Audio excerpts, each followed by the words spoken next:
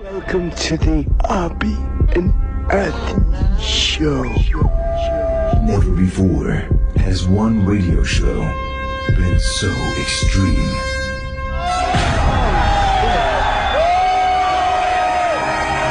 my God.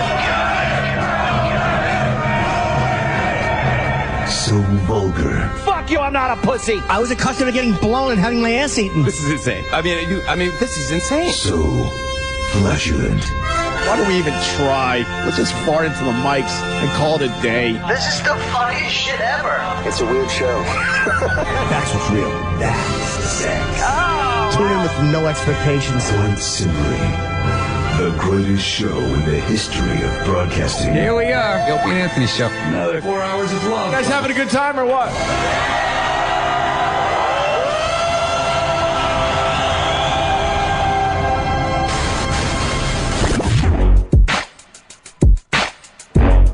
Yeah, check, check it. I'm up early in the morning, yawning. Put Opie Anthony get Jimmy Tranny pointing. Opie like brother man, Ant wants to join the clan. Jimmy on the other hand, he working the other hand. Turn my headphones up. There are horrible people to say in this old objectionable human beings, and I want you to know unacceptable to my scene, but I'll give it a go. 50 Cent, Larry King, Opie and Anthony Show. Go. I know you're feeling the flow, but Opie's mother hucking, Jim's trying to get blown.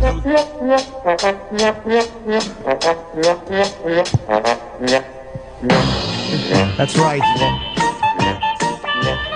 Things around here are changing. Enough of this fucking Friday morning ritual, that song. It's time to really celebrate. It's time to really celebrate. The dynamics of this show have changed forever. This is terrible. Got rid of these two albatrosses. Greg and Tony are now gone. What a bummer of a way to start the morning. You think so? Somebody just woke up in a bad mood. It's 6 o'clock in the morning, and this is what they're hearing. Yeah. This is not a popular song at all, but it makes me happy. Do you remember this, Jim? I don't remember this one. No, I remember the Roper Show, but I remember the theme song. This was the theme song. We became obsessed with it. And I just felt that everybody was going to enjoy that rap. Let's just stop it and begin with this. They were, too. It's like they're kind of waking up and they're used to it, and they're like, okay. And then it's just like, wah, wah, wah, yeah. wah. Oh, TGIF. Oh, awful. Opie and Anthony are not here today. Did they announce that they weren't going to be here today? I don't think so. I don't think they knew it. It was really weird. It's very rare that two guys who work on the same radio show are independently busted for homosexual activities in parks. Right. But that is what happened. Separate parks. Separate parks. It was really weird. One on Long Island. Opie was in a remote rest area, inserting his penis through a hole. An undercover officer was on the other side, and Anthony was doing the same thing on this side. And it's weird. Yeah. It's weird. Chemistry, though, those two. It was really odd, yeah, because Anthony, people would have been surprised to learn it was not a white one that he had his mouth wrapped around. He's got a lot of issues that he's been masking for a long time. Yeah. So. I mean, he was really nose against the wall, lips against the back of the fucking glory hole on the black one. So it is myself and Sam, and we have a good show today, I think. I'm not just saying that. It's because, of course, my fucking oldest comedy friend, Jim Florentine, is with us for the entire show. Yes, I'm psyched. I wasn't psyched getting up at fucking 4:20. It stinks, doesn't it, dude? I got up at 4:20, you know what? Because oh, pie. Yeah, pie. Yeah. That's cool. 4:20. You don't like that? No. Terrible. It fucking stinks. When people do 420 jokes? No, anyone over 18 should never do a 420 joke. Yeah, it really is awful. Or April 20th, they do the pot symbol to their mouth. Yeah. Like, all right, I got it. 419, they start saying, 30 seconds away. Yeah. Ugh. Yeah. How great would it be if they said that, and before 420 hit, they were struck by a car? It'd be great. Yeah. And David Lee Roth is coming today. Yes. We figured we didn't want it to go really particularly smoothly, so we figured David Lee Roth is such a fucking maniac. Right. He'll be fun to have in he'll be here from, I guess, 7 on. And then Anderson Silva. And last time David Lee Roth was in here with an athlete, he really let the athlete go ahead and have his time, so that should be good. No, that didn't really happen. It didn't? Was with Dwight Gooden, it was very funny to hear him and David Lee Roth, because they had such a different take on drug use. Because right. You weren't here when Dwight was here, were you? No, I was here the time before when Dave first came in. He came in, Doc Gooden came in, and talked about his drug use and how it was painful to him the day of the parade. He was fucking getting high in the projects the night before. And, he was a great guest. He was completely open. He was one of the best athletes we've ever had. And David Lee Roth was here, and Dwight Gooden's like, yeah, man, that was a terrible time. And David Lee Roth's like, yeah, the 80s. Because to him, it was just the opposite effect. Yeah, right, yeah. So it was so funny to hear these guys together. And I think David and Anderson will get along for some reason, because I think Anderson will know, obviously, who he is. Yeah. Everyone knows who David Lee Roth is. And they're both martial artists. And I think he'll probably enjoy talking. He's researching Anderson Silva as of last night. Yeah, that's what he was. I think he was emailing Roland, asking for like information and whatever prep material we had and all that. Good. He's Did excited. he ask for any information on me? He figured he'd wing it with you. You think so? Yeah. Well, Yeah. I know I've never said anything bad about David Lee Roth. Good. He can research all. Yeah, I've been a fan since I was a little kid. Yeah. Watching him on talk shows, always so funny. I remember when Joan Rivers took over, she had that Fox show. Yeah. I think David Lee Roth was her first guest ever. Was it really? Yeah, because he used to, yeah. And I remember him telling a story. She set him up, of course. She goes, Dave, are you a family man? He's like, yeah, I'm a family man. He goes, I started 3 or 4 last year, and I'll probably start 3 or 4 this year. And it's like a 14-year-old kid. I thought that was the greatest thing ever. The greatest comedy line in history. Yeah, it was funny. I mean, to hear that on TV, go, yeah, I start families and shit like that. I'm like, it's fucking awesome. That was when her husband, Edgar, it was Joan's husband. Right. That was what he killed himself over, I think, was that Fox show. Well, yeah, they said that would contributed to it, yeah. He was depressed and he thought After it got canceled, yeah. he fucked her career up. Why was he like the producer? Did he create the show? Yeah, he was a producer, yeah. Well, I think he was helped her, told her, look, get your own show, because Johnny loved her. Johnny Carson loved her, and Johnny never talked to her after that. Yeah, once she took that gig and went against him, because she was a guest host on a lot, Carson's show a lot. Yeah, wasn't she the permanent guest host at one point? pretty much. Yeah, I think pretty so. much. Yeah, It was, right? Yeah. But I think she wasn't being considered to take over. And she heard through the grapevine that she was not going to be one of the finalists or one of the final names. And so she was like, I'm going to be left out in the cold. That's what I think happened. But at that point, Johnny wasn't ready to leave yet. What year was that? Mid-80s? This was like, this was mid-'80s. Yeah, it was like 84, right 85. when Fox kind of went national. Yeah. So like 87, somewhere in there. And she didn't call and tell him. I think she let him know the day before. Like, the way she did it, I think, really bothered him. And he was like one of those guys. He was a loyal guy. And he felt like she betrayed him. And he never talked to her again, man. He was a fucking hard guy. Yeah. And there was a story, too, about him, which they didn't talk about in this documentary. When his son died, his son, I think Chris, his name was, and he drove off a cliff or something in a car accident. Yeah. And he was eulogizing his son on The Tonight Show. And Fred DeCordova, who was his executive producer, I think gave him the wrap it up, like his time was going on, while he's eulogizing his fucking Johnny. And I heard that destroyed his relationship with DeCordova, and he never forgave him for that. That was it. Yeah, and I wish that they would have touched on that, because I was obsessed with that when I heard it. Like, why the fuck? Like, even a young, in what number 1988 or whatever that was. I'm like, you don't fucking rush the guy hosting the Tonight Show when he's eulogizing his kid. Yeah. You idiot. Like, for what, commercial breaks? How panicky are you? Yeah, was it live? The Tonight Show wasn't, was it? No, but it's never been live. I think it was live in the 60s, though. But it was when it was in New York, because it was an hour and a half long. But that's even dumber. Like, it's not even live. Why would you wrap it? It's the worst case scenario. You cut something later. Right. If you have to squeeze in a commercial break somewhere. And even if it was the advertiser, there's not one advertiser. No. In that situation, that wouldn't go, okay, we get it. We've had this relationship with him for 26 years, and his son, And who watching wouldn't want to see what he had to say? I wouldn't. Exactly. I don't go for the negativity, E-Rock. I like entertainment, and I wanted to see the fucking Bette Midler interview. You know what? He might have just been.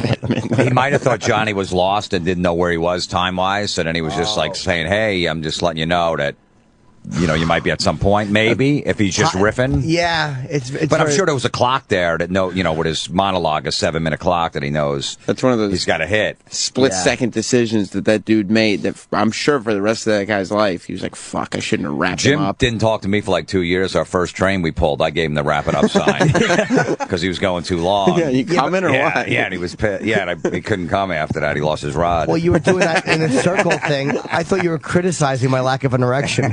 I thought you were mocking me in a lasso fashion. You and the girl were laughing. By the way, Joan Rivers was 1986. 86, yeah. Oh, how long did that last? It doesn't say here. Let me see if I can. And I don't want to upset or alarm anybody, and I don't want people at home to get upset. But can I ask somebody for a napkin? There's a drop of coffee here, and I'm wearing a white shirt. And I don't want to transfer the coffee onto my shirt. That's going to upset people. I just didn't want anybody to think that it was, I'm okay. Make sure when the napkin comes in, you give an update. Yeah, please. And it's our intern's last day. Fucking, Intern Tyler. douchebag? Yeah. Oh, the poor boy. I feel bad for him. Do you? Now you do? I've always felt bad for him. Not because he was overshadowed by two hot girls that we all secretly wanted to have sex with, but because he didn't get invited to Anthony's. Ever. Oh, I know. Never came through. I know. It wasn't like, oh, yeah, this first one, it'll just be the girls, but then the next one, Anthony will invite me. And it was just like, yep, leaving for vacation, buddy. See you later. And that's it. There never was another. There's no send-off. No. Her show was done in '87. Fox tried to fire her husband, big legal battle, and then 3 months after that, he killed himself, which Joan believes was because of the humiliation from Fox. It's so, and I think she said as a comedian, I always remembered hearing that all she wanted to do was go on stage, but she couldn't. She couldn't, because everybody knew that her husband just killed him, so there was nothing to talk about. It was too awkward. But she said that's all she wanted to do was just get up and fucking perform and, kind of, I guess, forget everything for a little while. All right. That's a nice way to start the show. Last show before vacation. Remember when Joan Rivers' husband killed himself? Yeah. Just in case you'd forgotten. And Arsenio's coming back now. He's in September. I think he'll do well. I don't think he'll do what he did back then because he won't. He's not catching anybody off. These fucking Starbucks lids, they make me nuts. Why? What? Why? I hate them more than I literally hate them as much as I hate Al Qaeda. They fucking drip from the lid, like when you put them down. Look at that drip right there. It's one drop. See, I never. It's passive aggressive. Yeah, I don't remember him dripping. They've been doing that for years. In my second book, I bashed Starbucks. Thank you, young Al Qaeda took down the trade centers. Yeah, and they've killed a lot of innocent people. That's one drop of coffee on a piece of paper. How many accidents have fucking happened because somebody has dripped a drop of this coffee on their fucking back of their knuckle? It's enraging. I'd rather drip all over me than drink that fucking shit Dunkin' Donuts crap. You don't like Dunkin' Donuts? America runs on Dunkin'. No, it doesn't. The coffee's horrendous. It's fucking burnt. Tastes like shit. I don't mind it, but I haven't had it in a long time. It's awful. Why are you waving at E-Rock? Because he's not looking. Somebody's on the hotline and nobody's looking at the phones. I just walked back in. Let's see who's on the hotline. Let me guess. It's nice to see Norton struggling. Hello? Who's this? Oh, there it is. You're on the air. Hey. Hey, how you doing? Oh, fuck, shit, fuck. Hi. Hi, Anthony. Anthony. Hi, Anthony. Hi. We miss you. Well, I was listening to the program. Oh. And I decided to call in. This is so nice. I could do the show while laying in bed touching my genitals. I like that. I would like to be there with you, actually. Not for the genital reason. Not in that reason, but just to kind of be in your house broadcasting, I think would be a lot of fun. Oh, I thought not to be broadcasting, to be touching my genitals. No, I always picture your genitals as big and heavy. I've actually never seen Ant's cock. Yeah, but I try to hide it like the Loch Ness Monster. Why do you think it's big and heavy? There's just, his bulge is big, and there's also stories, Opie told a story about Anthony and exposing himself to girls who asked to see it, and they were like, oh my God. And Anthony's he's just so Italian that it's just got to be a big You thing. think, yeah? I think they were drunk, though, those girls. It was like a bachelorette party. We were at a bar, and we went outside, and the girls were like, oh, show it. They were all drunk Boston chicks. They were like, show us your fucking cock. I was like, yeah, all right. I felt a little pumped up. So I showed, and the girl was like, oh, wow. But it was nothing special. I think it was like an illusion. Oh, look, the wavy lines. He's being modest. He's being modest about it. it. Angles are the same. It's yeah, she kind of dug it and stuff, and then she touched it, which was really cool. That was so filthy, but it was really nice. So, did I touch it? I'm like, well, let me think this over. Yes. Do you think that Ope heard that reaction and just kind of misinterpreted what that reaction was? I think so. He thought like this big fucking anaconda came out, and it's a regular dick, but they seem to enjoy it. But he heard it and was like, oh, and I think he had some shrinkage going on, so yeah, he kind of felt a little, yeah. Well, those Boston chicks are used to the white Irish guys up there, so Yeah, your exactly, Italian that mule up too. there. Yeah, it was probably anything was bigger than that. Yeah, what yeah. they're used to seeing. You know, those drunk Irish guys that can't get it up because they've been drinking all night. So that's what they're used to seeing. So anything that's, you know, halfway sober and thick. Yeah, that they used to get It's gotta be thick. Yeah, it helps. To get dick. A bunch of slobs with freckled balls. I know. Fucking matted red hair on top of their freckled balls. Exactly. So you guys were, I knew you guys had probably potted up. I did a radio tour yesterday, which was actually good for a terrestrial radio tour. Yes. But I knew you guys were listening, and I was slightly panicky the whole time. No, that was very good, and we went through, I guess, 3 shows that you were on, and yeah, we potted it up, and they were actually really good, and you were fucking amazing. Oh, thanks, funny man. as fuck, man. But you know what? We weren't cringing or freaking out or yelling at the other radio guys that were interviewing you. They did a good job. Yeah, and they're all guys. I think at that hour, I forget who it was. Like you know, Free Beer and Hot Wings are actually a good show, and they're guys that have been they're fans of this show, and they've been good to me. And then Lewis and Floorwax. You know, some of these weird name shows are actually really good dudes and good shows. They're out of Denver. And I forget who else I did at that hour. Yeah, you turn on and you're expecting like to cringe. You're like, let's wait for it. And then it's just a decent, good interview. Yeah, I was you could make something of it. Yeah, these dicks, they suck. Yeah. And it's like, no, they're actually really good, and you know, Jimmy's fucking killing. It was great, man. Hey, you talking about your special at all? Not yet. We have not mentioned it. Why? Because it's airing this evening. Thank you, Anthony. I really am. Yes, it airs tonight. And driving in, Kenny and I saw a Jim Norton Epics little thing on the back of the phone booth or whatever they have, which is really cool. They have these automatic billboards now. Yeah. And we stopped at the light and I saw my thing. So Epics has been really, really good about it. What time is it on? 10 o'clock on Epics or epicshd.com. Every billboard in Los Angeles was either you or Louis C.K. Well, Louis has. I was out there last week, and FX has for Louis literally from the airport to the hotel. I guess because Louis coming back shortly, or they're just kind of getting everybody into that mindset. And they're good fucking billboards because they have like legitimate quotes. Yeah, like this is the best show on TV, Rolling Stone. I don't have those quotes. Jim's funny, and then I'll quote like Jim Florentine, Sam Roberts. Like I don't have. You know what I mean? Jim's a what lover from Anthony Cumia. I don't have those, but yeah, there were a bunch of Epics billboards for you though. They did. I think they felt bad because this week was it's a really weird week for us because everyone is off. Yeah. You know what I mean? Like even and by the way, thanks, Ann. Opie and Anthony split their vacation mostly to help me out so I could be live for my special. And I knew these guys were taking off, and they said, "Look, man, if you want us to come in for the show, we will come in." Like, so I know you guys were both willing to do that. Yeah, no, we wanted to split the vacation up anyway. We took off last week, and then we're taking off this week. But we did up until Thursday, and then Opie, like 2 days ago, I think it was. Opie's like, "Hey, man," because he's got that beach house out there, and he's been paying. He pays a lot of fucking money for it. It's great. He lives in the city, so the thought of getting out into a real house by a beach and stuff is like fucking heaven for him and his kids and his wife. So he's like, "Dude, I'd really like to take Friday off, but if it's just me and shit, and not you." And before he even got you out, I'm like, "Yes, I'm leaving, I'm taking off, fuck it." But like I said, though, just laying in bed like this doing the show, if I could do this every day, I'd never be late.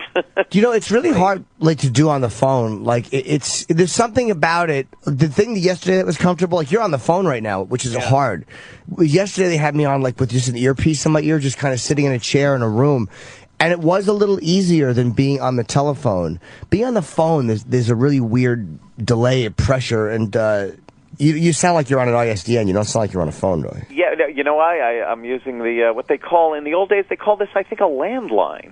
Yeah. I was going to use my little cell phone, but I got one of those. The Apple Corporation is so great. You get the chargers, and within 2 months, they don't work anymore. Oh, really? They're just they're bent up. The thing I have to like twist it around and lay it down and not touch it, and it'll charge. But now that thing is completely dead. I think I got about 45% battery power, and I was like, let me just use this phone. You know what, dude? You got to get the new cord. It wraps up in a circle, dude. I'm sure Bob Kelly has an answer for that. Of course he does. If we ask Bob. Great. It's built into the stroller, dude. Yeah, he's got, Bob's got his son now, and it's, have you seen his kid? No, I haven't seen his kid yet. He's fucking adorable. Adorable. Bob's baby is it? Bob wanted a baby. He wanted to have a kid, and him and Dawn have a really cute kid. But it's funny hearing him talk about the technology with the baby now, like the baby monitor and he's just as obsessive with the stroller. And exactly it. It's the same Bob, but just now in father mode. In daddy mode, yeah. I'm not like, is he a good dad? I'm sure he's not like fucking beating the kid on the edge of the sink or anything like that. But is he like a good like loving kind of daddy? Is he doting? Yeah, the kid's actually already correcting Bob's grammar, which is nice. But yeah, he is. He doesn't mind changing the shitty diapers or feeding him. Like he likes. But they were trying. Him and his wife wanted a baby. Like for a while, he's like he was so psyched when his wife got pregnant. So Jim, I love when you talk about the fact that all of your friends, for the most part and stuff, are either married or have kids and stuff, and I'm like pretty much the last bastion of your friends that don't have kids and are still living this fucking childlike like existence, and it's so weird because and I've said it before, when these guys have kids, they completely jump in with the shitty diapers and the fucking look how adorable they are and this kid, and I can't even conceive what that's like. Yeah, you know what, Anthony, I was like that too. I was like, I'm never changing a diaper, not doing it. Once you have them, it's like, so what? It's your kid's shit. It's not that big of a deal. You got baby wipes, fucking 2 wipes, it's done. It's not, I believe me, I was 100% against it before, too. I'm like, kids are fucking annoying. They just want attention. They're like fat chicks. They're just, everywhere you go, they're a problem, and they're just crying, and you can't have, and, some of the time, I'd say about 20% of the time it's like that, but the other 80%, it's cool. I've heard that from everyone that's had a kid. I'm just now committing to getting a cat. I'm thinking I could do a cat because you could leave him for 2 weeks while I'm in Vegas. It doesn't matter. You put enough fucking cat shit powder in the corner and some food, and it's great. And people are like, dude, fuck the cat. You got to get a dog. And all I'm thinking is you might as well have a kid. Right. You got to fucking walk it twice a day at least. You can't leave it alone. It freaks out. It's like. And I can't even commit to a dog, never mind a kid. But a kitten is a much easier animal. I mean, we had them when I was growing up, and you go away and you really can leave it. So there's a certain, you don't have to panic that the thing's going to fucking die. That's what it is. I would like another living being around the house. I'm at the point where I can actually consider having a living thing in my house aside from me. And but I don't want it to totally take over my life. I want to be able to go, Atlantis, Bahamas. Right. I'm out of here. Are you going to Atlantis, or are you just saying that? You know what? I just said it, and I might do it. Yeah. that's the beauty of that life. Yeah, I know. I got to get home. I got a dog at home, and he's by himself. So, I'm already saying, all right, I'm leaving him for 7.5 hours. I left enough food out, and I'm like, I got to fucking rush home right after the show. If you knew, by the way, because I know Jim for 20 years, or more than that, since 1990, if you know hearing him say this, it's literally like sitting next to Al Sharpton and him going, I only like white pussy. It's just what I enjoy. But I know Jim is he's telling the truth, so there's got to be something to it. Because first of all, you would never pet people's dogs. I wouldn't even look at him. Bob Levy had a dog, and I wouldn't even look at the dog. He's like, at least look. I'm like, no, I'm not even looking. Let's just go. I don't want to be around this thing. And he would be like, did you like my dog? I didn't notice him. I refused to look at him. You don't know what color? Nope, I never even looked at him. I could care less. It means nothing to me. There was that story, a famous story about this road rage thing in California. This is probably 10 years ago, where this lady had a little dog on her lap, and they got in an argument on a freeway. Yes. And the guy took the dog and threw it in the traffic. Yeah. And at that time, I thought that was the fucking funniest story I've ever heard. I would talk about it on stage, and it got the worst groans ever. And I didn't care. I just bring it up every night, and now I think it's horrific. I'm like, holy shit, that's fucking got to be brutal. To grab someone's little dog? Yeah, and throw it right in the traffic. But you still kind of think it's still funny. You know? Yeah. It is such a dick move, you have to applaud it. Yeah, I know. So have you had any luck finding it or no? What's that? I'm sorry. Have you had any luck at all finding it? Because what you want, the Bengal cat you want is I want beautiful. a little Bengal kitten. They look like little leopards, and I'm looking, but I don't know any of this shit. And people are like, you gotta get a good cattery, to look. I don't even know what a cattery is.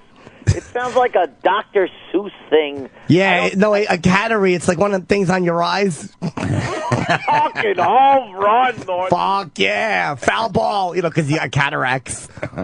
So, I don't know where you go to a cattery. I don't know where that is. I don't know either. People give me suggestions, but like I think like, all right, I'm in New York. If I got to look in, out on Long Island or Jersey or something like that, even Connecticut, it's fine. But then people are like, you got to look at this cattery in Iowa. Like, what are they fucking gonna ship it to me or something? And then I can't look at it beforehand or something. I want somewhere local, right, where I could look at a cute little kitten, give him a little shooka under the chin, see if he looks at me and gives a little, and then take him home. I don't need a big, what the Italians call a big budel. You don't want the airlines involved, because they might ship you a fucking cat that's not the one you look at the picture of. What are you going to do, send it back in a box? Like, you know about that bait and switch thing, don't you, Jim? Yeah, I sure do. All of a sudden, you're expecting a female cat, and a fucking male cat shows up, and you're like, well, I guess what am I going to do? I paid already. I don't want to be rude and embarrass it, so I might as well fuck its mouth. I might as well play litter box anyway. Yeah, dude, you and Colin are the last haul. Colin Quinn, but Colin at least leads an adult life. Colin leads a man's lifestyle as far as a gentleman. Like, he does what he's a lonely idiot, but he at least, But you have a dinosaur and you fucking play army with guns. Like, you're my last hope, dude. Yeah, I really am. And you know what? It is strange because there are times where I do look at, you do take stock of yourself every so often as a pseudo-adult and think, wow, what am I doing? But the truth of the matter is, like, I can't really see the downside to it, what I'm doing. I know it's not really the gist of what adults are supposed to be doing, the way I lead my life, but I don't know. I kind of find this fun. There are times, though, where, I'm sitting alone, maybe even a couple of hours ago. It was still dark outside. I'm just watching some bad television, tweeting my angry racism on Twitter, and I'm thinking, like, what am I doing? What the hell am I doing with my life? And then the sun comes up, and Jimmy Norton's on the radio. I call up and this is great. Who cares?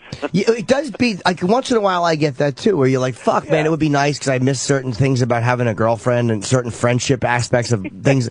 But then, like when you're in a relationship, there are how many nights do you look and go, oh, what the fuck am I doing? Yes. I would rather have the occasional I'm lonely, and I've been watching too much porn, to the, I hope she dies before she gets home.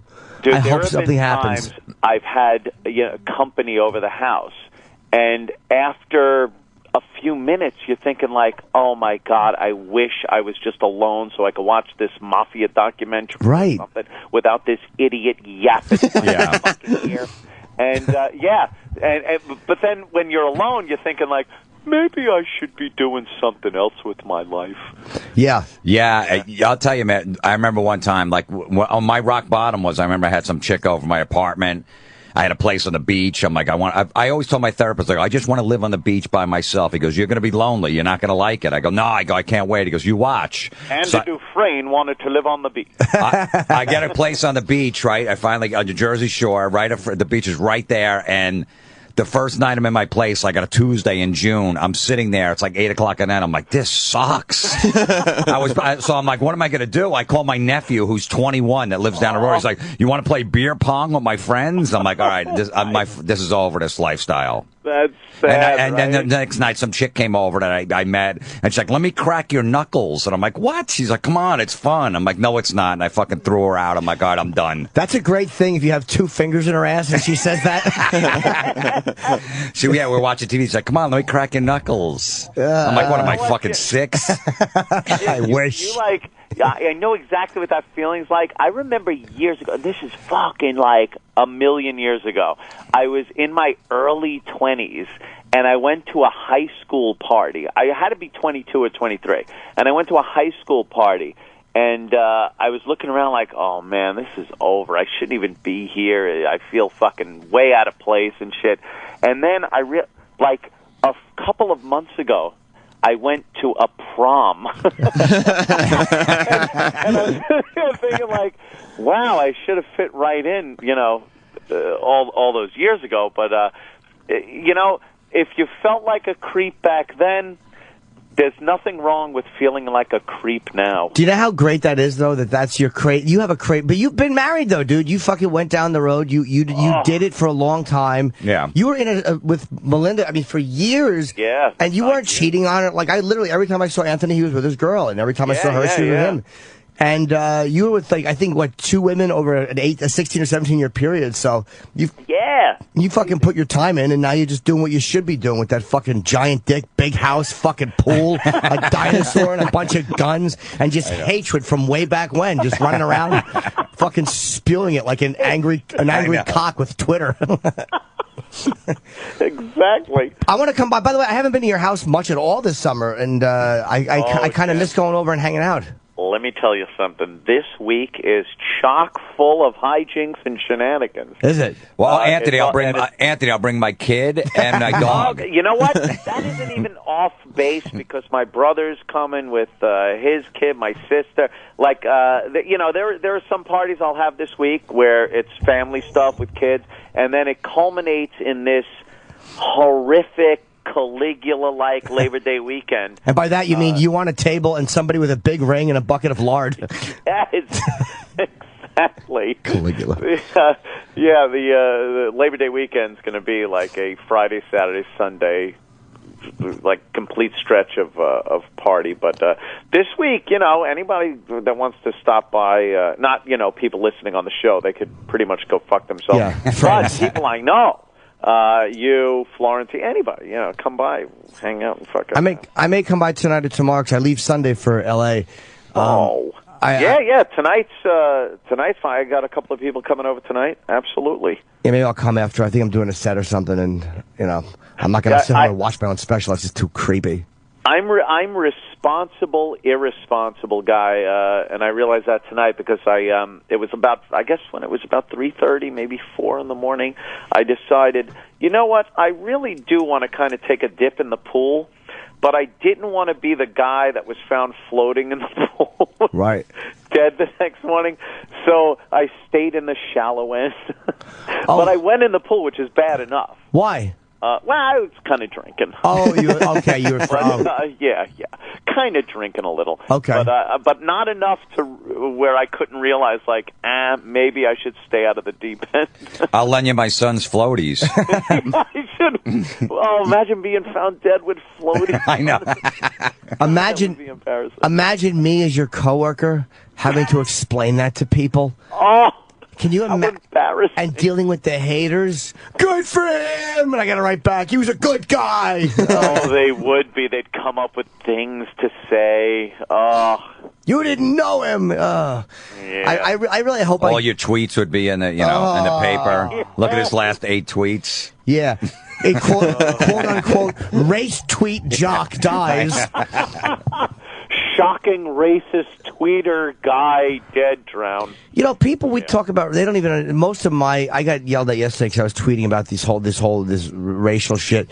It's not even the crimes that bother me as much as the way it's reported. Yes. That's what I don't understand. You've gotten shit for it, but you're not even talking about the crime itself for the most part. You're talking about the way it's being reported or the lack thereof. Yeah. And that's all it is. It's very frustrating. But on Twitter, it's so hard sometimes, the 140 characters, to say what you want, which is kind of what makes it great. Yeah. But it's also hard to kind of get your point across. Like, you get into these back and forths on Twitter Oh my! And God. I've done that, but I can't do it anymore. Like once in a while, I'll go. I just find that blocking people is easier because it's too frustrating to get wrapped up trying to requote them and to get my. It's just fucking. My head hurts trying to do that.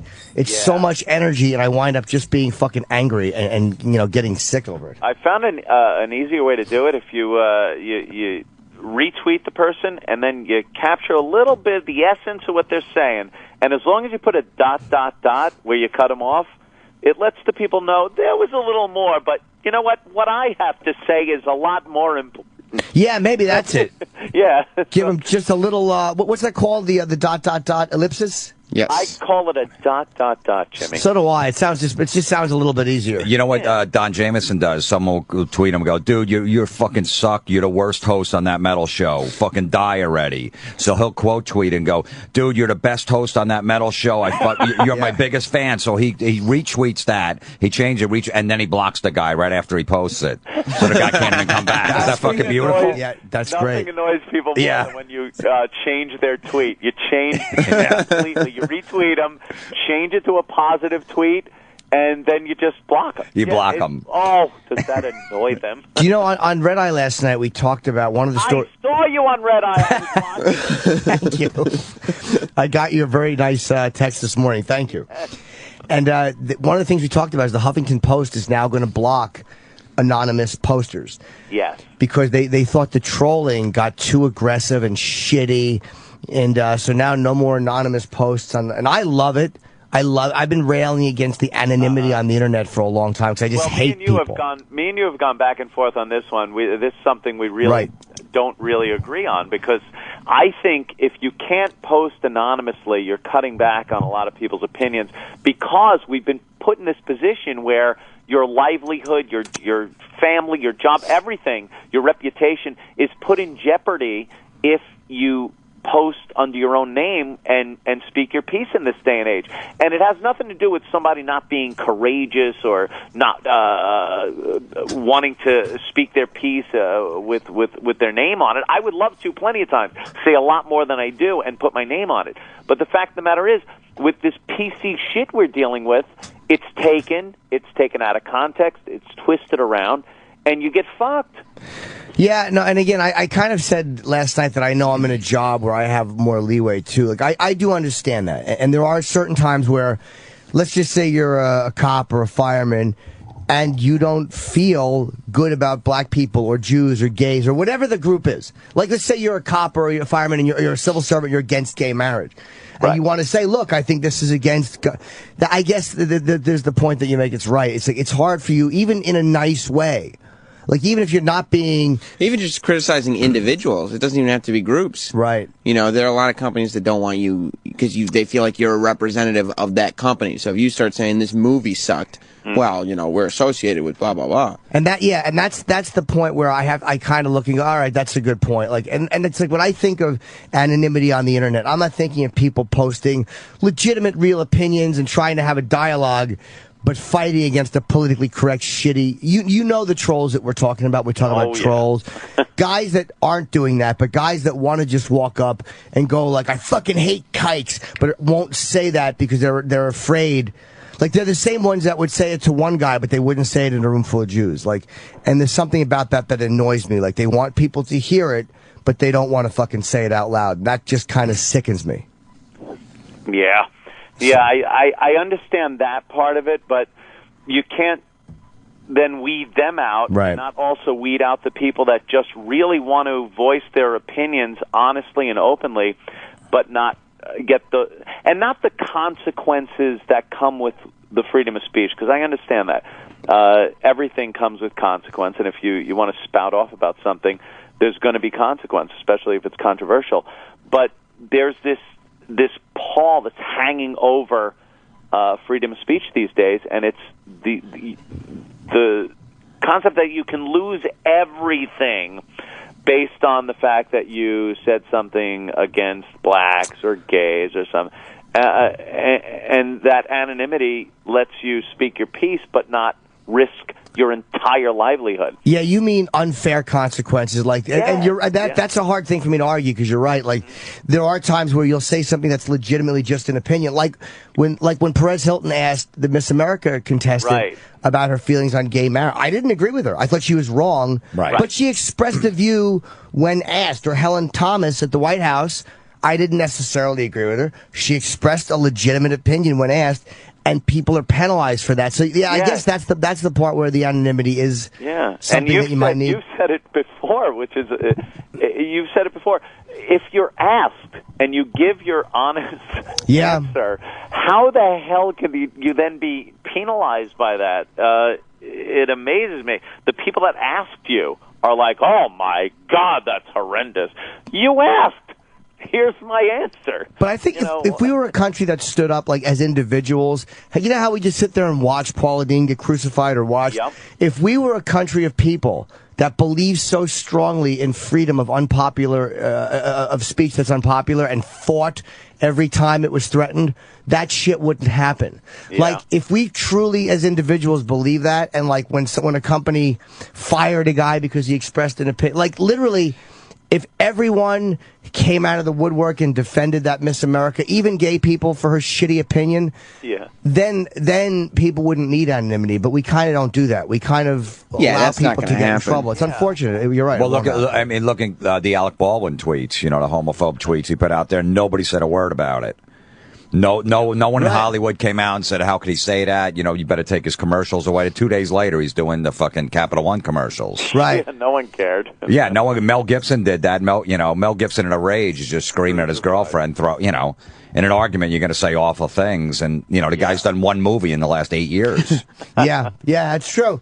I mean, it really is. They're very selective in who they penalize and all that stuff. And people are more eager to be outraged than they are to defend somebody. Yeah. People are happier being angry at somebody than they are, People love to be outraged this day and age. They love a good outrage. They love getting somebody in trouble, too. They love seeing somebody get in trouble that's not them. I got him in trouble. Apologize to. Yeah. Oh, I'm sorry that I said, yes, you are. Yeah, and then we want to see you fired anyway. Right, yeah, because once they get their apology, they're not like, okay, it's all good. They're like, well, and he should lose his job, too.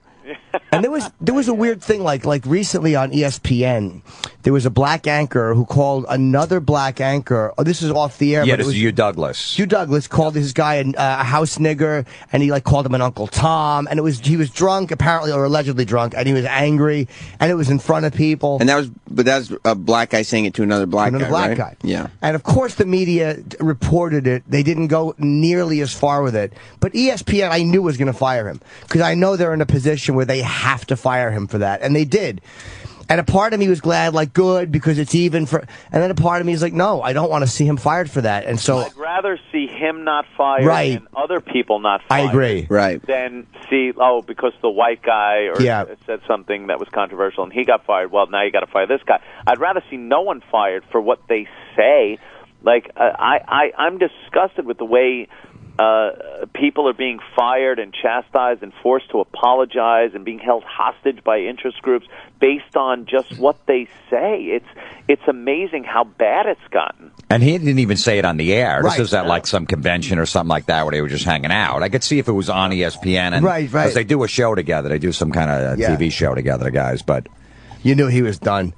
Yeah, because then he went on the air and they didn't have him on. Is David Lee Roth here or no? I think he's coming up. Oh, he's walking up the hallway, yeah.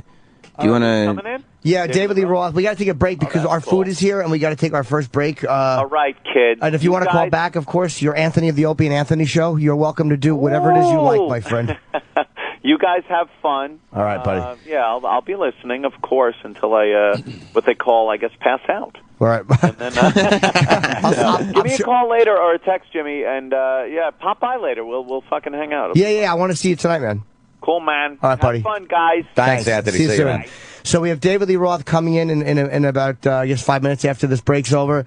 Yeah. And, of course, Florentine's here, and then Anderson Silva comes in a little later, that's the main reason I wanted to come in today, was to talk to Anderson Silva. What about your special? That's I do want to 10 promote o'clock. that, honestly, but I would have literally just fucking recorded a promo. It's about, I want to talk to Anderson Silva. So we'll be back in soon time. Good. The Opie and Anthony Show on Sirius XM. You know, you probably heard all about the whole home DVR from Dish called the Hopper. If you haven't, you're living under a rock because we talk about it every day, 3 times a day. One of the most amazing features is Auto Hop, which gives you the power to skip all the commercials for most major networks and primetime shows. All you have to do is enable it. Isn't this a commercial? It is a commercial. And the Buddhist monk said, David Lee Roth here, ladies and gentlemen. Yes. Good to see you. Do I'm not gonna skip help out over with this. And the Buddhist monk said to me, moderation in all things. And I said that would include moderation, would it not? Yes, that's an excellent point. Okay, well, if this gets rid of all commercials, this is a Continue. I'm fascinated. You got my attention. All right, yes, this gets rid of, I should say, most commercials. This one, for some reason, it will not skip through. That's a great point, though. I'm sure they hadn't thought of that when they wrote this either, but this will change by the next time we read it. It gives you the power to skip most commercials. This is not a commercial, actually. This is more of just a fun riff I'm doing. All you have to do is enable it once. The first time you play back a show, then put down the remote and let the Hopper skip all the commercials. When you try to fast forward through commercials with a normal DVR, it never really works. With the Hopper from Dish, you can finally watch your favorite shows totally interrupted all the way through from beginning to end, completely commercial-free. If you love watching primetime network shows but hate sitting through the shitty commercials, the Auto Hop feature is perfect for you. And you can get it with the Hopper from Dish and only with the Hopper from Dish. Watch more TV, watch fewer commercials, all with the Hopper from Dish. Call 800-WATCH-TV to get Dish Network today. Plan start at just $29.99. Everyone can afford that. $29.99 a month. That's 1-800-WATCH-TV. Call today. It's a great product. What if I only want to watch just the commercials and skip all the television content? I come from the part of the country, I'd say Newcastle, Indiana, where it's not unusual to see the moms go to Kentucky Fried, pull all the fry off the chicken, feed it to the kids, and throw the meat away. So what if I want to throw away the actual content of the show, Jim, and just keep the commercials? Because sometimes they're actually better than the show itself. Well, you're asking me, and I would take that question and I would put it to the Dish Network. What are you guys going to do about that? Because I have no idea. Can you reverse it? You know, is it like a Will Smith robot movie where, you know, I bet you could. It won't cancel itself, but it'll cancel all the other. It can't self-destruct like the Terminator. You know how Schwarzenegger couldn't lower himself into the vat to kill himself at the end of Terminator 2? That's probably the way this is. It will cancel all commercials, but it cannot block itself from being played. Okay, first I want to just weigh in philosophical and say that a lot of the times the best artwork of all is during the commercials. There's some of the best stuff is in a Geico commercial, or what's the one with Flo for the other insurance? Progressive, I hate her. I hate her. But you know her instantly, and then in a city of sore thumbs, sticking out is an achievement in itself, is it not? That is true, but I also recognize a sore on the genitals instantly. Doesn't mean it's good. And it looks like Flo? It does. It's less irritating, though. I guess is that I have a rash back here. Okay. It looks like Elvis. We're back live. David Lee Roth is here with us today, and of course Florentine. Now wait a second. You know what else television also needs? And I say this every time I sit down and watch, especially at 5 in the morning when I don't want to upset the other apartments and everything, is a control that sets a volume level for your television. You say 100 dB, well, rock and roll, 52 dB, whatever, and no matter what plays, it rings in at 52 decibels. If you're listening on your headsets or you're playing whatever, because when the commercials come on, sometimes they blast on, right? Or during the actual movie itself, it turns into the love scene, and you're having to get really, really close, and then somebody shoots, and it's blast. How come nobody has invented a thing that just stabilizes the volume? Don't they have that? I thought they did have that. I think I've seen on an infomercial, there is like a little contraption you can put on the back of your TV. And it's supposed to... I think that's to actually steal the show. I have that. Oh, is that? Oh, yeah, for free cable. Yeah, the FCC was supposed to pass a law about that because they were putting in the commercials way too loud. Yeah. Way louder than the regular... You know, that's when they were blaring and stuff like that. They put like a decibel limit on it, but it still happens. So when it blasts on, does it make a better impression on you? Does it stick more solidly when that guy jumps on and starts screaming about the chopper and the chillo and the snuggie and one in that Australian accent? You know who I'm talking about. Oh, yeah, absolutely. He's awful. Okay. It makes you look. They just want you to look. That's all they do. Again, though, I'll never forget what's his name. None of us know his name, but you know instantly who I'm talking about. He's made an impression impression. Again, in a sea of people trying to make an impression. Do you know what they did once for a drug commercial? They wanted people to look. It was about overdose or whatever it was. Is they just they went silent. They went totally silent because they knew that the lack of noise would get people to look at the TV in a commercial time. Okay, that works maybe once. That's like in the movies when they're short on budget and they go, no, it's the mystery of the darkness.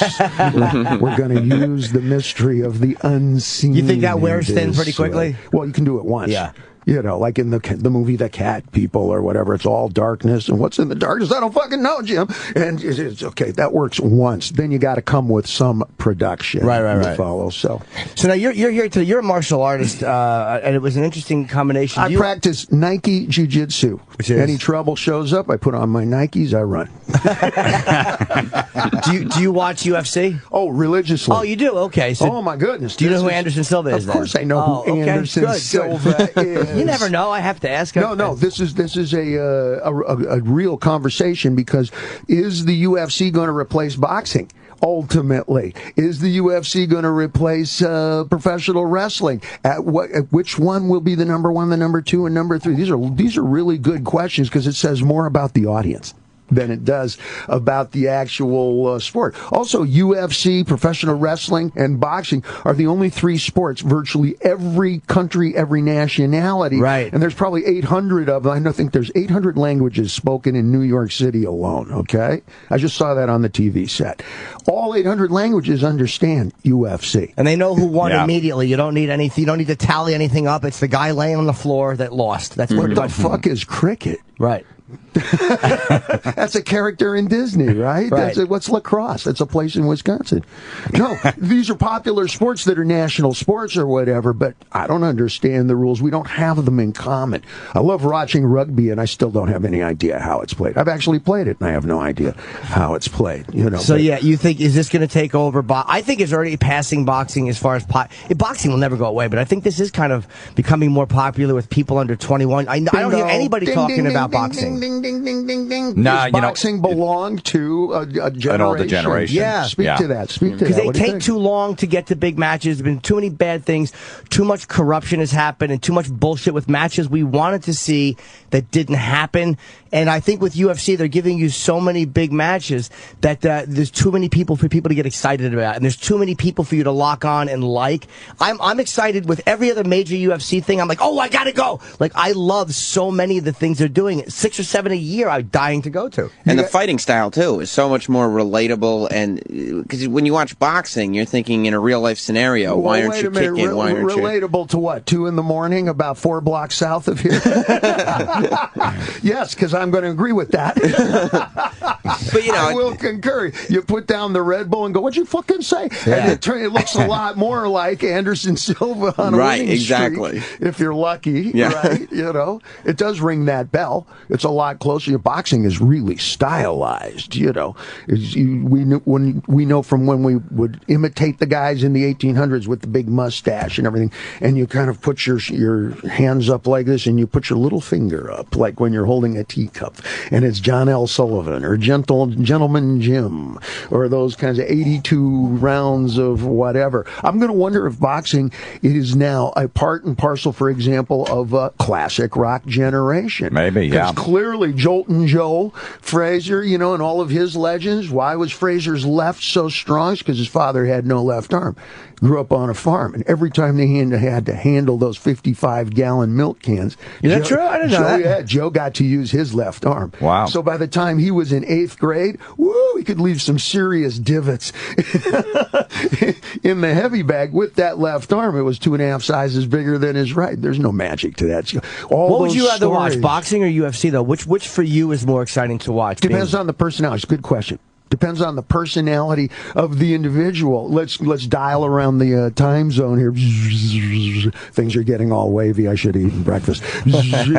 We go back to Muhammad Ali and Sonny Liston. You know, that's like a prison yard fight with one howling, screaming guy who's probably closer to professional wrestling. He admitted since then he was imitating Gorgeous George, the wrestler. Muhammad Ali was, I'm the greatest, I'm the beautifulest, I'm the prettiest. And it sounds like, you know, one of the guys guys from Right. WWE. Do you remember that fight, the Liston fight? Because Sonny Liston was not good at the back and forth. He was not good at going back and forth, and he tried to, bet your money on Sonny. You ever see that video of Sonny Liston trying to come back at Ali verbally? And it was just it was humiliating. I had. Well, you had to listen to it on a radio. You had not even started closed circuit in the movie theaters yet. That came a little bit later, and I had one of the early little black and white first Sony radios. Okay, and you had one of those little earplugs that looks more like a hearing aid, just fit into one ear. You dig like that, and those made so much noise that you still had to hide under the covers to listen to it.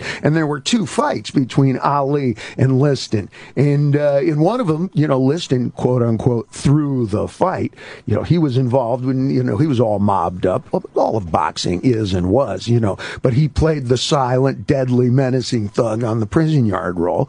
And Ali had not started his, in support of the Nation of Islam? Well, yeah, he was Cassius Clay. Yeah. So he was still an uppity N-word, and that infuriated everybody. And that just, we fell in love with him as little hippies. Are you kidding? As little rock and rollers. Are you kidding? What could possibly represent us better? Unless maybe it was Jimi Hendrix, and I'm prepared to argue that. That's the fight you're talking about that they thought Ali threw. I mean, that the Liston threw. That's like the phantom punch they call it. That was the second fight.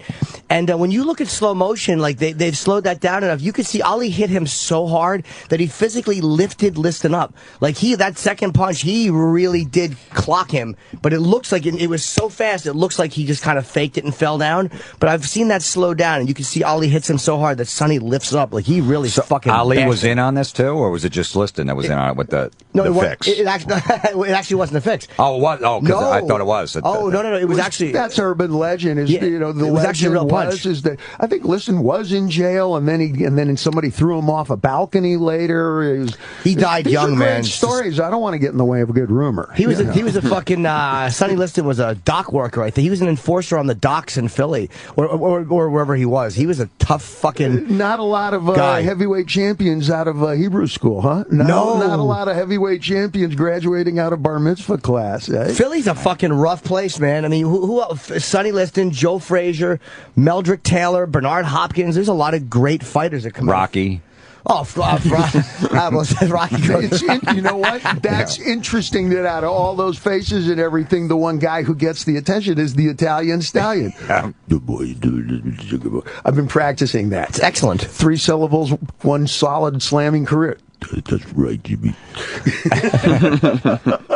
So it depends on the personalities. Now, let's say today, because I don't know. I don't know who's got the personality. I saw Tyson doing the promotion for his fight that he's promoting, and he had more pizzazz and lightning and thunder than the two guys that he was promoting. Did you see any of this? He's even pushing him, going, "Come on!" I'm hesitant to imitate him in case I run into him. Floyd Mayweather's got personality. Floyd Mayweather does. Yes, Mayweather does. But that's even Pacquiao. I mean, he's fun to watch, but he doesn't, There's a humility they don't have that the UFC guys do. There's something really because they don't really Chael has a great personality. Anderson's kind of quiet. Chael's another one that, just like Dave was saying, that is doing wrestling shtick. Yeah, when he's out there, he's doing the same thing Ali was doing. It's fun to watch Manny Pacquiao now because he has carried with him the friction of time. On his shoulders is his wife's career, a 92-person entourage. Do you follow? He's a governor. He's a senator. He's involved in charity, you follow, and this is a classic story. Is all of a sudden, you are in demand, and how much of those doorbells do you answer? You follow? Yeah. It's like when you watch on MTV. I haven't watched recently, but you could see a lot of time the girls, they get a brand new cute little gal, would be a VJ, and in about 90 days, which is metric for 3 months, she gets what's called dinner butt. And that's because now she's in demand. And we'll drop by for dinner, drop by for drinks after dinner, drop by for some dessert after drinks after dinner. Right. And, your pant size expands after a while. And that's happening to Manny, is that Manny has so many distractions and so many other things pushing and pulling. people, you only have so many calories per day that you're going to be able to focus on any given thing that you do. And I think it's showing up in his fight game. I think he's a fabulous fighter. He's certainly a How great old is he? person. Jesus, he's in his early 30s, is he not? I thought he was older than that, Pacquiao.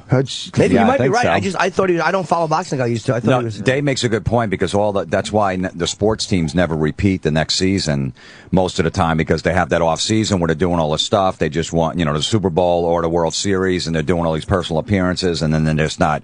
The next year they always suck, and then the year after that they play good again and they win a Super Bowl or a World Series. There's only so many calories that you can possibly spend. You only have so much focus power.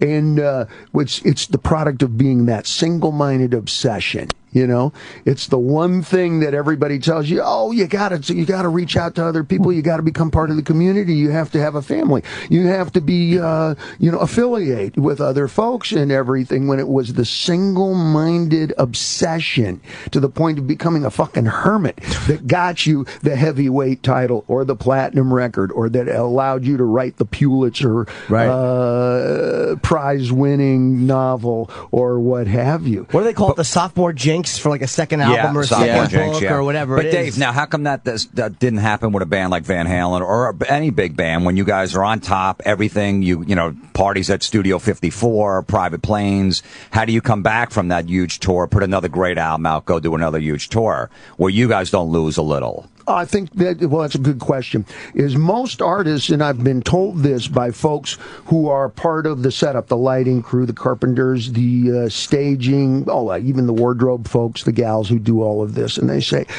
just recently one of the gals said to me, Dave, you're one of the few artists I work with who actually enjoys all of the preparation and the setup and the in-between. Most of the people, she said, that I work with, and she works with all the big ones, all the biggies with no last name, the Madonna, Beyonce, Dave. All the hot chicks. all the verbs. Sting, Cher, Usher. These are verbs. And she said, for the most part, most folks don't do anything until about 8 weeks before that tour. About 6 to 8 weeks before that album. About 6 to 8 weeks before you launch the play on Broadway or start shooting for the movie. You practice with your sword or your ray gun or your motorcycle, whatever it is you signed up to portray in the film. But that most of the folks who are doing those pursuits don't really enjoy it beyond that. It's very finite. And in Van Halen, I wouldn't be surprised if right now, this evening, the fellas get together and start jamming. They do at least 3 times a week, sometimes 4 and 5. Just because that's what we do. Good writers write. Right. Good singers sing, and the band gets together and works routinely. I routinely am working lyrics. It's a muscle that is perishable, like gun handling or cooking. If you don't do it, you lose it. Can me ask you a question? Because there's something about Sabbath where they said that Ozzy would get a beat and he would just kind of start singing like ridiculous lyrics over it just to get a singing tempo down. Will you come up with something and go, okay, this is what I want the song to be, or will they come up with a riff and go, hey, do you have anything for this, or does it work both ways? It can work a number of different ways. If the music comes first, I'll work that out with whoever. I've written with a variety of folks, and then from that you'll either try something rhythmic to it, then you'll try to put the words to the rhythm you've created. Some like what could that be? I don't know. I pledge allegiance to the flag. Great. Do something like that. You came up with the rhythm first. Or you wrote those lyrics long before the music ever happened. And, you'll find the emotional content that's happening in a given piece of music. And then from that, hopefully you have a whole repertoire of, different songs and titles and subject matter and so forth.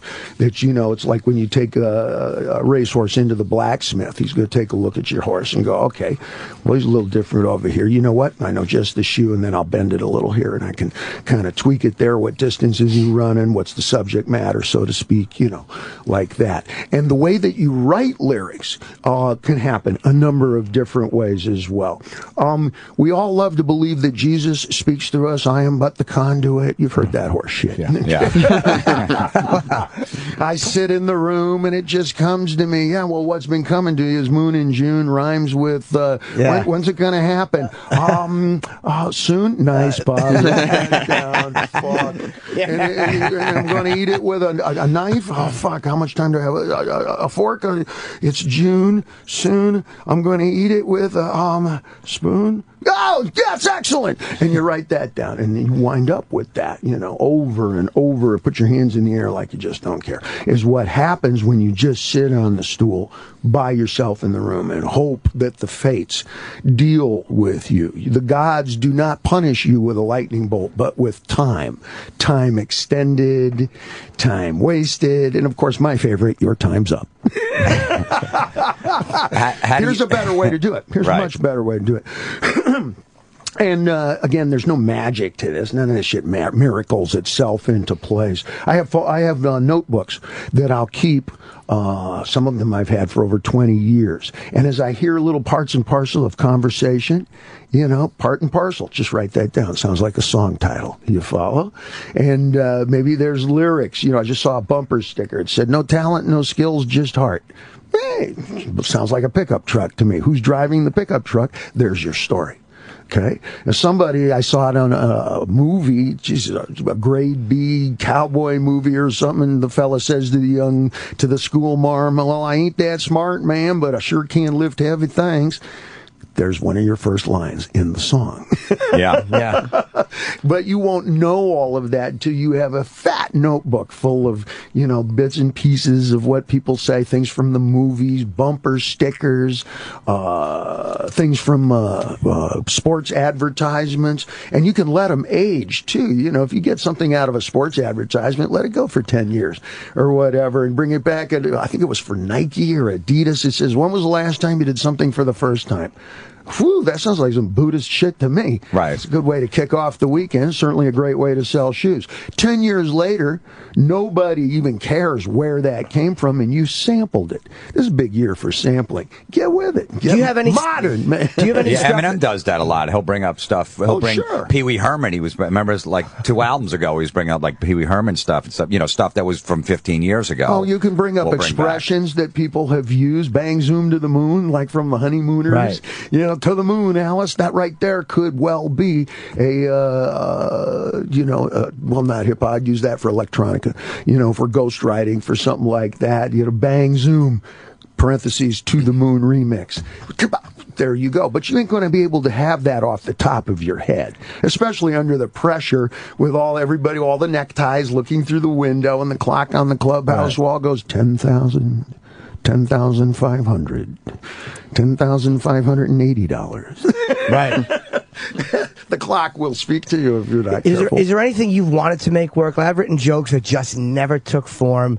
Is there anything you've written down or something you thought had some potential that you've just, in all these years, never been able to make work? Or like, fuck, I had that little thing I thought I could do something with, and it was just a momentary thing that was never been able to be made into anything Only if good. you don't do compiling. It's called compiling, and it's the way you would prepare for a legal case, a debate. It's the way that you would prepare for an ultimate fighting contest. You follow. You're going to get all of your chops and all of your ideas in advance so that it all becomes second and third nature. And if you're stuck on a subject, for example, I like to, I have an inner voice. I have several of them, actually. And one of them is one of my old teachers from social sciences. He sounds like he's talking to us in film class. He used to walk up and down the aisles, with his hands behind his back and go, "Gentlemen," all of us were 12 years old, "Gentlemen, today we're going to write a poem about a chair." And everybody would groan. "Oh, fuck. Man, can we write about what goes on in the chair?" Snigger, snigger, laugh at you. "Yeah, certainly, if it's done poetically, Mr. Roth." Right. And so I give myself little challenges sometimes. And I wrote a song about a chair. Okay.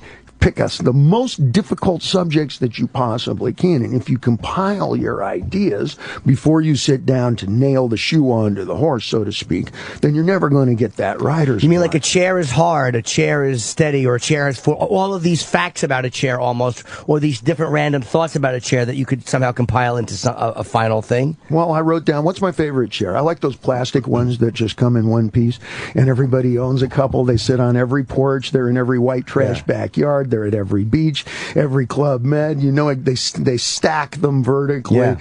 So the title of my song is "One Piece Thermal Molded Country Plastic Chair."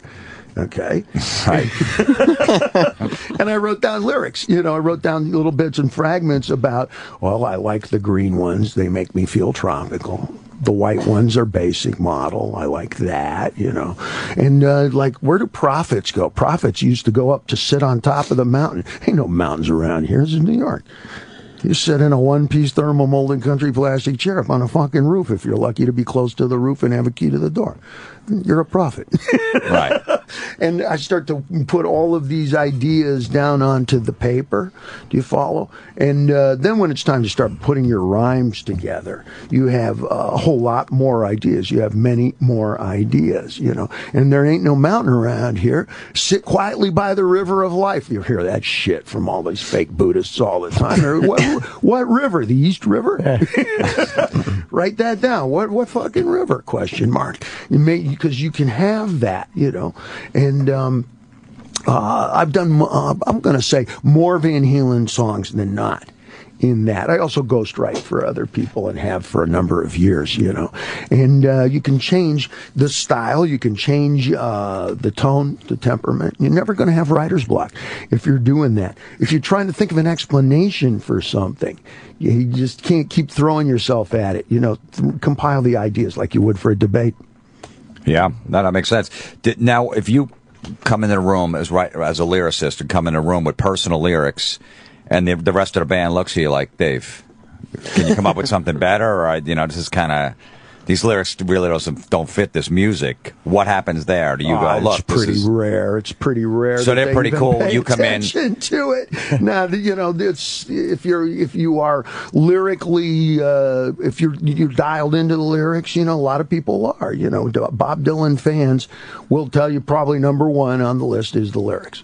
Number two is the melody and the whatever, In material like Van Halen, you don't have to speak English as a first language at all. It's probably even better.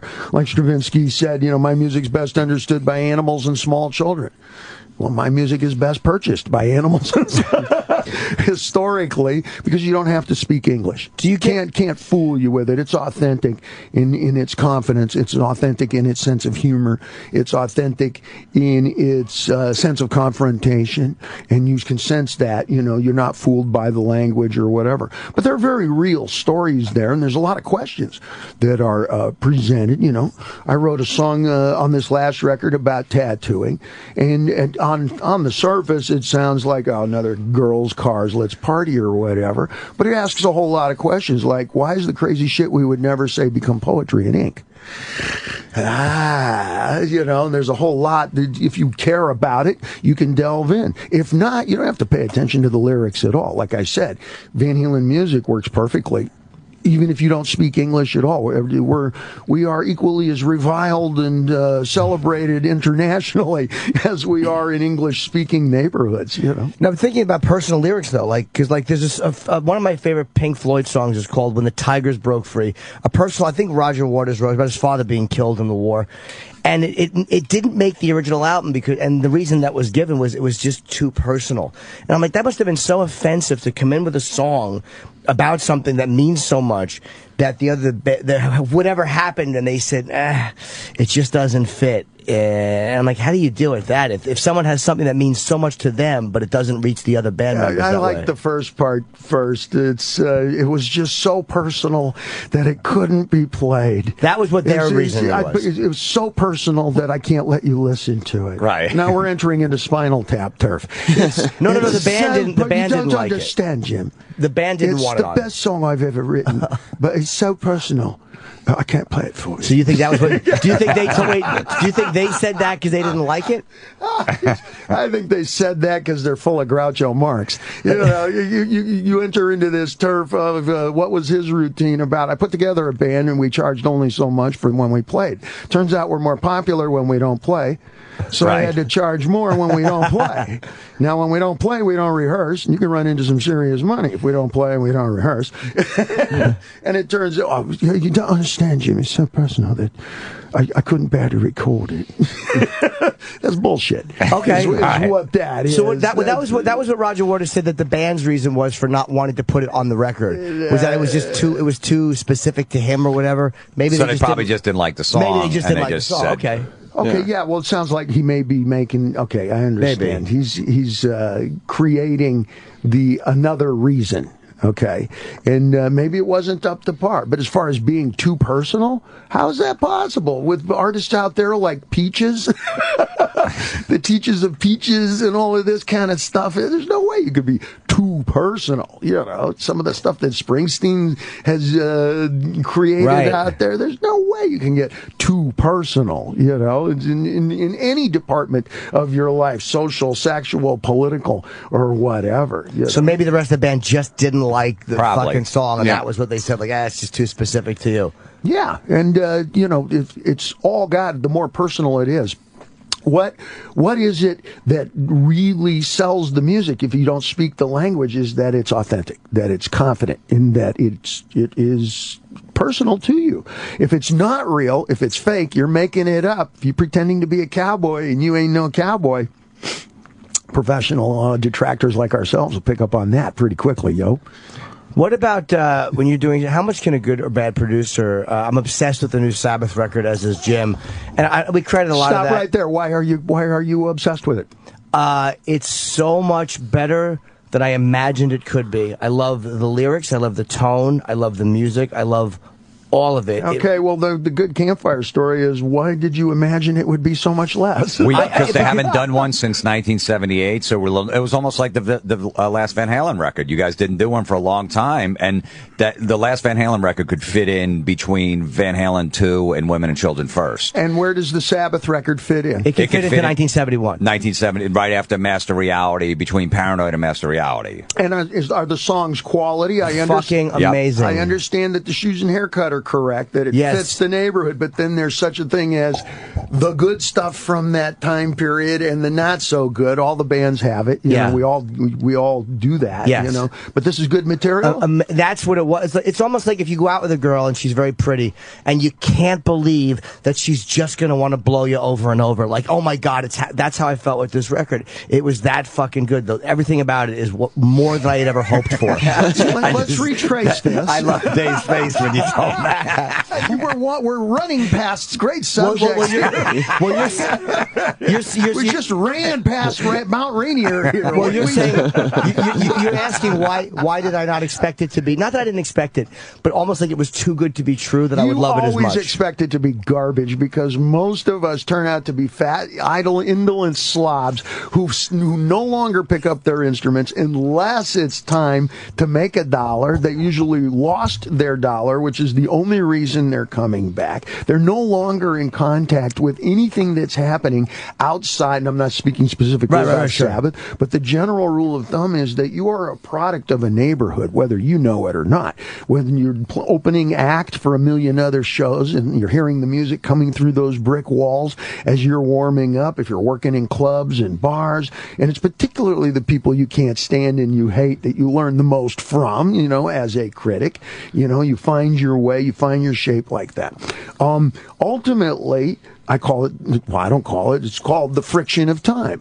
You know, a family, friends, medical, travel, age itself, wealth, the lack of wealth, too much wealth, that's one of your favorites, you know, etc. Like a big yoke on somebody's shoulders, it slows down and it kills the artist. They literally gain weight, lose the height in their voice. There walks a lady we all know. That's a product of the gut, son. That's not magic. It's not miracle. It's what you ate for breakfast and, more importantly, what you shouldn't have ate if you're going to hit that high note. I suggest you hit the fucking high note based on how much you charge for tickets these days, and that applies to myself. Now, I'm sort of on a tangent here, but we always expect the very worst because these are perishable skills. However, you can sing the high note in Stairway to Heaven all the way up into your 70s if you keep your horses running. You follow? And most of us don't do that. Not past the age of 35. 40. I expect the worst, but not because it's just I never want to be disappointed. But I'm like that with everything. With everything in my life, like whether it's a date, you just never want to be disappointed in anything. So I don't have a specific thing, whether it's for music or a movie or a comedian. I just don't want to just have that. Yeah, and you want it to be like in your heart. You want it to be so good because you love Sabbath. Love them. You know, so it was much. almost like, you know, the first 5, 6 Van Halen records. records up to 1984. You guys were in a zone, touring, putting out great music, not a bad song on any of those records. Then you guys go away for a long time. Are you still back in that zone? Same thing with Sabbath, with Ozzy. Right. Those 8 records with Ozzy were just phenomenal, one after another. And then they're gone for so long. Can you bring that magic back? Well, wait, Ozzy lives in his own little world. You know, what's the joke? I live in my own little world. At least they know me there, so leave a message. Right. Since Ozzy is diagonally parked in a parallel universe permanently and always has been, he kind of never left. So let's look at the other members of the band. But is the magic still there? The I only know. thing that changed with Ozzy was the haircuts and some new ink on the left arm. Right, but I mean the magic of them together. Yeah. The rest of the guys, Tony and Geezer and Bill, were playing in other stuff. Doing other projects, working with Ronnie James Dio. So they were out. Everyone was playing, just like you were playing. But when you guys got the band, maybe it's the word playing. There's a difference between playing and obsessive, determined chasing. When you're chasing something, you may not even be able to articulate what you're chasing, but you are obsessed with it. All musicians will tell you that. So will all boxers, architects, ballet dancers. You follow doctors in medical school, etc. There's a single-minded obsessive that goes. It's not playing. It's a determined chase, like your life depends on it. Maybe it really does. You follow, and a lot of that comes from, this is funny. I sat around with a bunch of these young guys who start in sumo wrestling. I lived in Japan for the last year there. Are you back here, by the way? Or are you still living there? No, completed my year overseas. I'm back. And there were half a dozen of these guys, the Rikishi. They start living there like SEAL team guys in the dorms and stuff when they're about 16 years old. We went around the circle. They said we had dinner together, with all these new fighters, and whatever. And, they says, what motivates you? Expecting me to do the usual Japanese horse shit of honor, family, determination for the best.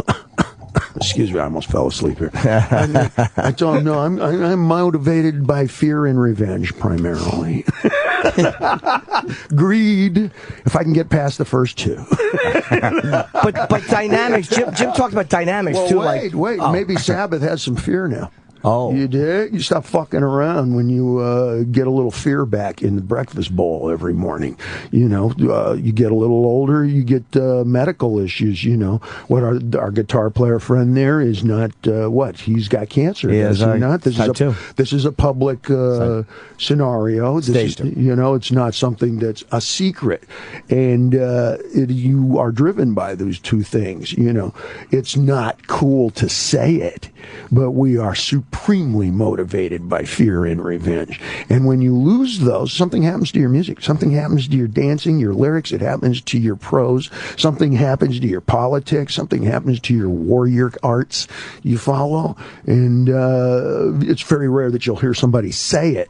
Usually you reach for it's in the pursuit of the greater goal of, no. I just feel like my wristwatch is about to kick my ass because it's moving so much faster than my lower back and my left knee.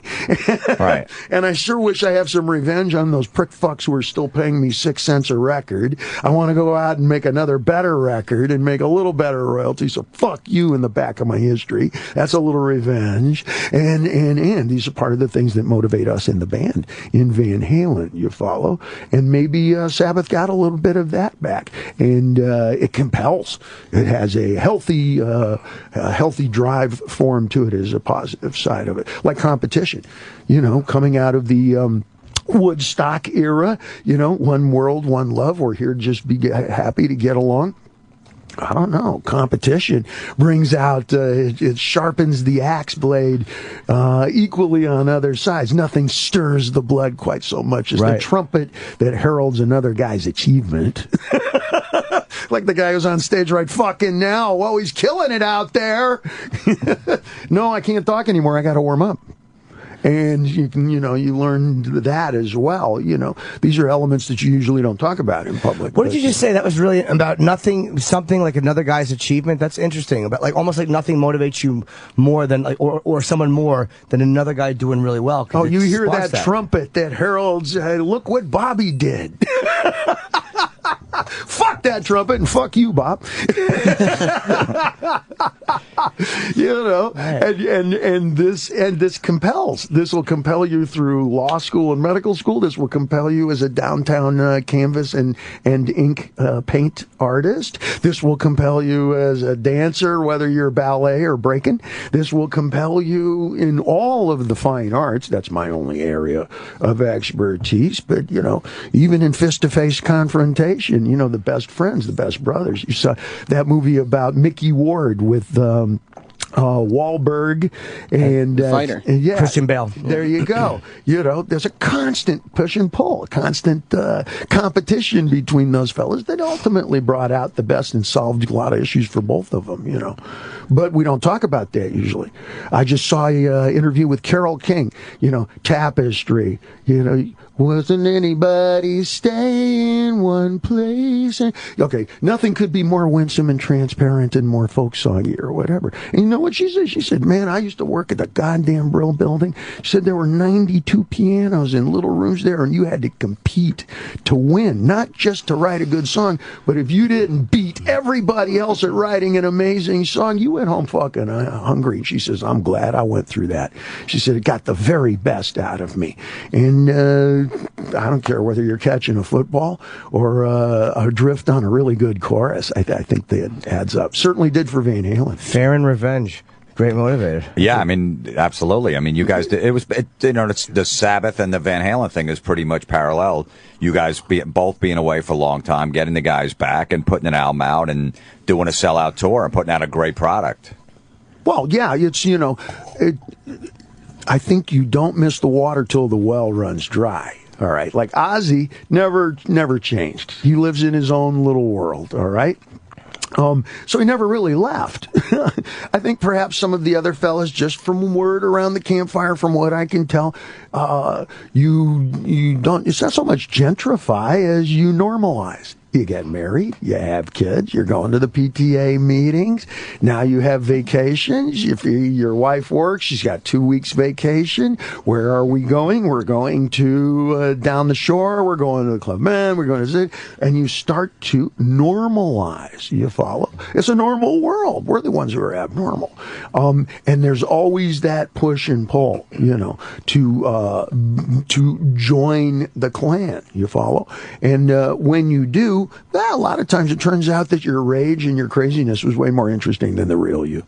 Yep. I think we touched on this before when last time I was here and we were talking about some of the fellas who come out of rehab, and it's great that they're still alive, and it's great that, we've saved another human being, but Jesus Christ, man, you were way more interesting when you were all fucked up. See, it's weird because for me, I was single. I got married at 47, was my first marriage, and I had a kid at 47 too. So I was always like, I can't get any work done if I'm married and I got a kid and I have to go to PTA meetings and change diapers and watch them and stuff. But meanwhile, since I've gotten married, I've done 100 times more work in my career because I'm totally focused on that.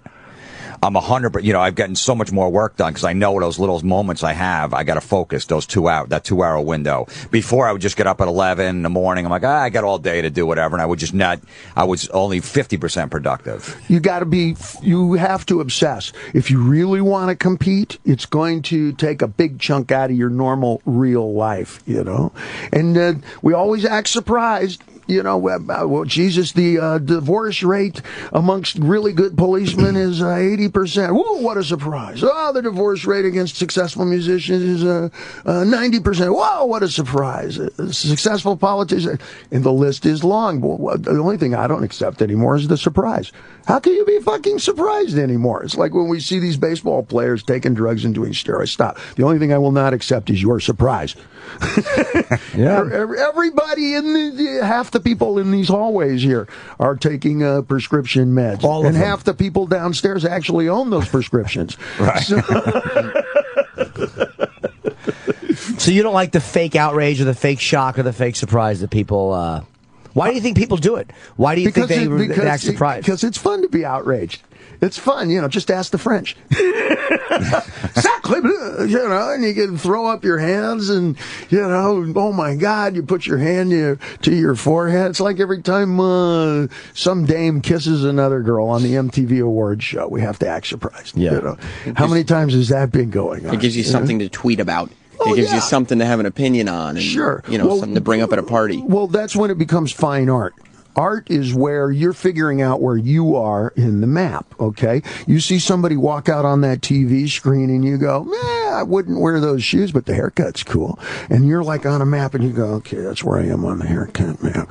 Okay, who's he fucking? Oh, nice chick. Okay, she's pretty smart. I like smart chicks. Okay, now you know where you are with that one right there, like this. But he's got a drug problem. Well, what kind of drugs? And you start calibrating yourself more than anything else. And that's what we use. Characters like myself and characters like politicians and characters like the Kardashians, our favorite football players and our really unfavorite actors, etc. It's fun to talk about. Yeah, just imagine Dave used to have his bodyguards were midgets. Imagine if that was in the paper today, like in Page 6, that he's walking around. Everybody would be offended. Well, you can't even call them that now. I know. Well, little people, dwarfs, or whatever they were. Yeah, and used to walk in Studio 54 with 3 of them behind them, walking in, making a big scene, and it was awesome. Well, it depends. Are these little people? Are these ethnic little people? I don't think that little people is a big issue. Okay. I think that there is a whole lot of politics involved in what you're involved in now, okay, in terms of music, etc. The economy is upside down. You got a lot of issues like gun control. And it seems like a lot of the way you vote goes along with the neighborhood. If you wear a cowboy hat, then you're supposed to vote a certain way. Make sense? If you don't, then you're supposed to vote another way.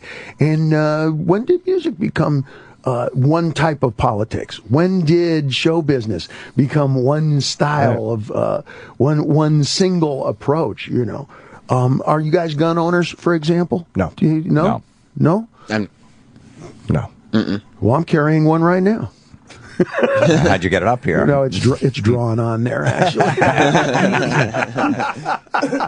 Strapped for life. One shot, one love. I don't believe in high capacity magazines. And, my version of gun control is I get to have guns in anybody that I certify personally. Sure. I think that's everybody's. That's everybody's version, but people just don't say it that honestly. But that's what we all feel.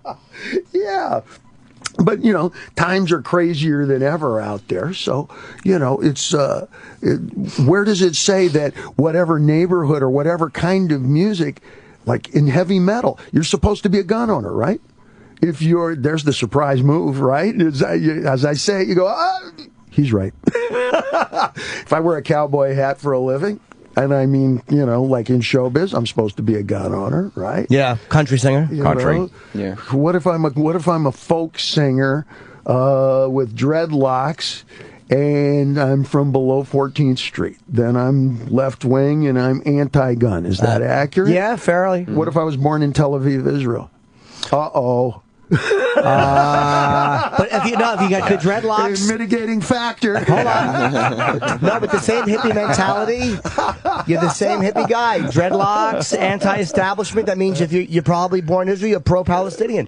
If you're that age, you probably think that Israel belongs out of Gaza, the West Bank. That has come full circle. You could be pro-Palestinian. If you're a young Israeli guy with the dreadlocks, that's your rebellion. It's probably you're angry at the state of Israel. I always wondered how that works now over there. You have a combination of politics that I don't think is ever going to get solved. You think the Mideast is ever going to get solved? No, because I think a lot of it's based in some of it's based in politics and some of it's based in religion. I don't think it's ever going to get fixed. And over land, because you're never going to resolve a dispute when people just want land. What kind of land are you talking? Are you talking about the Palestinians? Yeah, and the Israelis. I mean, that's just I don't see there ever be because there's too many radicals on both sides. Like even if there's a peace, somebody will try to bomb Jews on a bus, or somebody will say, "Fuck it, let's build a settlement here." There's always going to be somebody on either side who wants to continue. Even if they don't know they want to continue this conflict, it's never going to get solved. No, I think it's going to continue, and I think it's going to expand, and I think it's going to continue to carry over to the United States. I think we're going to see it more and more in Europe, etc. I think that as oil starts to run out, and as energy and so forth starts to change around, that we're going to see a whole lot more activities here. But I don't think anything's going to get solved in the Mideast. I agree. I think it sounds like it's falling apart even more in Egypt and whatnot now. Unless as the oil runs out, we fucking develop an alternative source. I mean, we do have a great power source, in the sun, and if we really do use that and figure that out. Wait a minute. Did you guys see the thing about Trump where he built his golf course in Scotland? Yeah. Is it? And that was a big issue because it was a pristine wilderness, with cranes and storks and whatever. And he got rid of the sand dunes or something. And don't tell me the gods aren't comedians. Now he has these huge windmills that they've planted into the water out there. Each one of them is as tall as Trump Tower. They make super loud noises because they're turbines. Each turbine can power 62,000 houses worth of electricity. These are monster skyscraper-sized things. And they're going to put dozens and dozens of them all right off the shore, blocking the shit out of his view. And now he's in contest with that. Oh, that's why they're doing it, to stick it to him? Well, I got to wonder if somebody behind the scenes isn't saying, hey, look, if it's a difference between a quarter of a mile or 2 clicks in a kilometer, fuck him. I was, Right? He's always railing about those. I was wondering why. So that makes sense.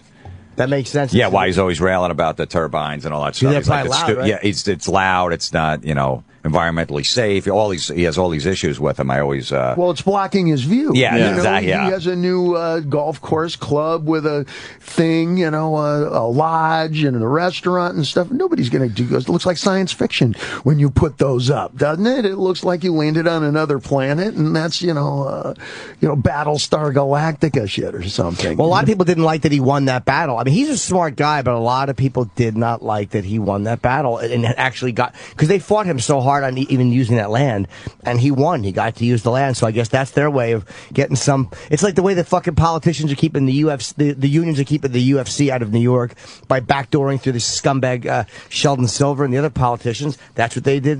They're mad at the Trump that he had this thing built, so like fuck him. They're backdooring through some Scottish politicians, have these things put up in the water, and we'll fuck them that way. First thing I thought. There's like 25 miles or something of space happening there, and now he's got to go through years and years of dealing in the courts and litigating, I gotta guess, But it was beautiful. I haven't seen exactly what it looks like. I've seen the work up in before when it was empty and, there's just the guys walking along the empty space of beach or what have you, So are you going to the hotline or no?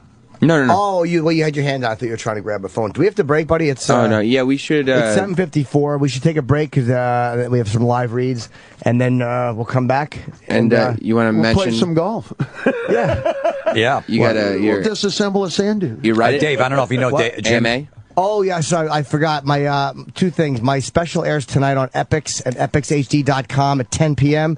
And I'm doing an AMA on Reddit at 1 o'clock. Thank you, Sam. The Ask Me Anything, 1 p.m. It said 11:30 on Reddit's website, but it is actually 1 o'clock that I'll be doing that. He's doing a 1-hour comedy special premieres tonight on Epix. What happens in one of your comedy specials? Please describe. Give us an outline of what happens here. A really, a very great title though, American Degenerate. Yes, it's a very funny cold open, an hour of mediocrity, and then I wave thanks, good night. Is this you speaking? Is this a speaking issue, or are you doing theater? No, it's stand-up, just stand-up comedy, just me for just regular stand-up. Where did you film this? This sounds great. Boston. I shot it at Somerville, Mass. At the end of March. Why did you pick Somerville, Mass? I love Boston crowds, and they've been good to me my whole career. And I've been dreaming about shooting a special there because I knew that the venue would sell very fast. And I knew that I would get the response that I really wanted. There's a lot of history in Boston crowds. What was the name of the club? There was a very little club there where a lot of people came out of, and they did even a documentary on. Was it a comedy club? Yeah. There was it might have been Nick's. Nick's has a great history there. Yeah, maybe. Garofalo was one of the. Might have been Nick's there. or Played Against Sam's was one. But I think Nick's Comedy Club is the one. And Dave, Jim had a big problem with having a smoke machine at a show because he wanted to have the smoke because of the whole thing with the Great White Fire with the lights and all in that Rhode shit. Island. You can't have any smoke machines in like Boston or something like that on stage with. Certain venues, if they found a workaround. It's a tragedy. I can see the look of loss. But you know what? I thought Jim wanted some. You know, he wanted like a right. You wanted smoke when you came out. I thought not when I came out, but they do it before the show for certain. It gives the light a certain quality, and all the comedy specials do it. They have the smoke not during my show or not to walk out dramatically, but just to give the lights a certain quality. Oh, absolutely, you do it. It's airborne. It doesn't. It's called fog. Right, fog. Yes, but it doesn't hug the floor. Right. And what happens is when you float smoke, what looks like smoke or mist through lighting beams, you can actually see the beams for the first time. In Boston, you can't do that. There's all these regulations, and so I was panicking because we already booked the venue and we couldn't find a workaround. And then I called Louis C.K. Actually, I'm like, "You shot in Boston. How did you use these smoke machines?" And he's like, "I never fucking used one of those. They're ridiculous. You don't need them." And I was so ashamed that I ever wanted one, and it looked much better without one than it would have with one. So it worked out fucking great. And the special's on tonight, so I hope people like it. And check out my Reddit AMA at 1 o'clock. How long does it take you to get ready for a special like this? This one took 10 months from the time I shot the last one till this one was a 10-month window to build the material and shoot it, and which was actually soon. Normally it would take about a year, but I have built a lot of material quickly. And I was depressed to have to drop the material. Okay, now we've run into each other, for example, down at the Comedy Cellar. And as you build your material, are you going like modular? I don't even know if that's the right word. But you'll do the first maybe 10 minutes, and then do you go run it in front of people? You run it through some ears, or do you just compile? Just compile. So you have the whole show, and then you test it for the first time on Epics. No. I'll go out. I'll do 15, 20 minutes at a time at the Cellar. When I feel like I have about 30 new minutes, which is what I have about now, I'll go back on the road. I'll do 30 to 35 new minutes, play with the crowd a little bit. And all of a sudden, I'm at an hour. And in playing with the crowd, I'll get more material. And then I'll start working that hour. And then in, say, 8 months, that hour will be very solid, and I'll be ready to shoot it. And that's kind of the pattern I'm in, where, I start with just the Cellar and get that little... It usually takes a couple of months to get the first few minutes because I'm stuck. I've just dropped an hour, and I'm like, what do I do? And I'll go to the real small, the B or C rooms, the B or C comedy rooms on the outskirts. To work out, yeah. To work out, not the main rooms, not the A rooms. Where's a B and a C room? What's a B Holiday and a C Inn? Holiday Inn? Yeah, Holiday Inn. There's a place called or in Scranton, Pennsylvania. Little small rooms. They got the banquet room at the Holiday Inn. There's comedy clubs there. It's it's a B or a C room. Hi, we're Sausalito, and Jim's going to be up in just a second. Yeah, you work out. You play around. You let the crowd know what you're doing. I totally get this. It's fun. Totally I love it. Love that process. And then you go into the improvs, which are more expensive rooms for the audience to get into, so they're paying more money. And by then, the hour is fairly together, and now it's a matter of chopping and adding and cut. You know how it is. It's just so it takes you about a year. Do you base your entire, we'll call it an hour, you base your whole hour on one general subject? Do you keep returning to that, or do you just start with news of the day and then compile from there? Whatever sparks me the first time. Like this time it took me 2 months to get anything. I was just doing dick jokes, and I felt awful about every night. I was bombing, having terrible shows, and then I went to my friend's son's bris. And it fucking shocked me so much to hear this kid screaming during a circumcision that I went on stage that night and talked about it for 20 minutes. And it killed. And that started. What do you mean it killed? It got big laughs because the emotion with it, like you talked about with the song, there was real emotion there. So it was a live event, and I spoke about it honestly, and the crowd laughed. So then I fucking took some of that and I began working it, and then from there I branched into Paula Dean and all the other stuff. Anthony Weiner, of course. Fucking yeah, but that's how it was. But that first honk was what it took to spark. Who was the author of the Lemon Cookie? What is it, Proust or whatever, the famous the remembrance of things long past or whatever. He bites into the lemon cookie and he starts remembering his past, and it takes him 3 full novels worth of remembering before he's done. I think it's called Remembrance of Things Past or whatever. It's a famous classic. And do you use television for that, or are you a newspaper junkie, or is it interaction with folks or whatever? I'll preface it with this. Most of what I'm getting that goes into my notebooks, my dog, Russell, you can see him on my Twitter feed and all that shit, is a cattle dog, which means he's got real short little legs. It's for ducking under cattle, like so forth. Squats way low to the ground.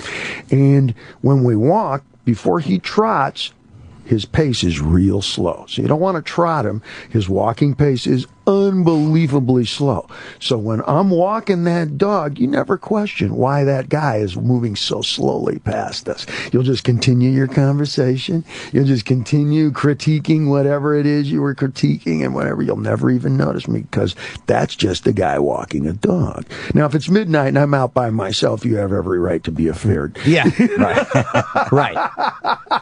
This guy's trouble looking for a place to happen, like this. But with the dog, all is forgiven.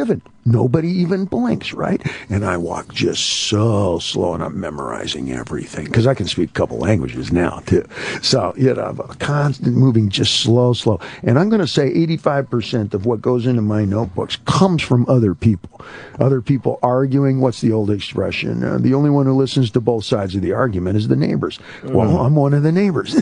Right. And so most of what I'm getting is from other folks, but I know folks who write basically from the news, who can bring it out of novels and books and what have you, Where it is some other people, like with the Paula Deen stuff. What bothered me was everybody's the shock. I'm tired of your shock, or I don't get your surprise. That was what it was. The outrage around Paula Deen annoyed me so much. So on Twitter, that started to spark me. So I started to attack people's fake out, and that's what it was. Right, it was other people. It was my annoyance at their reaction to something, and I didn't buy their reaction. So then you start talking about that on stage, and I tie that in with the circumcision because I'm like, American culture is very odd. What we embrace and what sparks us in a public debate, and that's the segue from circumcision. You talk about American culture is really weird that we embrace circumcision, but we don't like clitoral circumcision. And then you go right into fucking Paula Deen. So you have like a little segue there. Yeah. So you know what I mean? You have to tie it together somehow. No, you need Jim to tie it for you.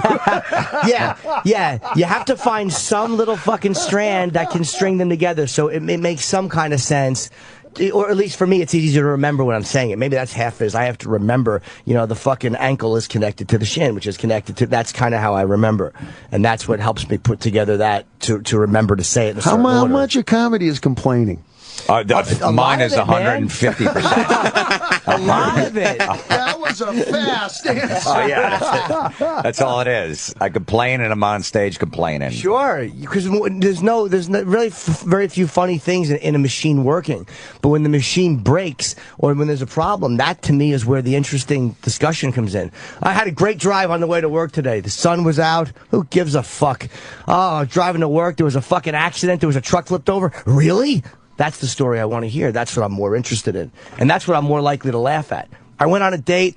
We kissed. It was magic. Oh, fuck you.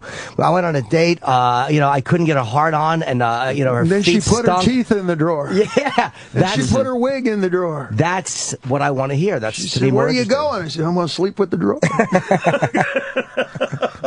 Yeah, it's a fine line because you talk about your relationships and you're talking bad about your wife or women in general because that's what's going on. And then people go, "You're sexist. You hate women." I'm like, no, it's just my chick's acting up.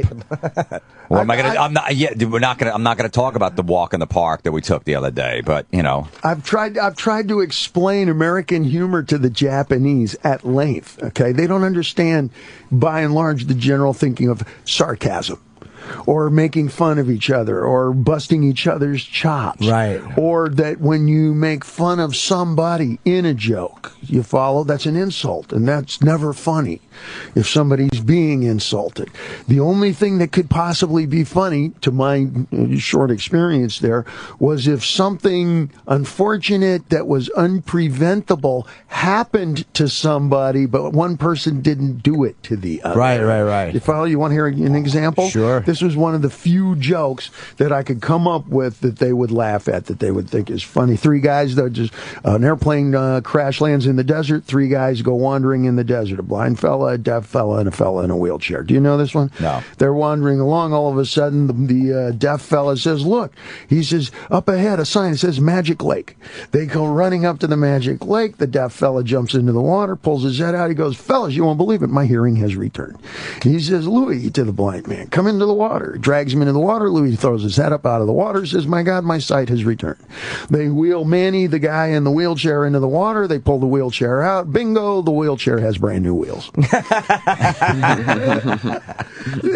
It's okay because nobody did it to the other guy. Right.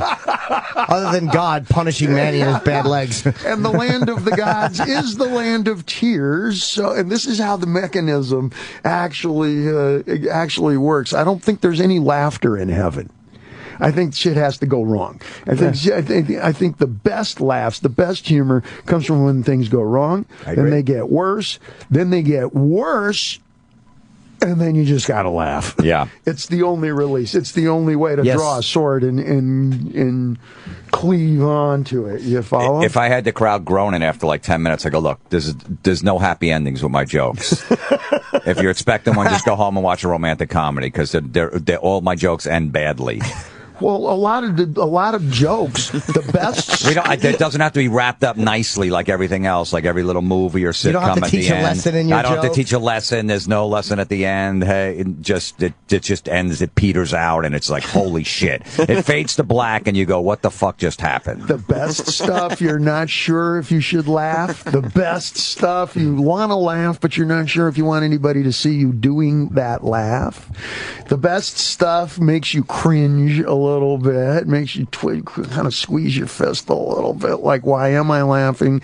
It causes a lot of questions. You follow? And the best comedy, best humor, I'll call it, on television is when you turn off the sound and you can't tell if it's drama or comedy at all. The best stuff is delivered very straight faced. There's not a lot of winking and elbows, right, and knees and right, and that kind of even observational is I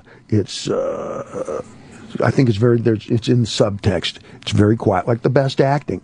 Not a lot of eyebrows, not a lot of, extra. Yeah. Exactly. And when you see it also when we drive on the freeway, you see the giant posters in Hollywood, of the comedians and the fellas who are doing television shows, who have sitcoms and so forth now.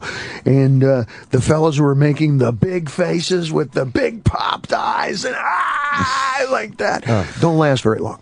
No. It is the undercurrent. It's the stuff you can't quite tell if this is humor or not. It's something that is a nice fine balance there, I think. Who's got that going these days? No, me and Jim used to always make fun of the promos for the sitcoms, like during a football game or something like that. They always used to show the couple dancing.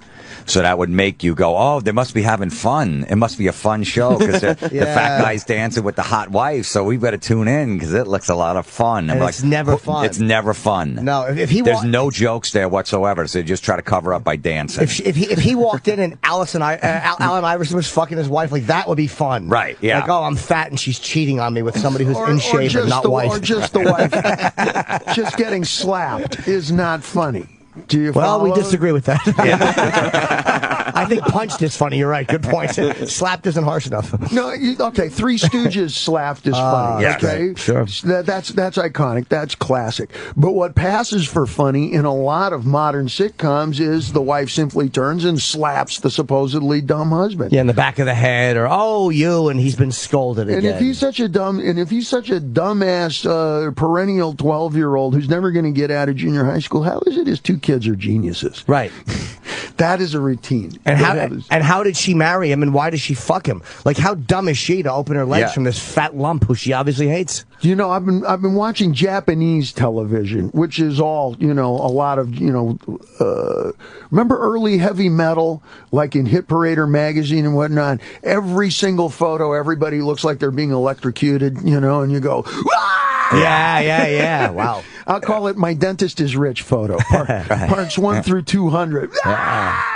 Like this. Yeah. That's Japanese acting. That's Japanese commercials. That's Japanese comedy. That's Japanese angry. That's Japanese surprise and whatnot. And it's fascinating to the degree where I had Slingbox, where we could watch American television or whatnot. I didn't even bother. I felt like I was transported to a whole nother planet there. Who's got a good comedy show on American television today? Louis C.K. Okay, I'll buy that. Louis Jim C.K. Jeffries got a great show. I haven't seen Jim's show. I hear it's very funny. I have not seen it. What's the nature of Jim's show? It's basically his life, basically sort of like a Louis C.K. It's called Legit. Amy Schumer's got a great show Amy's on got Comedy a really Central. funny show on Comedy Central. Anthony Jeselnik's show is very funny on Comedy Central. It's called harsh. Jeselnik Offensive. It's basically the Tonight Show with, sort of that kind Harsh of theme jokes. with really harsh jokes. And he's got a panel and stuff. Comedy Central seems to be the pivot for most of this. For those two are Comedy Central. FX has Jim Jeffries and Louis. I'm sure there's a couple others I'm forgetting too. These new channels are racing, huh? What happened to regular television? I haven't seen it. Eric's saying Mark Maron on IFC. I heard it's a good show. Yeah, Mark Maron's got a show on IFC. Well, I've heard Mark on the radio? Yeah, he's got his podcast. I hear the podcast, and Mark gets very serious now. Yeah. At the end of his podcast, I feel like I'm being therapized. I feel like he's going to look at his watch and go, "Well, Dave, our time's up. See you on the next Wednesday." He has become very philosophical. Yeah, has become very almost a little bit like a life coach or something. Yeah. And isn't it interesting that in terms of the internet, which is the great, all-expansive, it's the whole future for the rest of our lives, at least in our time or whatever, that the folks who have commandeered it, who are running the fucking show, are the humorists and the stand-ups and the comics and the fellas who do what you do for a living. It's not the disc jockeys. It's not the rock and rollers. It's not the celebs, the news faces, the news teams that come from newsrooms or whatnot. You might have said, it might be Larry King or the bastard son of Larry King. It might be the bastard grandson of a Walter Cronkite. It might be a Roth, who's used to being in front of large people. No, it's the humorists, it's the stand-ups, it's the comics, the comedians, the players who have completely commandeered all of the best websites, all the best blogs, all the best broadcasting, etc. It's one right after the other. What do you think? Weigh in on this. You might be right. Absolutely. Yeah. Well, think who's out there. Think who's actually doing the stuff. It's yourself. You got Rogan out there. You got the list is long. For podcasts, Jay Moore. You got Jay Moore. Then also you got a Bill Maher who does the great. His show is great. Maher should run for office. He's great. That's my one big disappointment about Bill Maher is how come you're not running for president? He probably has too many. He's probably fucked too many chicks without it. You know what I mean? All these girls that come out of the woodwork. As a comedian, you can do whatever you want. But once you start running for office, too many girls that come out and go, and he fucked my ass and then my mouth. Like, See, that's my theory why you never ran for office. I couldn't run for office. No way. We got to break real quick. We have to. All right, I'm at Uncle Vinny's Comedy Club. I'm running from office. Tonight and tomorrow night, Uncle Vinny's Comedy Club in Point Pleasant, New Jersey. We'll be right back with Jim Florentine, David Lee Roth, and then in a little while, the great Anderson Silva. Opie and Anthony. This is the Opie and Anthony Show. Sirius XM. And now, the Opie and Anthony Show.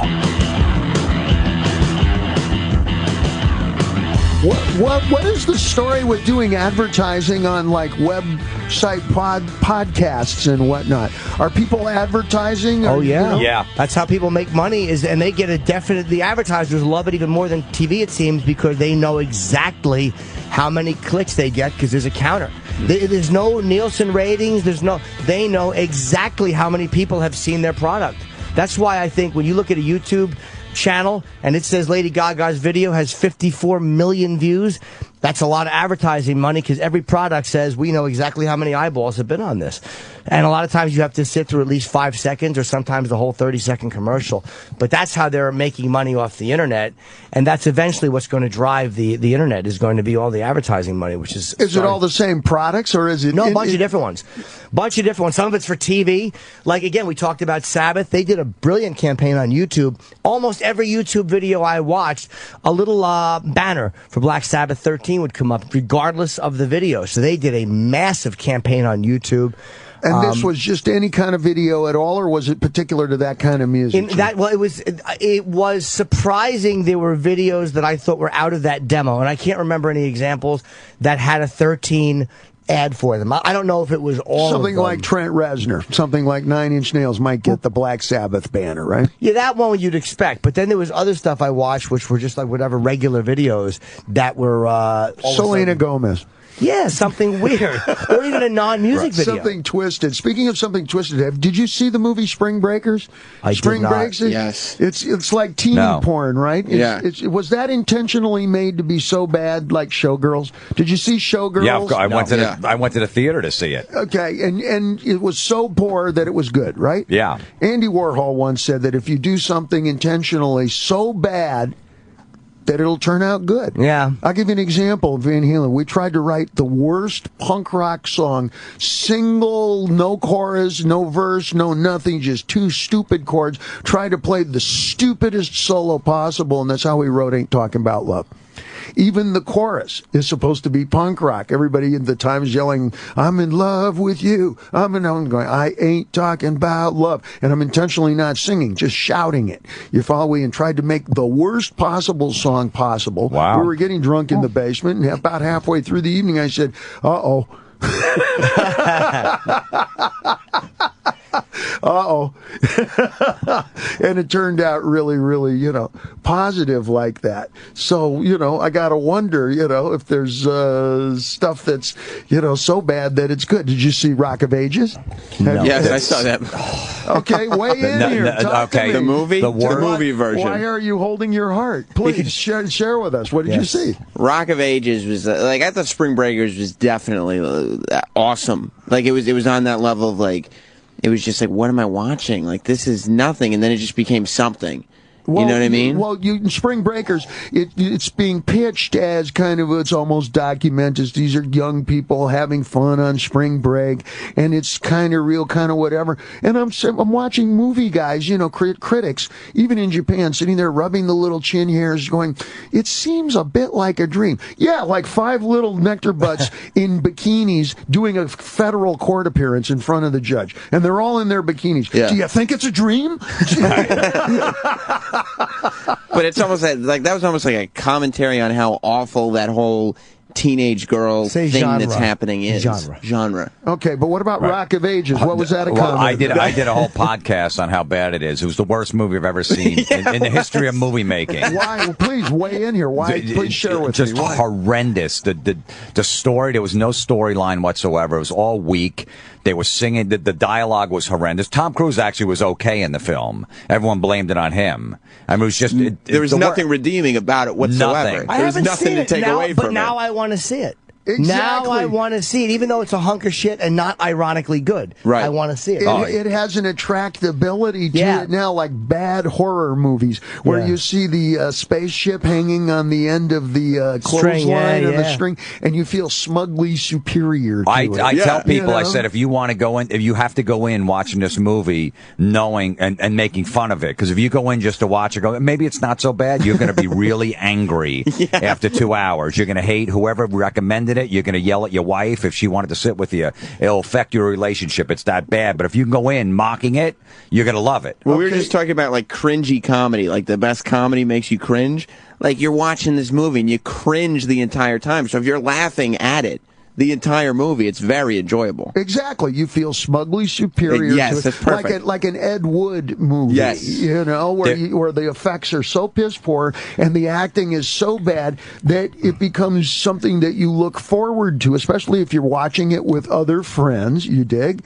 And also, you get that element where it becomes something familiar, like an ugly face on a family member, like Rocky Horror Picture Show, where everybody knows exactly what's coming up. And I don't know, was Rocky Horror good or bad? I can't tell anymore. A toast, and everybody throws toast. Exactly. Yeah. And the songs are quote unquote so bad, but if you sing them all together, well, it's like campfire songs. Yeah. Technically, those suck too. But if everybody's having a great time, it was the best dinner I ever had, and it was nothing but salami and white bread, but you were starving and you were with family and you were at the beach and it was Coney Island. It's the community feel of it that makes it something a little bit more. Like, I love Rocky Horror. Sweet Transvestite's a great song. And what's the other one? When they get fucking Time Warp? Janet. Damn it, Janet's very good. So you know what? The music does stand up in that. It's like the Monkees, where it's fun to make fun of the Monkees until you actually sit down and go, hey, these songs are pretty damn good. And you probably weren't even around when the Monkees were happening, and you can sing me monkey songs. Of course, I was watching the reruns when I was a kid, thinking it was like a new show. Yeah, you can make fun of the Monkees all the way up until you start listening and you go, wait a minute, those are real songs. That's why you can still talk about the Monkees this many summers after 1965 and everybody goes, yeah. And if you really want to test my word on it, say, which one's your favorite monkey? And somebody can always answer. Yeah. Well, Jim, let me tell you a quick scene in Rock of Ages, and you tell me if there's any redeeming quality at all. Catherine Zeta-Jones plays like a PMRC, Tipagora woman. Rock and roll is infested the Sunset Strip, and it's all bad. Sure. Because, that's devil music, and it's sex and all that stuff. So she's married to the governor or the mayor of Los Angeles, and he's really cheating on her. Anyway, so she gets a whole group of these women, these like soccer moms. They're across the street from the Roxy on the Sunset Strip with signs, and they're singing, "We built this city," and then all the rockers are on the other side of the street going, "We're not gonna take it," and then they cut back, "We built this city, we're not gonna take it." I don't believe you. That's so bad. You don't believe me? That's not something that was ever conceptualized or shot. That's a lie. It's not a lie. No. It's the music, man. It's where they split the screen and the four barbershop guys are singing Light a Rose on one side, You didn't like the rock and roll mashups? On the other. That sounds terrible. And then it sounds so bad that it's almost intentional, like Showgirls, where if you watch that carefully with a critic's eye, it's so bad it has to have been intentional so that you can say this is the worst, like an Ed Wood movie. If I said, guys, let's do an Ed Wood movie complete with bad acting, bad makeup, bad effects. Come on, Jim, we have to invent the flying saucers. What's the worst we can do? Paper plates. Mark, get some paper plates. Right. Fishing line, it's a little thin. Do we have any rope? Good. How about a shoestring? Better.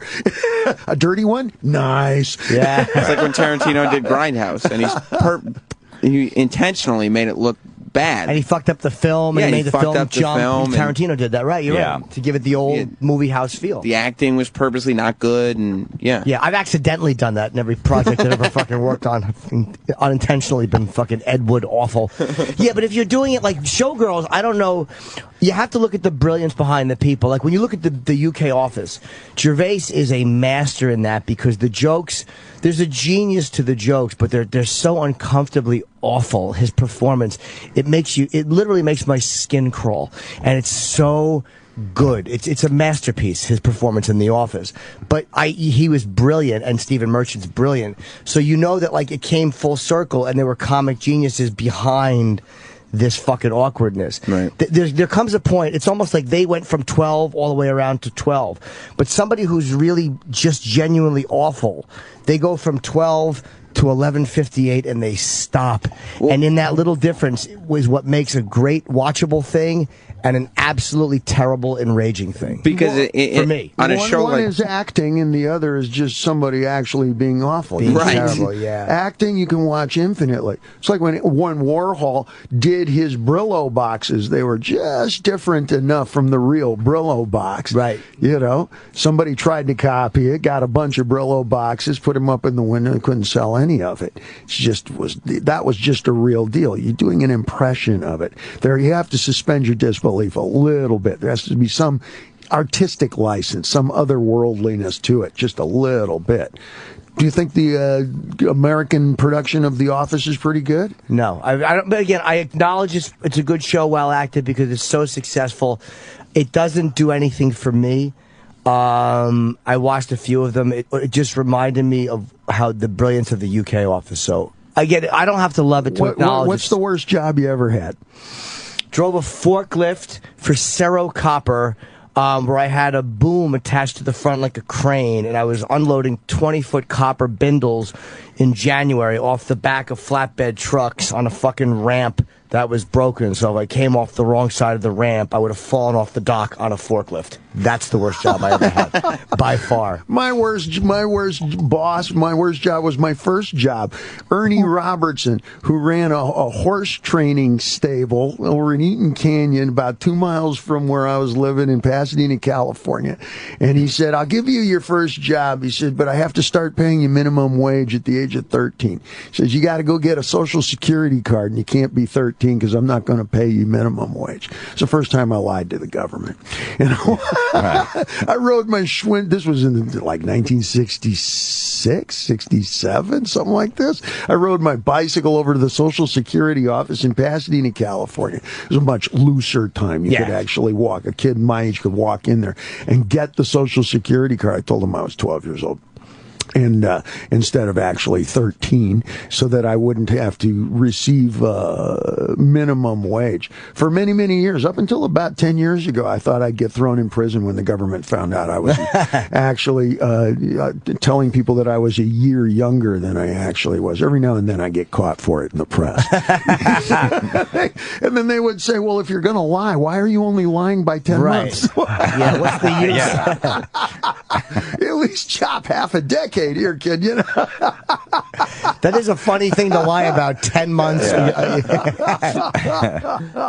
But Ernie Robertson didn't want to pay me a minimum wage. I was shoveling shit at a stable there. Yeah, that's a lousy job. Yeah, but I did learn Spanish. You know, everybody that I was working with there, you know, was over the border, surreptitiously. It was Spanish was the only thing spoken. Everybody was working there for $50 a week, whatnot. You know, so now I can bust a move pretty good in what is becoming the first language in the United States quickly. I was a telemarketer for 2 days and I quit because it was all these fat women sitting around, doing a telemarketer. I was the only guy they hired, and I was sitting between them, and they were just sexually harassing me because they were like, "Oh, go get me some coffee. Oh, look at his ass. Oh, he's hot." And they were all weighed like 400 pounds. And by the second day, I was so uncomfortable, I walked out and left. You couldn't take it? I couldn't take it. I mean, yeah. You know, it was like 5 400-pounders just staring me down, undressing me, and I was very uncomfortable. I banged chicks that big, but it wasn't the right moment. You didn't want to have to see them every day. Telemarketing what? Like a specific It was like those or? steaks, those frozen from Omaha. Yeah, Omaha steaks. That's what it was. Yeah. No, what are the odds 4 fat women are selling steaks? There you go. Imagine hearing that voice selling you steaks. Hello, are you hungry? Oh, yuck. No. Yeah, but whenever I would say it, all the fatties would look at me. Yeah, are you hungry? Yeah. They'd ruin my...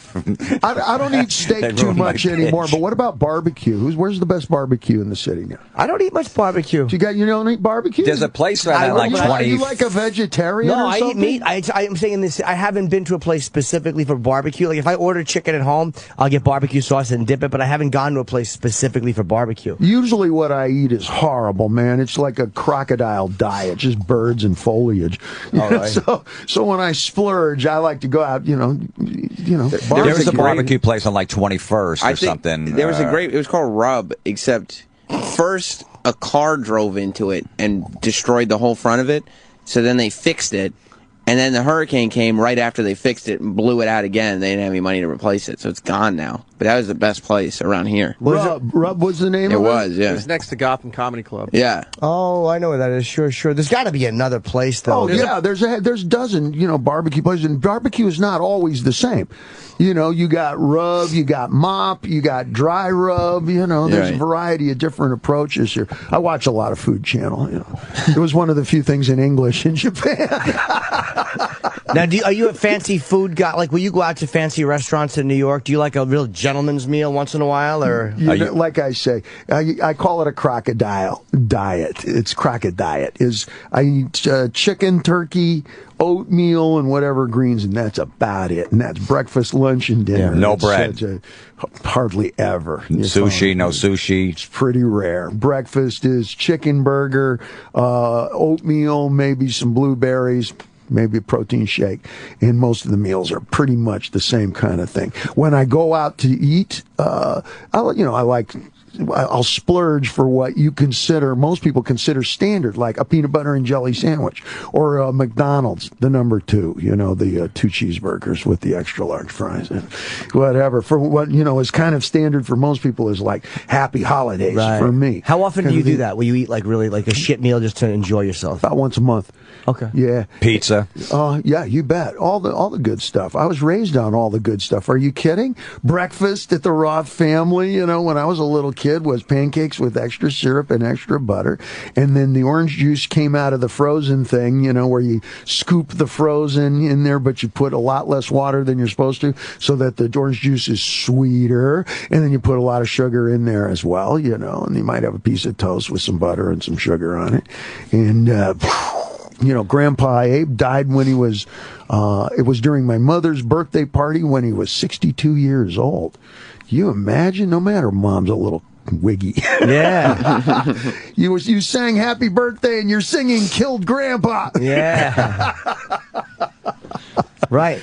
And then caffeine. Huh? Caffeine. Oh yeah, that's. Do you eat anything before you work out in the morning? We did not build this city on rock and roll. We built it on caffeine. Do you eat anything before you work out in the morning? When I wake up, I do a protein shake. It's vegetarian style. Kind of a rice-based thing. It's real super sport specific. Because the lighter and tighter that I stay, then you'll never lose that high note. I make that joke about going to hear Stairway to Heaven, and homeboy's not quite hitting that high note. That's not a product of genetics. It's not a product of bad luck. It's a product of breakfast and what you should or shouldn't be eating in terms of, do you really want that high note? You want to preserve it? You can go see Tony Bennett, and he's still got his high note, and he's well up in his 80s there. So it's just mechanics. It seems like your singing has gotten better over the years from back in the early 80s. I've gotten a little more aware of, how to fine-tune my instrument. When you first start off, you depend on your teenage metabolism to keep you skinny and preserve the high note, I call it, or the high kick, or anything in between. And then if you're going to continue past the requisite 3.5 summer careers these days are what, 3.5 years long? If that, and if you don't have a last name like a Rihanna or a Beyonce. Does Lady Gaga have a last name? I guess Gaga is kind of the technically, last name. Technically, but those kids go even faster. You follow? It's just boom, here today, gone later today. And if you want to continue in the fight game long past, into your 30s and your 40s and whatnot, then it's a matter of, device. It's a matter of plotting and planning and scheming a little bit. Too much? Come on, all work, no play makes for, that's not real either. We know actors who come out of, for example, Los Angeles. Here in New York, they call it L.A. tight. Doesn't look real. Too much time in the gym, too much perfect diet, too much time in the suntan booth, too much time doing yoga,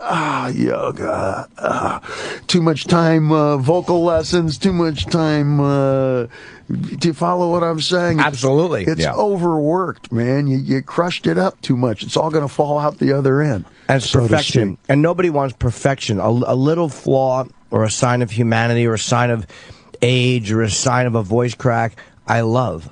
One of my favorite things in the new Sabbath record is in the song Damaged Soul.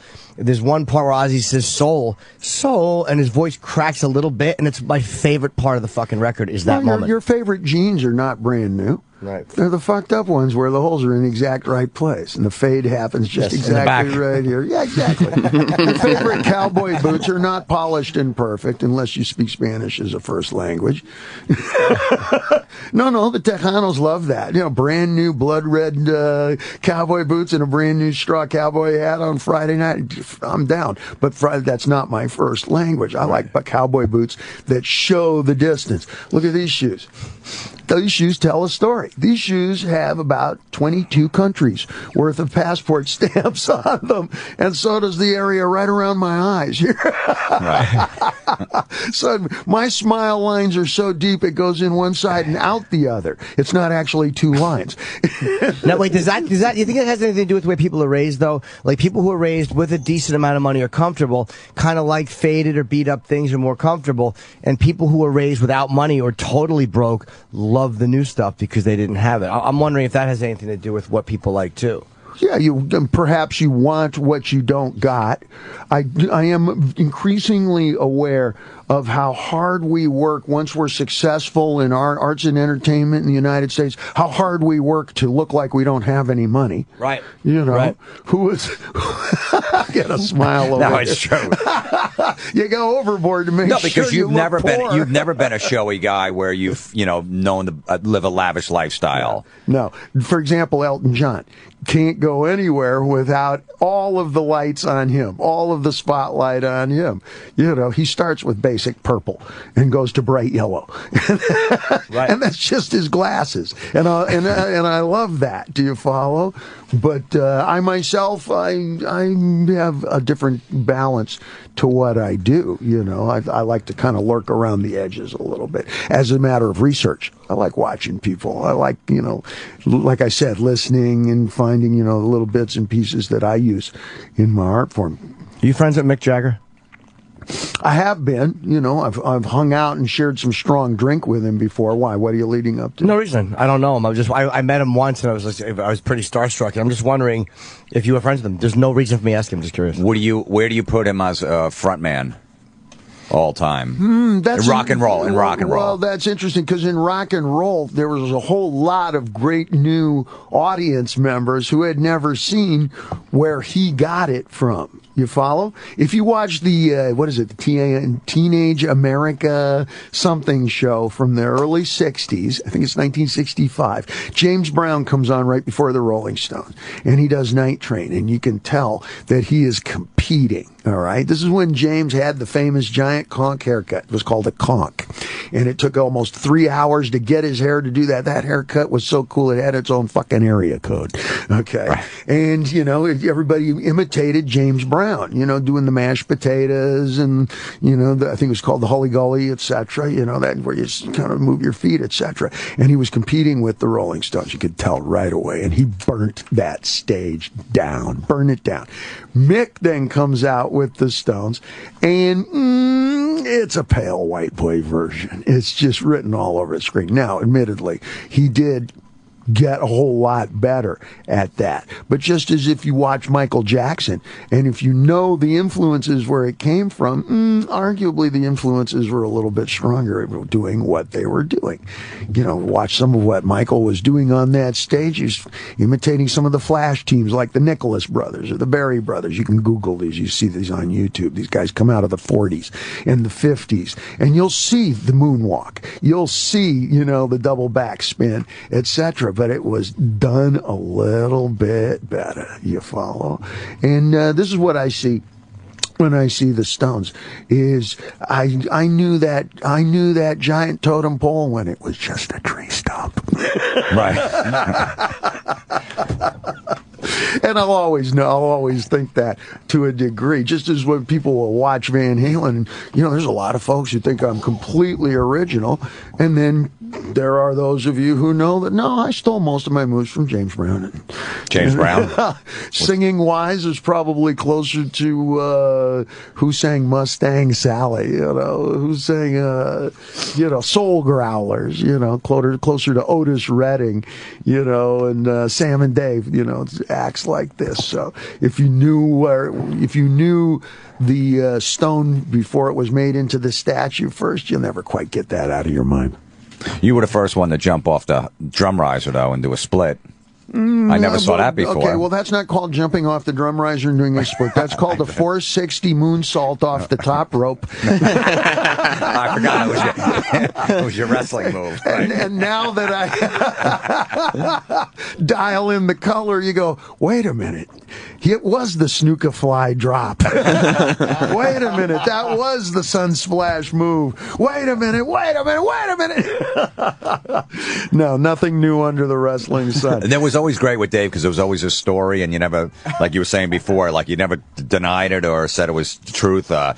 One, I think you were in a cast on the back of Van Halen 2, and they said it was from the picture you took on the album cover from jumping off the drum rise. Yes, that's true. That is true. And there was another one where you broke your wrist, and there was a story that you got in a fight with a guy in a bar over rock versus disco. And because he liked disco and you were a rocker. Shit, I don't remember exactly that. But I remember jumping off that drum riser. Those are wrestling moves. You know what? And I was just on the radio. I was just doing a podcast with Stone Cold Steve Austin, the wrestler. It was the other night, and I was talking to him. And he says, man, Dave, he says, I always wanted to be a rock and roller. He says, most of these wrestlers wanted to be rock and rollers, be in a band of some kind. I says, that's not even a real coincidence because most rock and rollers see themselves as fierce warriors at some point in our brief but colorful tenure. Either we're wrestlers or boxers or, I personally am Spider-Man. It's, delicate house blend. And I started appropriating from that early on. When I saw Muhammad Ali appropriating some of the persona, I figured I can appropriate some of those moves. Right now, imitate Spider-Man in your imagination. You crouch down and you get your fingers all apart, right? Like you're going to get them with the palms of your hands, right? And you kind of make your eyes disappear. Well, there's your new album cover shot. You follow? Right. And then there's the Joker. Anytime I'm doing anything, with the mic stand or a cane that looks remotely like a cane, like the top piece of the mic stand or whatever, there's a way to kind of cock the head. It's almost like you're going to tap dance, but you never really do. It gets kind of a menacing look to it. You never complete the move, which is unsettling. You follow? Right. You look like you got a thought. No, I'm listening. I'm listening. No, it's funny because there's I'm sure you know the band Steel Panther. I know of them, sure. The singer is, they basically, do 80s stuff or whatever, but the singer is totally, I think he was in a Van Halen tribute band back in the day, Atomic Punks. He was a singer, but the new generation of kids love this band. They play like 80s hard rock. And he's total David Lee Roth on stage. And he does every move, wears the same outfits, and people love it. Does the kicks, does everything, and it's just really cool to see. And just the new generation go, wow, that's real. I've never seen that before. If they didn't know they didn't see Van Halen back in the day. Well, this solicits a whole nother conversation here. Let's start off with Journey, the current arrangement of the band right. Journey. And we have our friend who is singing there. I think his name's Arnell. Arnell, yeah. And Arnell is making a living sounding exactly like somebody else. Okay? That being said, it begs the question of, are rock bands like a Broadway play, like West Side Story, where you can change the people over the years and the play remains every bit as good, if not better? Of course, when you go see the modern version of West Side Story on Broadway today, nobody is trying to sound exactly like the original cast. I can't even remember who was in the original cast. I don't even think I was alive for the original cast of that. You follow? But maybe rock bands are to some degree. Want to weigh in here? What do you think? What's your answer to this question? I'm thinking of something. I just got a text from Chris Jericho talking about wrestlers, and he's just saying this interview is the best. He was probably calling in. What do you mean? We don't have a phone screener. Why don't we have a phone screener? I don't know. There's been a phone screener all day, but he was on the hotline. Okay, the intern was out doing runs, and then I asked other people to come, and nobody wants to come do the phone. Who didn't want to come do the fucking job that we need done? Well, wait, we'll just talk about wrestling instead of Arnell Pineda, because it's a more interesting Chris has got a great subject. band. Chris got a great metal band called Fozzy. Yeah. Fozzy? Yeah. Is that a play on words? Yeah, it's kind of like it was a It goof, was originally, but now they're it's a serious actually band, and they're really good band. Yeah. Because I just saw this coffee company last night on television, Javalia Coffee Company. And I thought, it's a combination of the word vagina and genitalia, right? Vagilia or whatever. And if you just reverse it, Javalia. No? No. You want to know why wrestling's the most popular thing going? It's because it's the only sport that everybody understands. It's just like swearing is the only language that we all understand. We touched on this subject earlier. Yeah. You know, contact sports, the rules are the same. There's a winner and a clearly defined loser is usually the guy laying on his back. And you can even understand the stories wherever you are. You can figure out who the bad guy is, who the good guy now that is. I've explained some of my roots now into the rock and roll. Think back to some of the clothes I used to wear. It's all wrestling stuff. Yeah. Right. The knee pads, and you wear it just from the knee pads down. To me, it was Comanche Indian. I don't know. It's wrestling. Come on. With the pants with the side pieces, it was black on the sides with the little stripes, and it kind of looks like ski pants. It's nothing but classic wrestling. Half of the moves were nothing but classic wrestling. The only thing I didn't do was land on somebody, which occasionally would happen after the show. Well, that's not true, Dave, because there was I never saw a wrestler wear assless chaps. Well, actually, you've seen something close to it because I got that from Road Warrior.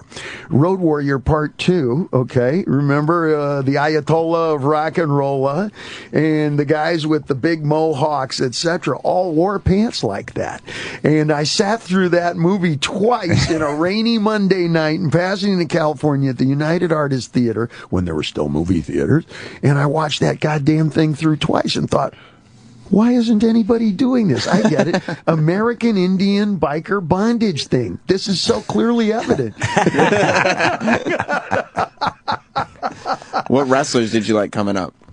Well, I imitated everybody. Yeah. If they had a colorful move, Bobo Brazil, the coconut butt was very popular. That's your first step moving away from the Three Stooges, Jimmy Snuka, of course, oh, sure. He was, that was important for aerial tricks, and then there were 3 or 4 different guys who were doing the moonsault. It's hard to pin that one on who invented that. There's a Japanese fella and a couple of other fellas who are doing that. Also, the idea of looking like terrifying bikers. In the 1960s, you had movies where there was always Bruce Stern played the bad guy, okay, and you had Peter Fonda playing the good guy, Wild Angels, Nancy Sinatra was always the biker chick, and this kind of a thing. And what would happen is the bike gang would take over something. Either they'd storm a shopping mall and take over the shopping mall, or they'd storm a little town and take over the town, or they'd take over the bar and grill in the Rexall, and they'd destroy everything. And if they destroyed the shopping mall area, they'd wear everything that they stole and broke, right? So they'd wear Christmas decorations and women's feather boas and big stupid sunglasses from the costume department, so they'd look psychotic, fucked up, and terrifying, right? And so when I started seeing characters like Hulk Hogan and Jesse Ventura and stuff, huge, big, muscular dudes with feather boas and psychotic glasses, they look like bikers to me. You follow? They look like the Hell's Angel movies of, hey, we got drunk and we broke into this place and we found all these Hanukkah decorations. I'm a fucking rabbi.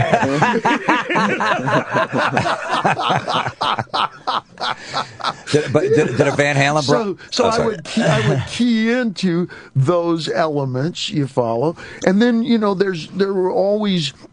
It's hard to determine, is it the fight or the theater? Is it the actual showdown at the OK Corral, or is it the build-up, the stagecraft, we'll call it? I don't know. It's that old thing of, is it the peanut butter or the chocolate that makes it a Reese peanut butter cup? Did you borrow? Careful of your answer. Did you borrow anything on stage from Bob Backlund?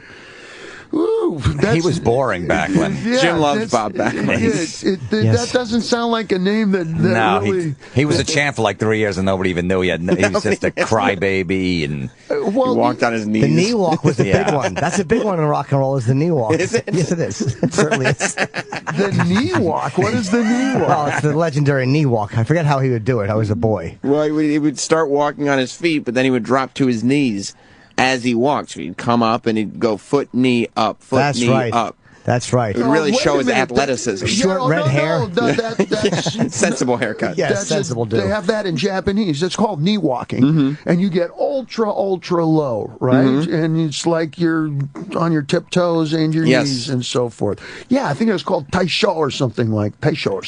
It's called knee walking. Yeah, Jimmy used to like Bob Backlund doing that. It's the way that you walk across the mat without being taller than the teacher. Especially Okay. if the teacher's already kneeling in place, you can't have your head above his head. It's unforgiving training over there. I just finished a year of that shit. And when you move across that mat, you don't want your head to be above the teacher's, even if he's kneeling in place at the head of the class, or you're going to end up sweeping up that whole fucking place and cleaning out the bathroom. And all the I guess the option would be to wait until the teacher gets off the mat. yeah. Or until he has to go to the bathroom and stands up. Yeah. We got to. Hey, Dave, real quick, I just wanted to ask you, what did the Van Halen, the rest of the band, ever go, what the fuck are you wearing when you would come in with those outrageous costumes? Say that as we even speak. Oh no, the most recent conversation. Now it's done with a lot of laughter and a lot of mutual surprise and support and a lot of mutual making fun of. We understand the nature of sarcastic comedy. We are not Japanese, you follow. And they were discussing high top tennis shoes. And they were standing in, the wives and some of the guys from the band were staying there, some of the gals from wardrobe. And one of the gals was saying, yeah, I'm just a jeans and sneakers kind of gal. Like, just, take it easy, comfort or whatever.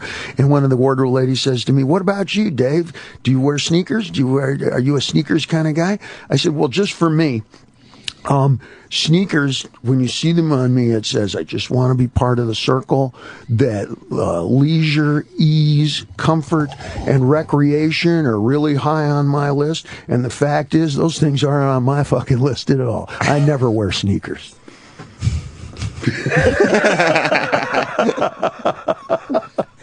Your brain is a very. I could care less about recreation and ease and comfort. I'll sleep when I'm married. What are you going to say? Your brain is a very. Your brain's a very interesting thing to watch go from point A to point B. It's a fun journey just to watch. In wrestling, it's called coast to coast. I just went coast to coast conceptually here. Let's take one more break because it's already a little after 9. We got to do a couple more reads, and then we can only go till 10 today because I have to leave. So I want to make sure we get all our breaks in, otherwise I'm going to get fucked. And the fact we didn't have a phone screener is really fucking irritating me because somebody called on the hotline. It might have been Jericho to talk to you. I don't know. All right, so let's do this read, and we'll be back very shortly. We got to plug too. They asked us to plug Dave's website, which we have not plugged properly. So let's. And Dave, you still got the podcast going, and we're almost at 6 million close friends and family now. DavidLeeRoth.com, The Roth Show.com. We're on iTunes. I saw the great YouTube, video you guys did where you go into you're playing like the mobster and the whole thing. That was really cool. You had a little movie you did. Tokyo's Story is actually a scene from a movie, and we're in negotiations with a Japanese film production company right now about making that movie. It's called Dragon Moon. And there's a whole picture. There's a whole movie that goes along with that. But you were about to do an advertisement for... we're going to do this one because the question is, and as everyone wants to know, Jim, how did you sleep last night? The answer is like shit, like I always sleep. Did you wake up stiff and cranky? I mean, a lot of us do. If so, maybe you or I just don't have the right pillow under your head at night, giving you the proper support. That's why there's My Pillow from MyPillow.com. Is this pillow music? It is pillow music. This is overdue dentist appointment music. You know what? That's right. That is due to the incompetence in the back. It should be a soft, comforting. Yeah. How about a comforting song? Like a lullaby. There we go. Much better. That's why you can't sleep. That's why there's MyPillow.com. MyPillow is the amazing smart pillow with the 60-night comfort guarantee and a 10-year warranty. It holds holds your head very firmly, but softly in place. It hugs you and holds you to sleep each night. You're going to love this pillow. My pillow is made right here in the U.S., in Minnesota, so you're not ordering it overseas and getting, God forbid, a tarantula or some creepy overseas boat shit all over your pillow. It never goes flat. It's adjustable, and it's a perfect fit from when you lay down at night to when you get up the next morning.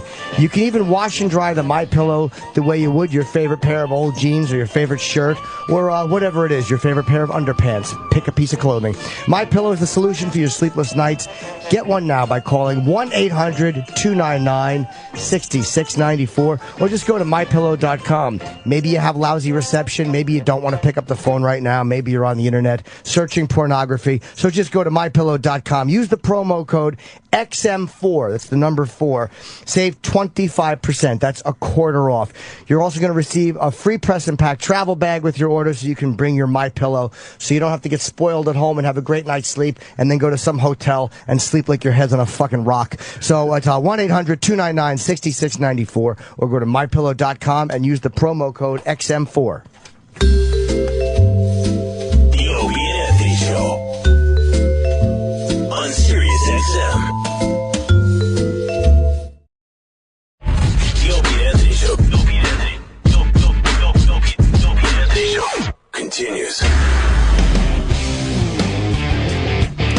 We return to the Opie and Anthony Show without Opie or Anthony.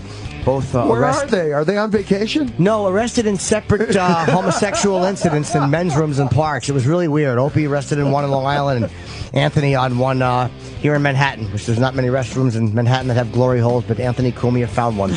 Both arrested. And David Lee Roth is here with us, of course, all day, and Jim Florentine, my oldest comedy friend, and Sam Roberts. And before Anderson Silva comes in, he's not here yet, there's a bit of controversy brewing. Because we had a hotline ringing before. Yes. And I don't know if it was Chris Jericho, if it was Jay Moore or Colin Quinn or any of these other people. I was trying to get Mike Tyson to come in today because I figured what a surprise for Anderson Silva if Mike walked in, although they like each other. You're fucking awesome. It would be great. It'd be amazing, but Mike is in Pennsylvania. I think he's got to fight his fighters fighting. Mike is livelier than ever. He's the best. I saw him doing the promotion like I started to say earlier, and he had two kind of young fighters, and he's pushing them. He's going, "Come on, I want you to say he's going to kick the motherfucker's ass, and you should be angry like you're going to kill the motherfucker." He's like coaching them into, guys, you got to get this colorful. You got to pump up the volume of it. This a little he bit. was the most lively and dynamic character on the screen right then. Huh? So I figured if he came in to surprise Anderson, it would be nice. But you never know. I don't think that was him calling in, but you just don't know. So we had no hotline, and Eric is saying that fucking Sal refused to do it. So I told Sal outside, I'm like, that's unacceptable. This is not a fucking not a hobby. Sal refused to do what? To work the screen phone. the calls. But Sal is angrily denying that and saying that's bullshit. That's not bullshit because I missed the hotline call, yes. But when I called him, I said, I need you in here to do phones. I'm busy, and he's yelling whatever. And I said, How did you miss the hotline? Here's what when I went in there and told Eric about the hotline, he had already said, Sal said that he wouldn't come in. Before this hotline even rang, he said that Sal had already said, I'm not going back there. This is starting to sound a little bit like Celebrity Rehab. It is. Yeah. Yes. They're building up a big wrestling match right here. So, Sal, what's the truth? So this. Oh, I'm sorry. No problem. Go ahead. So this is what happened. E-Rock calls me. He says, "Hey, come do the phones." I said, "I'm in the middle of something." He said, "Okay." He said, "Come do them right now. The show's more important." I said, "Okay." I'm sorry. Are you Anderson? No. This is Sal. I have my glasses on. I said, "Okay." Hang up the phone. I start walking back, and intern Tyler is walking back towards the producer studio as well. Mm-hmm. And he's walking back with breakfast, and I said, "Why do you have breakfast?" He said, "Oh, this is E-Rock's breakfast." So, which means that there was an interval of time where there was no one at the phone. Were his arms tired? I don't know. Okay. Which means that E-Rock didn't call me and say, "Hey, I sent intern Tyler out for my own personal run, my breakfast." There was when Eric never said that. So Eric sent him out with nobody on the phones. I didn't have to fucking explain that to you. I said, "Come do the phones," and you scream, "I'm busy doing something." We established that already. "We're doing the live show," and you hung up. This was established. You didn't call me when you sent him off of the phones to say, "Hey, come do the phones." You called me when he was returning already. There hasn't been anybody on the phones all day. That's bullshit too. We have been screening those phone calls. I've been watching him ring. I'm in here. in that last segment they were ringing. Yes, but all day. before we had people on hold. Ant called and there was descriptions, nobody, everything. and there was nobody screening his call. So Eric failed to inform me, saying, "Hey, I'm sending someone out, taking them off of that job that's being covered for you." He never said, "Hey, come back here and do it." So that's when whoever was on the hotline called, and Eric, don't try to throw me under the bus. I'm not and trying say to throw that. you under the bus for the fucking hotline. I'm throwing you under the bus because when I said I need you to come do the phone, I came back. I hung up and then I came you back. screamed, here, dude. "I'm busy," and then I said, "We're and then doing I said the I'm live busy. show," I hung and you up, I hung up the phone and then I came back here, dude. Lower your voice or I'm going to suplex you. You said, Eric, I love a good yelling match. Dave, does this sound like a Van Halen meeting? Not even close. That's a good show, by the way. It sounds like a meeting with management. So I said, okay, I said what I said, but I hung up the phone and I started walking back here, and then I saw Tyler walking here. So you failed to inform anyone here, that you took someone off of that position and sent them on a personal run. It's your own fault. Guys, Don't try to throw me under the bus, Eric. Getting thrown under the bus is colorful. And Eric, you said that you had already asked him to come back, and he had said no. I hadn't been on the phone at all today. Before the hotline I had rang. called him. I had called him for the phones before Sam You came called and talked me. I to never me. got a single call. I have Guys, zero texts or who gives calls a from flat you. fuck? Exactly. Thank you, Dave. Good point. Nobody gives a flat no fuck. one cares. We like to know how, when the machine breaks down, what happens, because there's a lot of stuff that goes on, and we might have missed a good call for you. But you don't need to discuss the ingredients in front of the clientele. I'll tell you one thing: the audience has had enough cake. They want to know how it's fucking made, and the audience has had enough shitty cake, and they want to know why the cake is terrible. So we're trying to tell them why the cake is terrible. I thought this icing was supposed to be sweet. Exactly. This icing tastes like shit. What happened? Yeah, well, who put the Sal salt? was supposed to get the sweetener, and fucking E-Rock sent somebody out to get something, so there's no sweetener. Whose fault is this, Sam? To wrap this up, I believe I gotta side with Sal on this one. It doesn't sound like Sal got the call until after the hotline, which means E-Rock was looking at an empty chair and not doing anything. And I said that I let's lunge ahead. Let's cut to the crash. Who do we think was on the phone? Who might that have been? Jericho? I believe it was Jericho. Okay, so let's put words in his mouth. And what would he have said had he had gotten through on the phone? this is a great interview. I really do. I enjoyed Van Halen a lot of times. You know, our band, we've been doing great, but you guys were a big influence on us. And Jimmy, great job. Even better than with Opie and Anthony. Those guys are giant albatrosses around your neck, and you should be making all the money. And I'm really enjoying the show today. Any price at all, you name it, kid. You name your price. That does sound like Jericho. That sounds a lot like Jericho. Yeah, and he's like, and by the way, I have my show on 6 cents every whatever it is, because he has a radio show on He XM. certainly does. He's a big metal guy, and he probably would have said, "I'm looking forward to American Degenerate tonight," and then I'm going to go ask you anything on Reddit. I'm going to ask you something on Reddit. I'm going to go to davidleeroth.com, and I'm going to see Jim Florentine and my cousin at Uncle Vinny's. And then we would have given him a pitch for his record. What's the name of his record? It's not. It's coming out in a few weeks, and he's That's touring not with the title. What is the title? I'm not sure what the title is, and he's touring with Saxon. Okay, but it's a for real record. It's a for real. It's a real deal. record. What is the name of the band? It's Fozzy, and it's about their 4th or 5th records coming out. Why is it called Fozzy? That was, I think, a play on Ozzy or something else. And he's been doing it for many, many years, since I first started coming on Opie and Anthony, like 2000.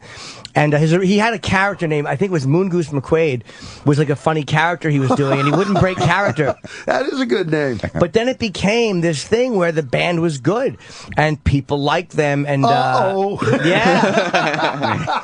They don't, you know what I mean? It's almost like it's like the movie The Producers. We got to create a flop, there you go, and then we will make $1 million in the overages of the taxes that don't get paid. Oh no, it's a success! Yeah, yeah. And they do Springtime for Hitler, and lo and behold, it's a smash hit, and that's a catastrophe. That's right? Yeah, exactly. So, but now for Chris, it's good though, because he probably doesn't want to wrestle as much as he used to. I mean, you know, how long is Chris? He's been wrestling for a while, long time. Right? Yeah, he looks way younger than the kinds of distance that wrestling puts on you. You know, that's high impact.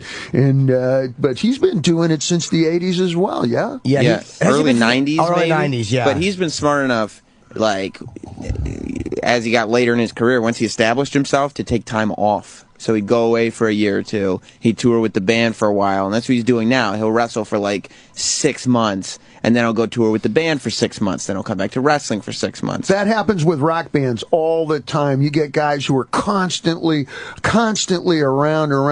After a while, they can't sell tickets, and it's completely overly familiar, whatever. We in Van Halen, we're on the James Bond schedule, I call it, every 3.5 years. if the new James Bond movie comes out. Any sooner, and the first thing you hear is, weren't you guys just here? Right. That's the worst. You never want to show up at a party in the apartment and have somebody go, weren't you just here? Yeah. Ow. You want that little bit. As my grandmother said when my first girlfriend moved away, distance makes the heart grow fonder. Yeah. She did say that to me. And the relationship lasted 6 times as long because you were never at home? That's a success? I have not seen the girl since, and that was 5th grade. If I keep going back to the same porno, is that a relationship? Technically, yeah, but it's not just with the women. It's with the guys in it, too. You're involved with all of them if you keep going back to the same one. No, but do you rewind it to the beginning, or you keep it right at that spot and pick it up from there? I ran into a serious issue with that, with conditioning. I'm a very eminently conditionable guy, and in the late 80s, I ran into a problem to where I was rewinding, and pretty soon I couldn't get off unless I was with 2 chicks who pretended like they were moving really fast backwards. Which is... I'm not kidding. I know you're not. Believe me, we know you're not. That's the beauty of it.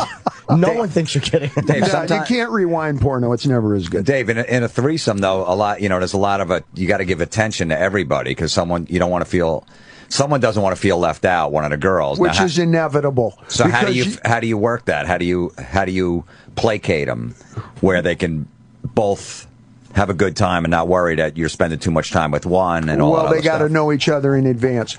If you really want to know the truth, the mechanics of this, they got to know each other in advance, and it has to be their idea. Because if you're going to be the mechanic, if you're going to be the master cylinder, and you're going to bolt that shit together, it's usually glued together with Jack Daniels and a lot of bullshit promises that you can't keep because it's 4 a.m. But it's got to be their idea. So it was better, like after a show, you wouldn't just pick 2 random ones, 2 girls that were hanging out backstage that didn't know each other. That usually ended in a disaster. Yeah. 2 friends worked way better. Oh, absolutely. And do you have to witch doctor it into their head? So, like, it's your idea, but they think it's their idea. No. They'll know in advance. They've already figured it out. They got the logistics, and that is a standard, okay? If you think you're going to put it together, okay, you talk about mechanicking it, like, okay, what's one of the tricks? Oh, I know. You leave some of the Penthouse magazines laying around. And I did that one. And guys, all of us think we invented that shit. And she picks it up and goes, oh, do you like this stuff? And you act surprised and go, why? Do you?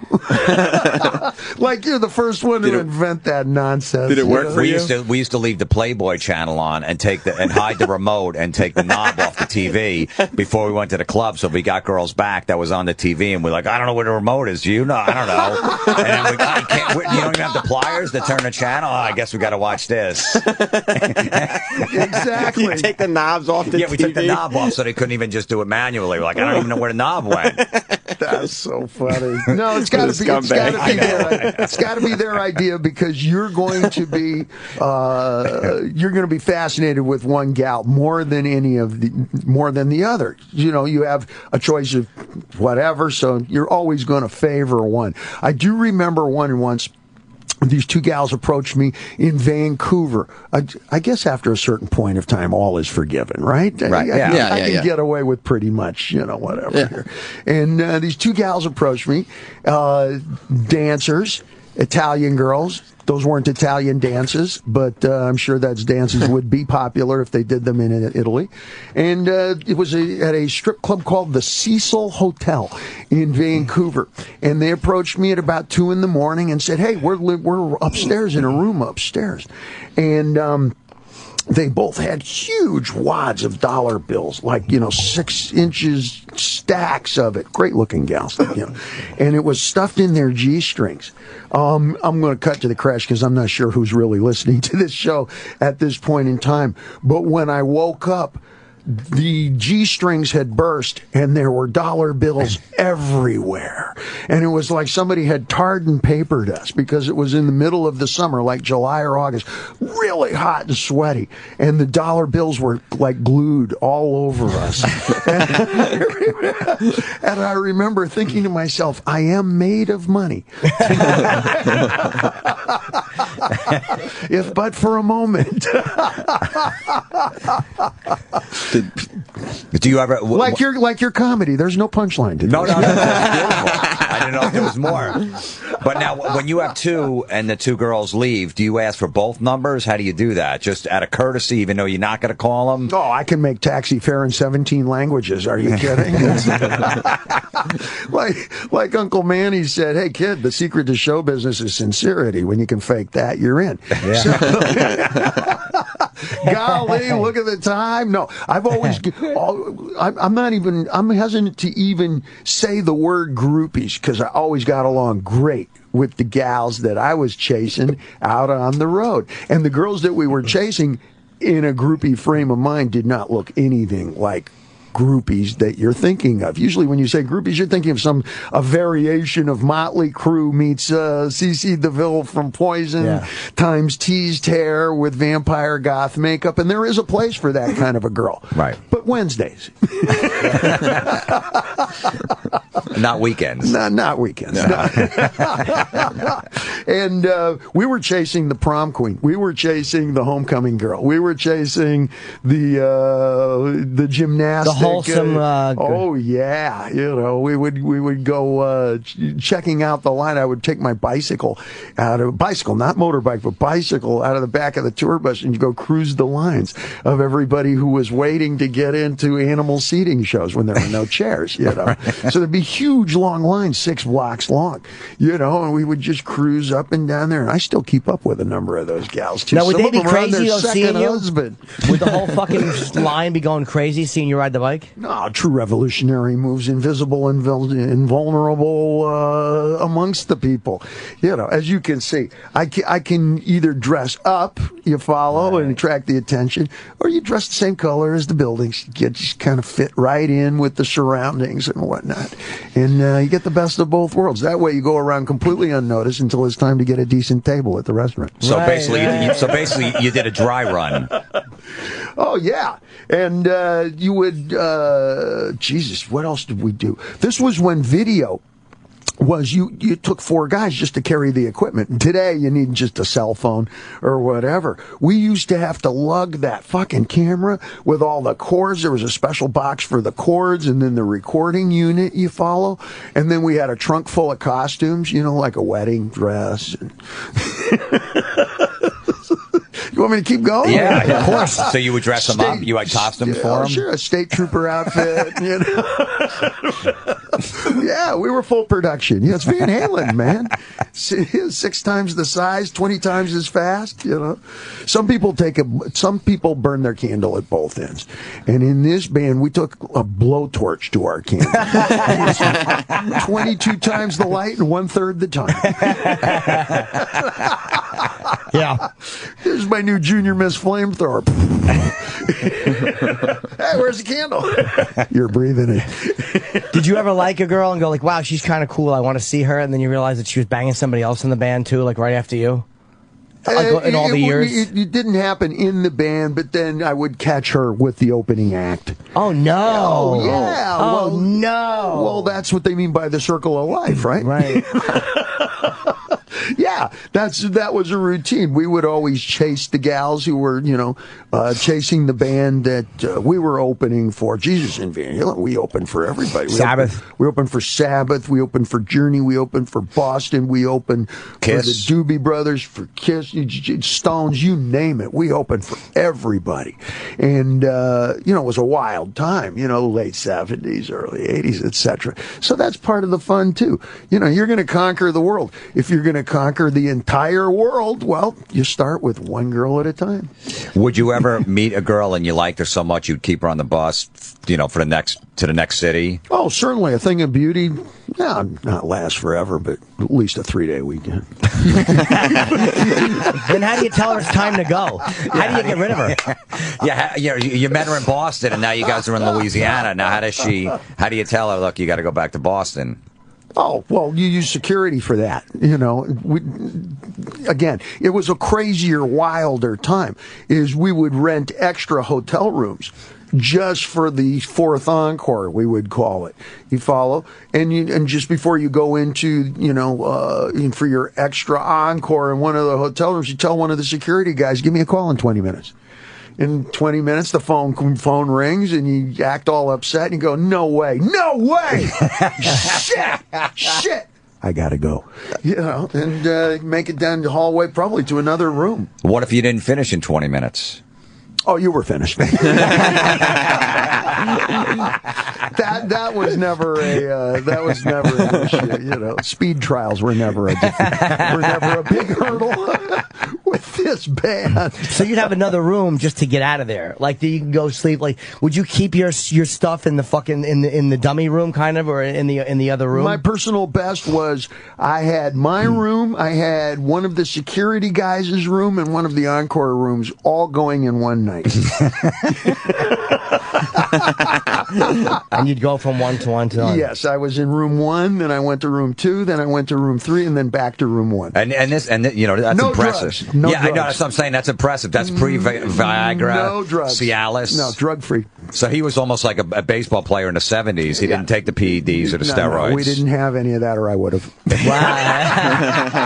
Have you taken it since? Cialis or any of that stuff? Viagra, I take it. Oh, I've tried it, You like it? It's, I got it mixed up with my heart meds one point, and I thought, wow, this stuff really is improving my circulation. Well, isn't that how it came to be? It was for Viagra, yeah. It was supposed to be preventative for heart attacks. Oh, I'm lucky that we didn't have that stuff. Are you kidding? If we had steroids and and all the stay hard pills, whatever, the Cialises and everything like that, I would have killed myself years and years. You would have been renting out 6 rooms years and years ago. I would have died. You would have had to have beaten my dick to death with a baseball bat. It would have been so full of calories. Yeah, it's funny. I take it now, and a lot of times I don't have anything to do, no girl, but I'm just sitting there. You just take it, the daily medication, like it's your vitamin? Let's just say you get your hopes up for no reason, and then you're just jerking off really impressively. Like a Boy Scout, always be prepared. Yeah, but there's nothing worse than when you're prepared and no one shows up, and you're like, well, you can't get unprepared once you're prepared. So sometimes I'll just put on my spandex pants alone. And just I've done that. I put on my spandex shorts and take pictures of it in the mirror. Do you send them to anyone? Yeah. You do? Yeah. Really? Are you sending dick pics to people? The question is, when am I not? Yes, always. Always. Okay. This is more prevalent and way more popular than I ever thought it would be. Somebody had mentioned that people were doing that when I first moved back into New York City, I don't know, 10 years ago or whatever. And then Anthony Weiner shows up, and now, word bounces. I think we have some special guests here. We certainly do. I think we got real guests. We could bring Anderson. He's way more interesting than Anthony Weiner. Yeah. I love that he's walking around in spandex pants with an erection. By alone. myself. You did your own photo shoot? Yeah, just with my cell phone. I'm so happy. Bring your guests in here. Yeah, you stay and. Come on in, guys. We're on the air. Yeah. Hello, sir. What's up? Anderson, good to see you. Good to see you. Dave Roth, Anderson, how do you do? Hi, Dave. It's my pleasure. Pleasure. How's it going? How you doing, Jim? Hi, Jim. Come on in there. Hey, guys. How are you? Good. We're on the air. Here? Yeah. There we go. We're in the presence of royalty here. Where are you from, Anderson? Where you come from? Brazil. Brazil? Where in Brazil? The part, and I born in São Paulo, but I live now in LA. Why did you move to Los Angeles? For a long time, because my manager is Ed Suarez, living in LA, and my business in LA. I have my school in LA. What's the name of your school in Los Angeles? Muay Thai College. Muay Thai College? Is that your first? Was that your first sport? Muay Thai? Yeah. This Taekwondo and Muay Thai. How old were you when you first started Taekwondo? Oh, long time. 8. It's popular in Brazil? Yeah. Which is more popular, karate styles or Muay Thai or Jiu-Jitsu? Jiu-Jitsu's the number one, eh? Yeah. When did you start that? Start when you were a kid? Yeah. And have you always known about mixed martial arts? Yeah. It's always familiar because there was a time when that did not exist. In the United States, how long has mixed martial arts been? It's been here for a while, but it became popular, I think, with Hoist Gracie after in the Ultimate Fighting is when we in the U.S. kind of became aware of it, was watching this small Gracie beat up 300-pound guys and tap out 300-pound guys. But when did the legendary, the Gracies? Yeah. Was that what attracted you to it? Was the fact that a smaller guy could beat somebody of a greater physical strength, or what brought you to mixed martial arts? What do you say? What made you go to from Muay Thai to mixed martial arts? Oh, because I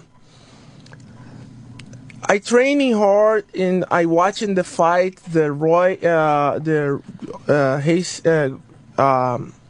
Hoist Gracie, and my friends training jiu-jitsu and talk to me. Hey, look, this is Hoist Gracie fight. It's good. This is the ultimate fight. But I training is normal. One day, my teacher talked to me. Hey, you ready for the MMA fight? And, no, this is danger. I know training MMA, but I start the training the jiu-jitsu, the Nova União in Curitiba. And were you scared of it when you first started it because you thought it was dangerous? Yeah, and my first fight in the city is the Cuiabá, Corumbá in Brazil. Now we're at a point now with Anderson, and for those of you that follow UFC, you're for the first time in a long time, you're the ex-champion of the middleweight division, and I was at the fight, and it was a very shocking thing to see.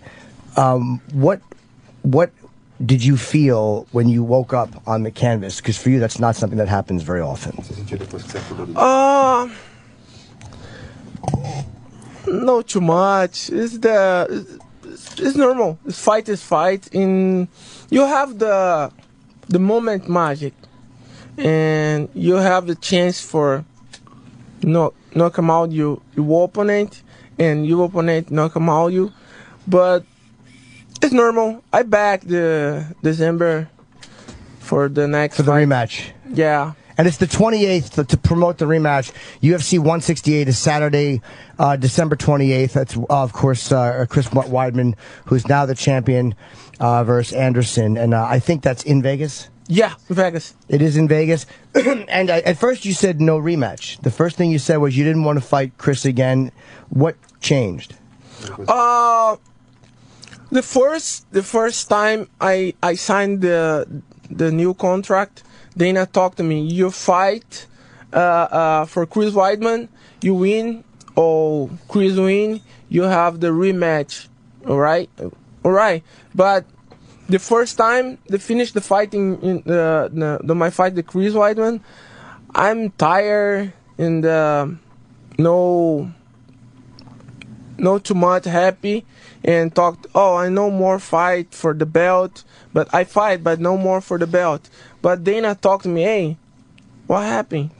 This is normal. Let's go. Do you feel because do you feel you lost giving it your best fight? Because it was, you were taunting him. Do you feel like you lost giving it your best, or do you feel like you didn't want to lose that way? I train hard for win all the time, but sometimes you don't have too much chance for win. The Chris Weidman is the very very very strategy, and you focus straight, and that's it. Sometimes you have the good working, sometimes bad working. Well, no, you train hard for the fight. You were in shape to fight. You were ready to fight. But I mean, in the moment, like in that moment when he tagged you and you went down, were you in a moment like you wish you could take that back and have been fighting harder? Because it didn't feel like you were giving your ability in that moment. It felt like, because you're such a great fighter, that he caught you kind of in a moment where you shouldn't have been in that moment. Does that make any sense? Yeah.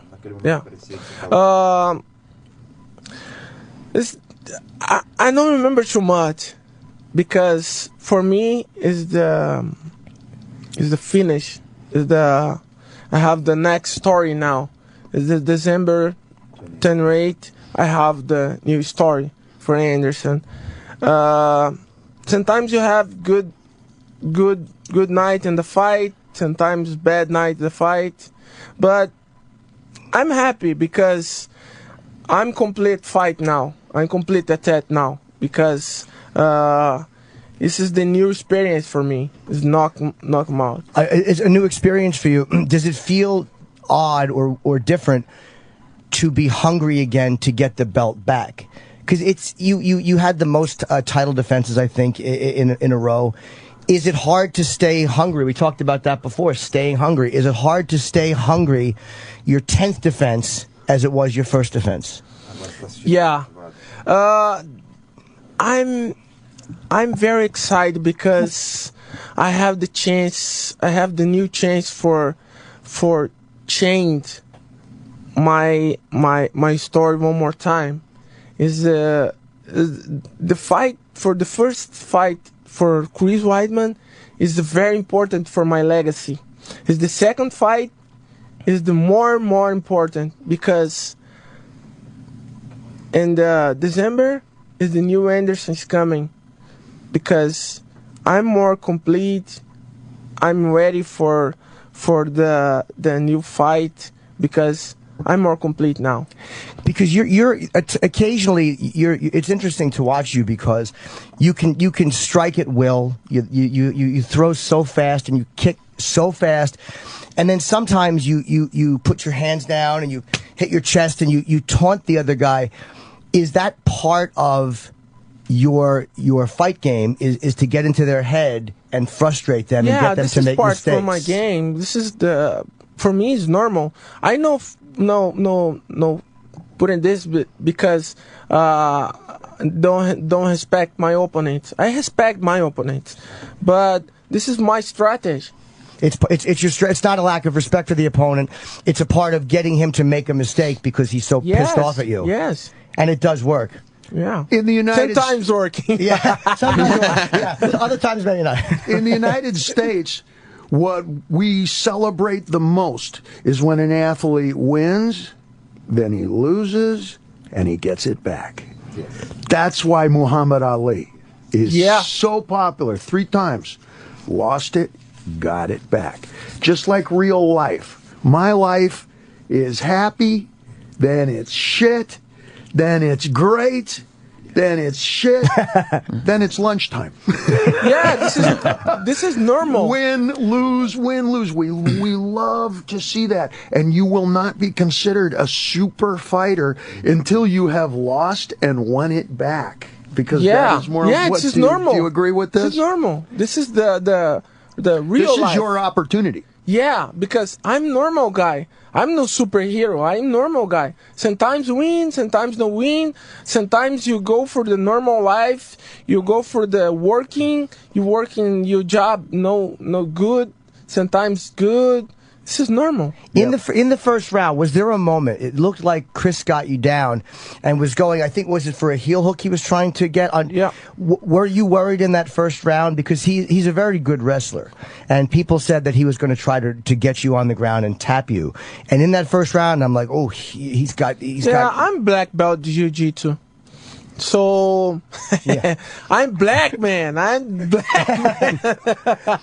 So you're not worried about his wrestling? Yeah, the Chris is good wrestling and the good jiu-jitsu training is good jiu-jitsu for the Gracie Academy.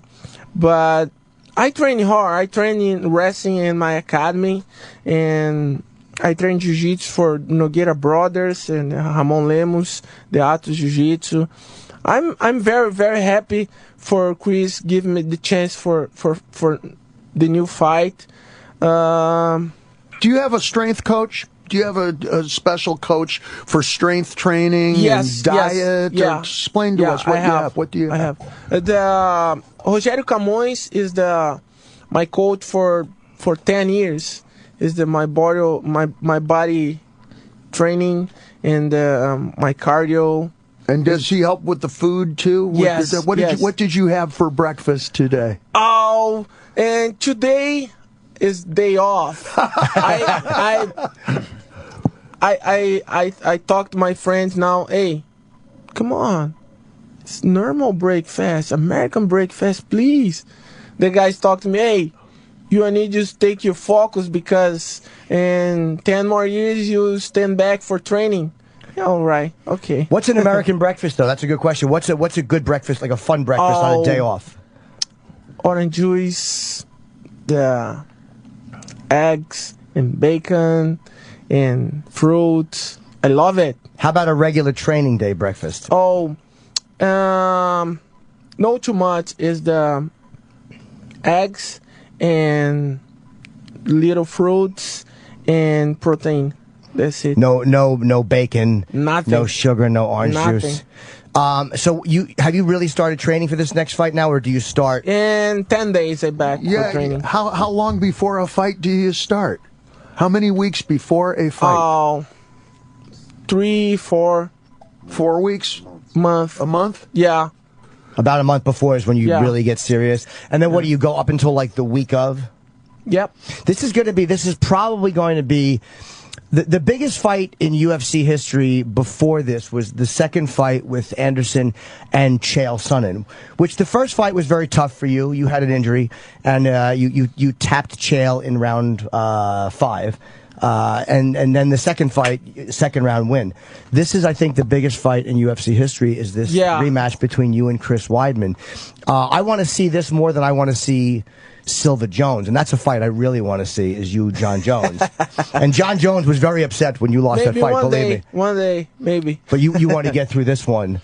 Yeah, I take my focus now for my rematch, and I finished my rematch. I talked to Dana for the future in UFC. How much do you walk? What weight do you walk around at? Because you're 185 when you fight, but you 205 is light heavyweight. What weight do you walk around at? 188, 189. Oh, you walk around at fighting weight? Yeah, sometimes 205. Okay. I walk around at about probably 145. I'm trying to get down to 130. You know your way around the fight game, man. Well, you're pretty well up on all of this. It's from just watching these guys, you know what I mean? Because I do a little ab work, nothing like these guys do, a little bit of cardio. Do you do interval training? I just started doing interval training. That's the response that deserved. He laughed at me. One long interval between the training sessions, huh? Yeah. No, why don't you ask him if he does hot yoga while you're at it? I've tried hot yoga. I know you have. I know you have. I couldn't do it. Yoga's good. Good. Can you do hot yoga like the I can't do it. Like I told the mom to my wife, hey, you need to practice yoga for relax, please. Oh, you get your wife to do it? Yeah. So you do it or you don't? No. He doesn't. All right, he's basically saying that. Well, we used to call it stretching and warming up. Now it's called yoga and Pilates. But how far do you run? Because I can't go very far. Yeah, sometimes I don't like to run. No, I don't eat. It sucks. Yeah, it's too much. So what do you do for cardio? I training the specific training and the regular training in the academy. I go for the pool. Oh, the pool? Yeah, but running, I don't running too much because sometimes it's different. For training, I prefer the real training for MMA and. So you basically just fight every day? Yeah. That's what your training is you fight. You don't like a whole lot of the jogging, or you don't like yoga or any of the ballet or any of the other stuff. But there are guys that have said they took ballet who are in the fight game. What boxers have taken ballet because they said it helps with the foot movement. Yeah, I trained in ballet for a long time. Oh, you did? Yeah, my mom put me in ballet, but for a long time ago. And did that help with kids? with your foot movement? Yeah. Now you seem to really like kicking people.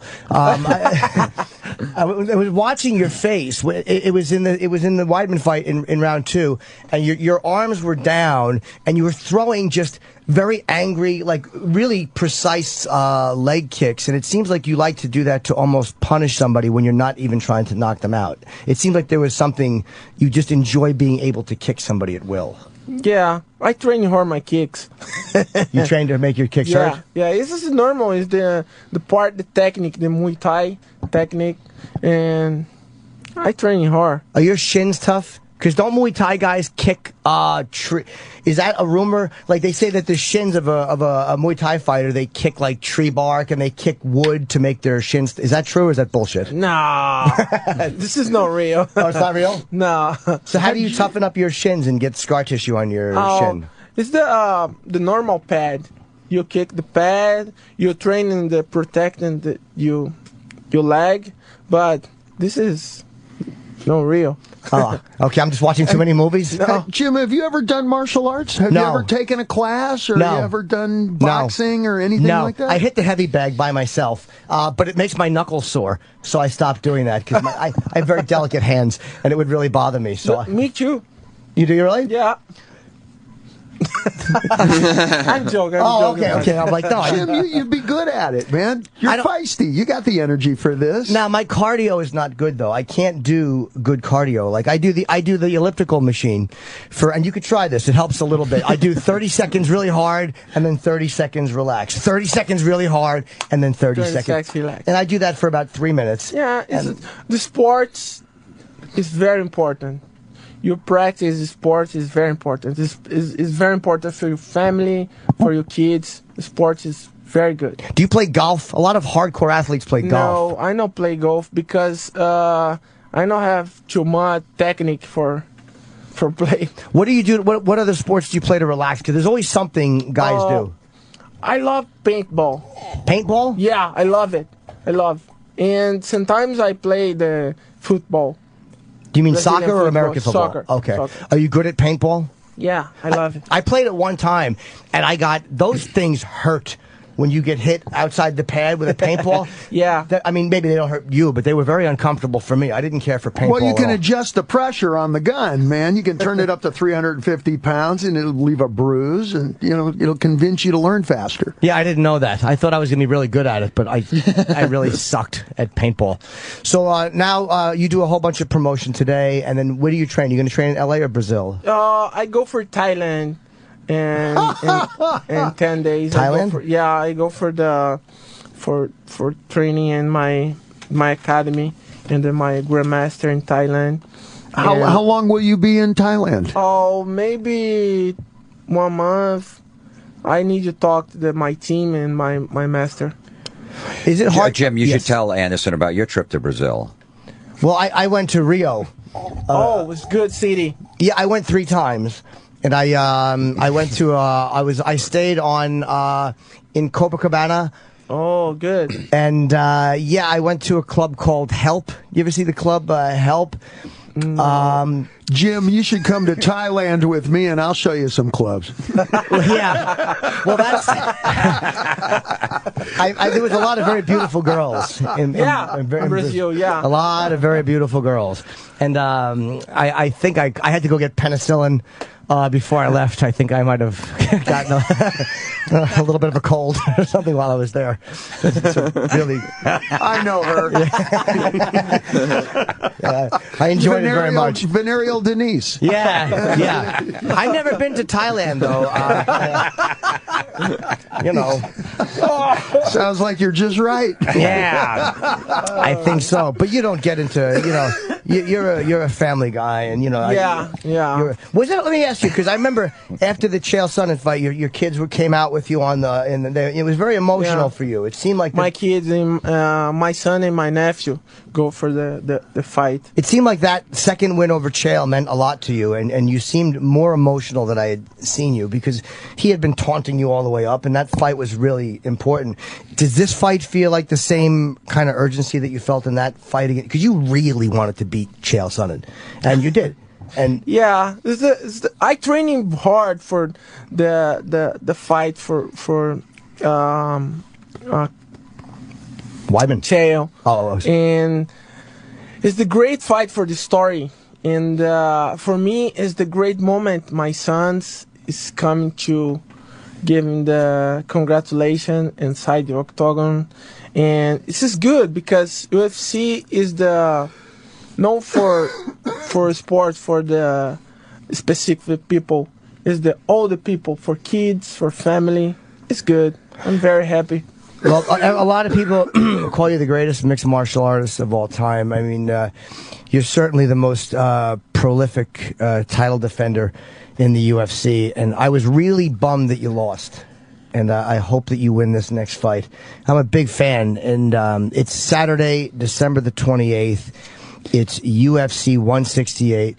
It is Weidman, who's now the champion, and you're fighting to get your belt back. And I guess we're going to see a bit more intensity in this than the first, because you looked prepared in the first one, just not at that one moment. Yeah, but Chris Weidman is the new champion. The people need to respect to you. But this is the sport. It's normal. It's the rematch. But I respect Chris. I training hard for this fight, and I need to say thank you, Chris Weidman. Thank you, Dana and UFC and the people in the United States, because I live in the United States now, and the UFC changed my life, changed the life of my kids and my wife. And I need to say thank you for guys in the United States, for the people in the United States. And I love my job. I love my working. I love FC. I go back. All right. Well, should we take a quick break and then wrap up the show? It's a little after 10. You want to do that? Yeah, sure. We'll take a quick break, and then we'll come back and wrap up all the plugs. And UFC 168, it is Saturday, December 28th, the great Anderson Silva. I love you, and I hope that you win this fight. Thank you. Good luck to you. It's a pleasure meeting you. Yeah, good meeting you. God bless, people. The Opie and Anthony Show on Sirius XM. The Opie and Anthony Show. The guys are back from the toilet. Now, back to our show.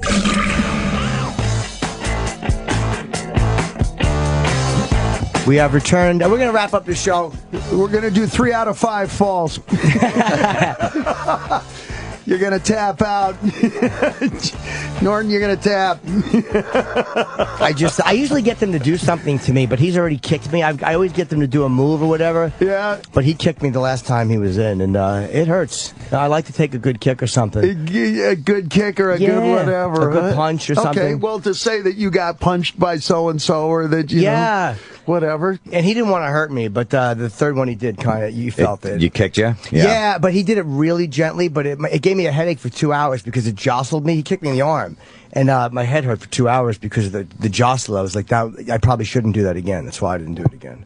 Well, this is his big opportunity, you know. Like I said, America, we love it when you embrace victory and defeat, and then you come back, and get it again. You know, all the best movies are like that. No football movie is about they got together, they won again, then they all got married and their kids won. Right?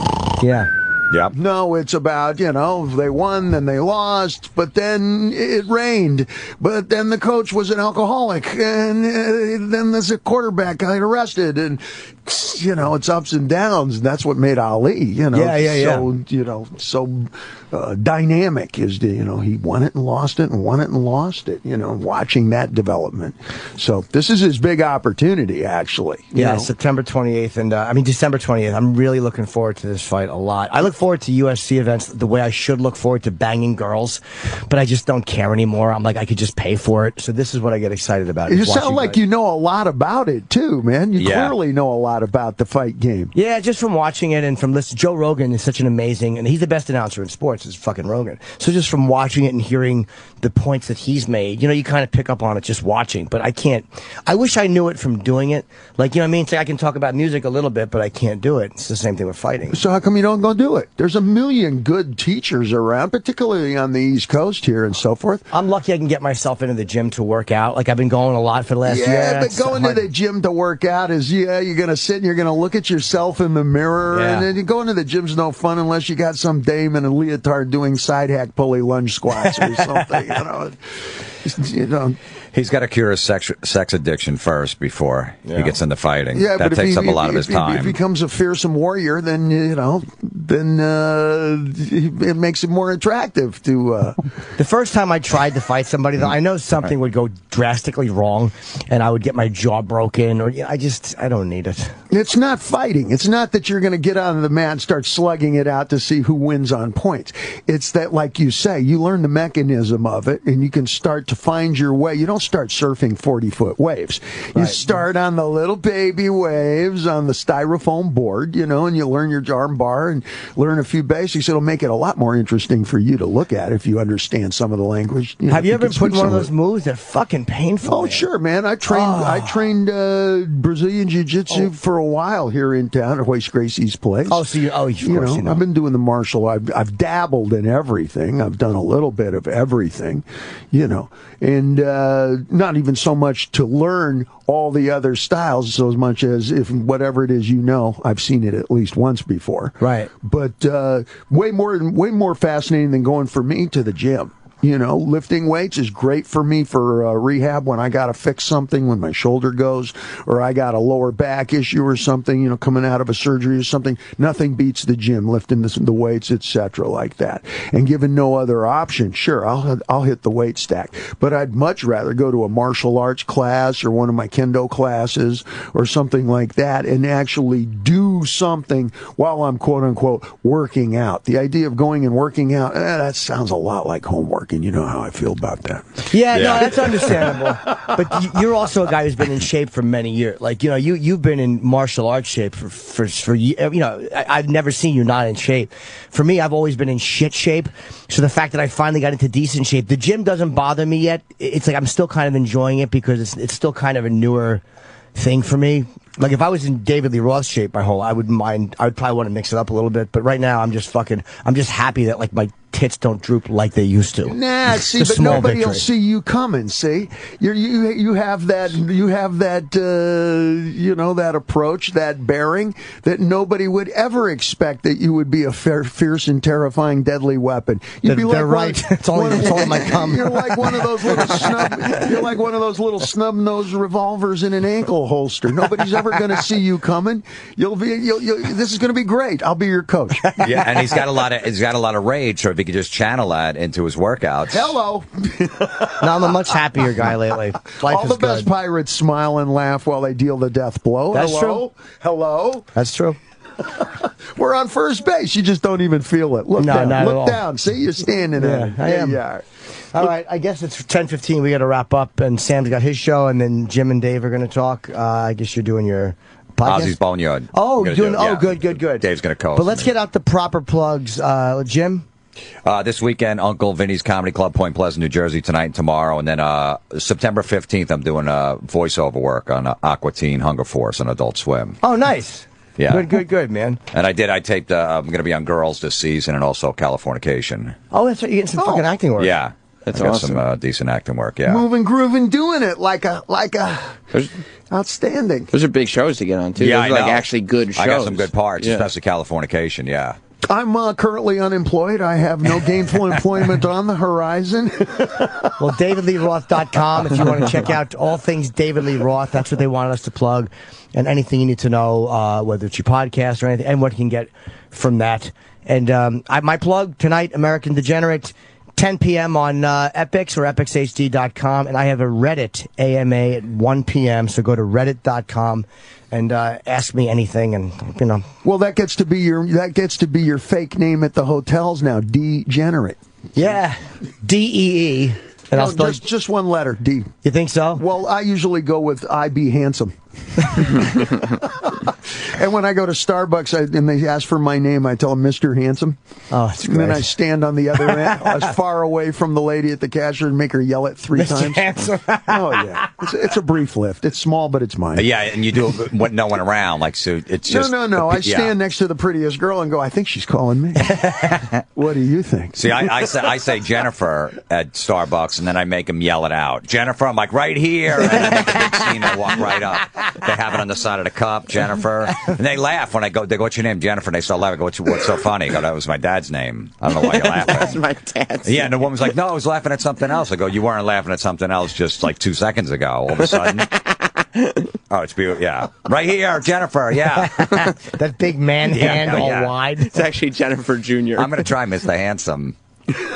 No, it's a brief lift. I feel good. I also use it at the hotels frequently, so that, you know, first thing in the morning, the room service lady goes, "Yes, Mr. Hanson, how may I help you?"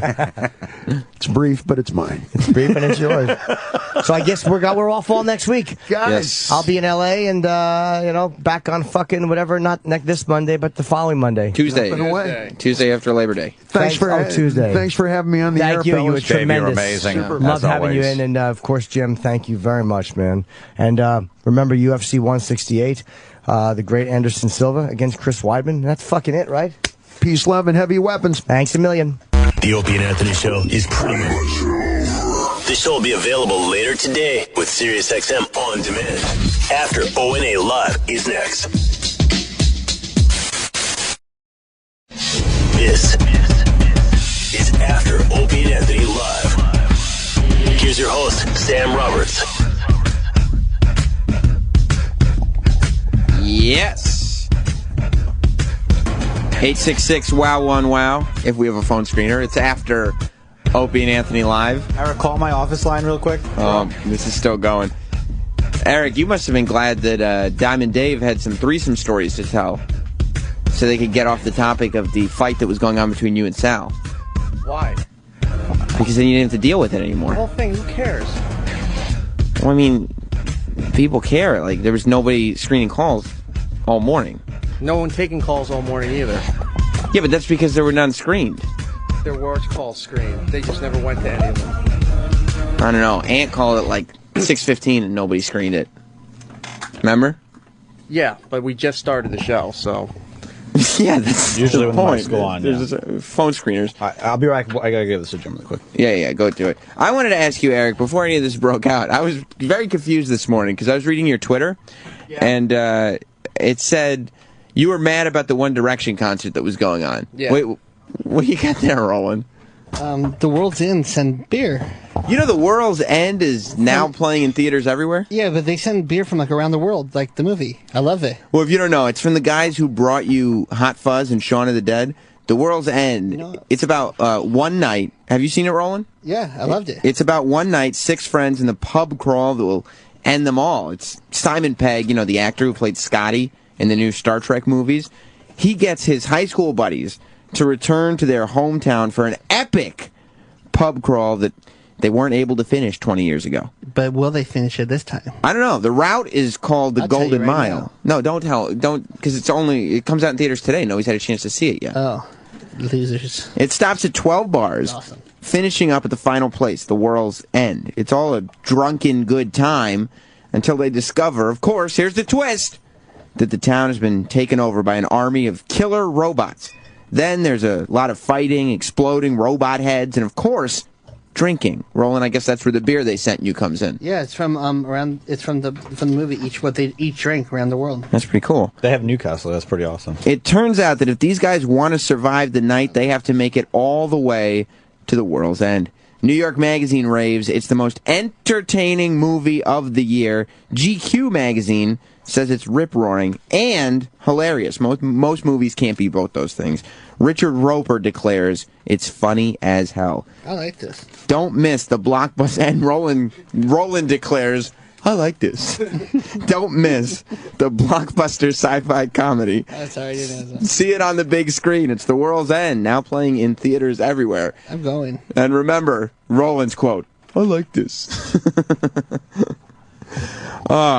Eric, what I was confused by was, so the whole area that we work in was all a buzz, even at like 5 o'clock, 5:30 this morning. Yeah. Because One Direction was playing the Today Show. Right. Now, the buzz was not about the band playing at Fox News, correct? No, it was playing at the Today Show. Who was playing at Fox News? Do we know? I don't even know. Once again, there was no banners. No. I don't even think the barbecue people were there. Roland just came in and dropped a box on Sal's head. Yeah, once again, I believe there were more band members on stage at the Fox News concert than there were actually in the audience. That would probably be correct. Yes.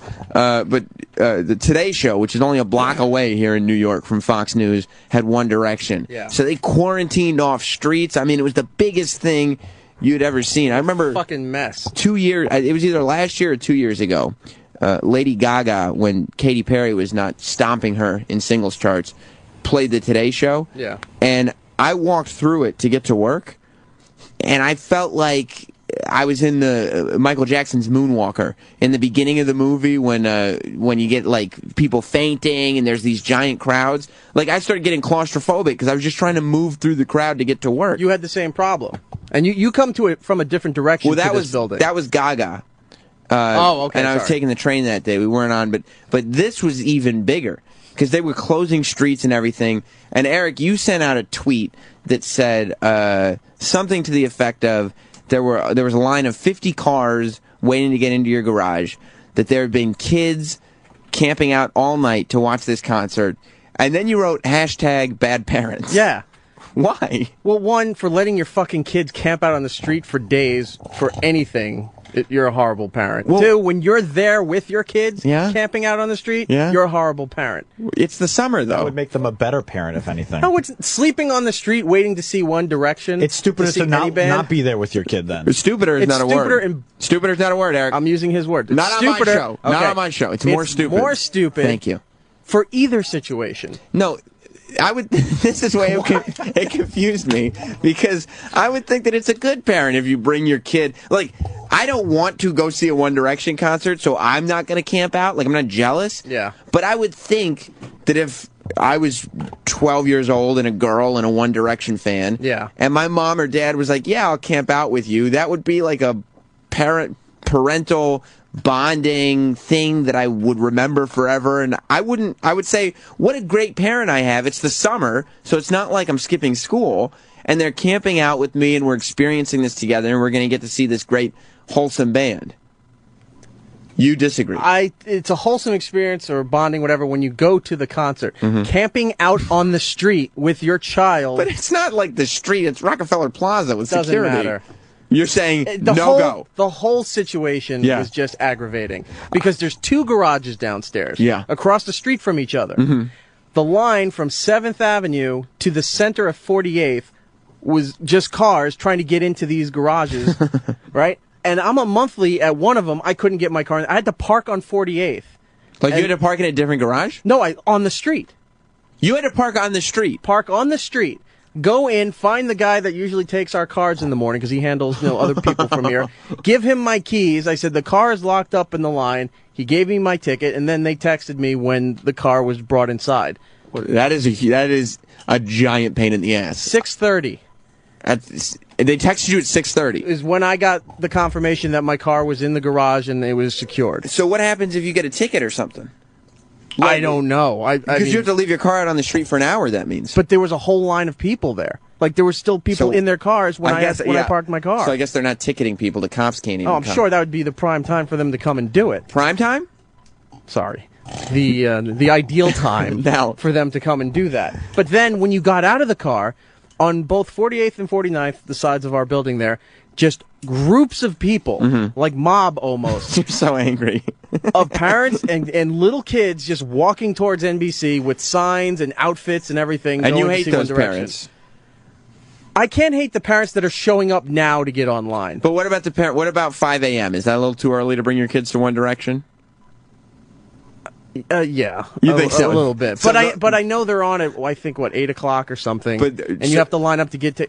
I Right. get showing up morning of to do it. So what time is the cutoff time for bad parenting? Because like if you show up at 2 a.m., that's kind of like you're camping out. Yeah. So 2 a.m. are those good parents? The people already on the line, not camping, that were coming with their kids are fine. But what time does it make for a good parent or a bad parent? Because if you show up at 2 a.m., are you camping since you got to be there for several hours and 2 a.m. is pretty much the middle of the night? Pretty much. Okay, so 2 a.m., bad parents. Yeah. Okay, 3 a.m., bad parents? When you show up with blankets or a fucking comforter or something. Okay, so what if you show up at 5 Or a a.m.? chair. What if you show up at 5 a.m. but you brought a chair? Bad There's parent? no need for that at that point to have a chair at 5 a.m. So saying bad parent? No, at 5 a.m. it seems acceptable to start lining up for this thing. 4 a.m. Not 2 days ago. After 5 a.m. How about every this? day, though. So How what about does this? it matter? How about this? 4 a.m. Yeah. Chair, no blanket. Good parent or bad parent? No, that's still bad parent. Why? Because of the chair or because it's 4 a.m.? Because of the chair. What if you brought 2 chairs, one for you and one for your kid? Good parent, bad parent? Hit him with the chair. Bad parent, you're saying? Bad parent. See, I feel like they're good parents for like going out of their way to experience something that they're going to be uncomfortable doing, but they do it for the joy of their kid. Yeah. You're saying bad parent. Bad parent. And why exactly? I understand you want to do something nice for your kid. I get that. Right. But camping out unacceptable. a night before, 2 nights before on the fucking street. Okay, so tell me this. Cub Scouts. Siwanoy. Automatically bad parent. You put your kid in Cub Scouts. Okay, well, I was in Cub Scouts. I was too for 1 year.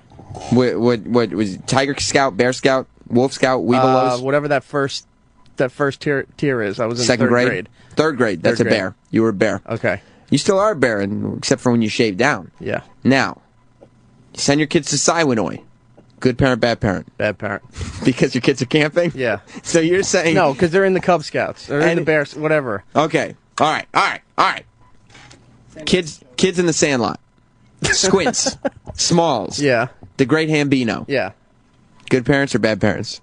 That they're allowed to play in a sandlot? No, they were up in that treehouse making s'mores. I believe they had a porno magazine, and they were doing the one thing that no parent should ever allow their child to do. They were camping out overnight. Good parent or bad parent? Wait a minute. Was that on their? I'm trying to remember. Was that on their property or was that just in the woods? Technically, it was in the air. It was in a treehouse. But where was the tree? It was on their property. Good parent. Okay. All right. So it's a matter of property. That's fine. What if they were at a campsite like Siwanoy? And they had a tree house? Yeah.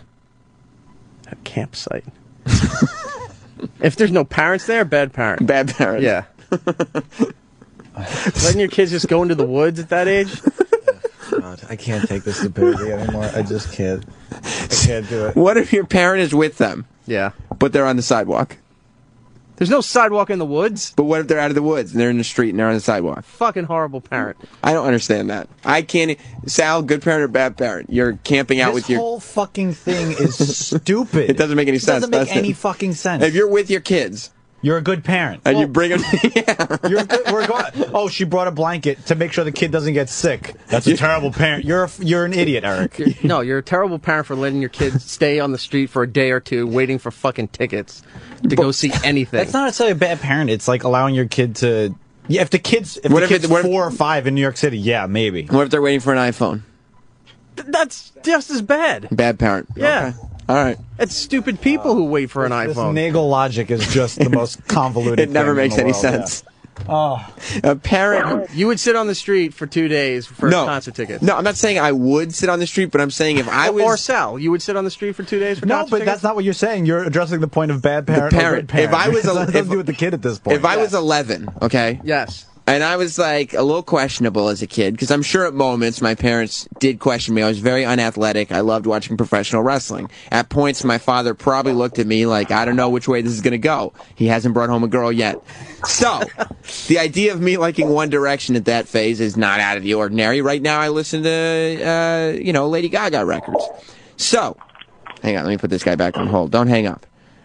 So, I'm 11 years old. I want to see One Direction. I'm like, yeah, but we got to camp out, Dad. And my dad's like, you know what?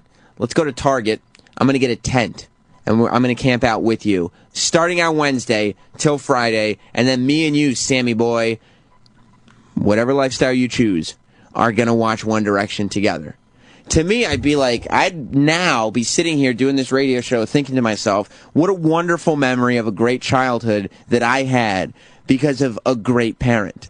Eric, you would say the reverse, that my dad making that decision is irresponsible parenting and maybe grounds for calling the authorities. No, I didn't say your dad needed to be arrested. Okay.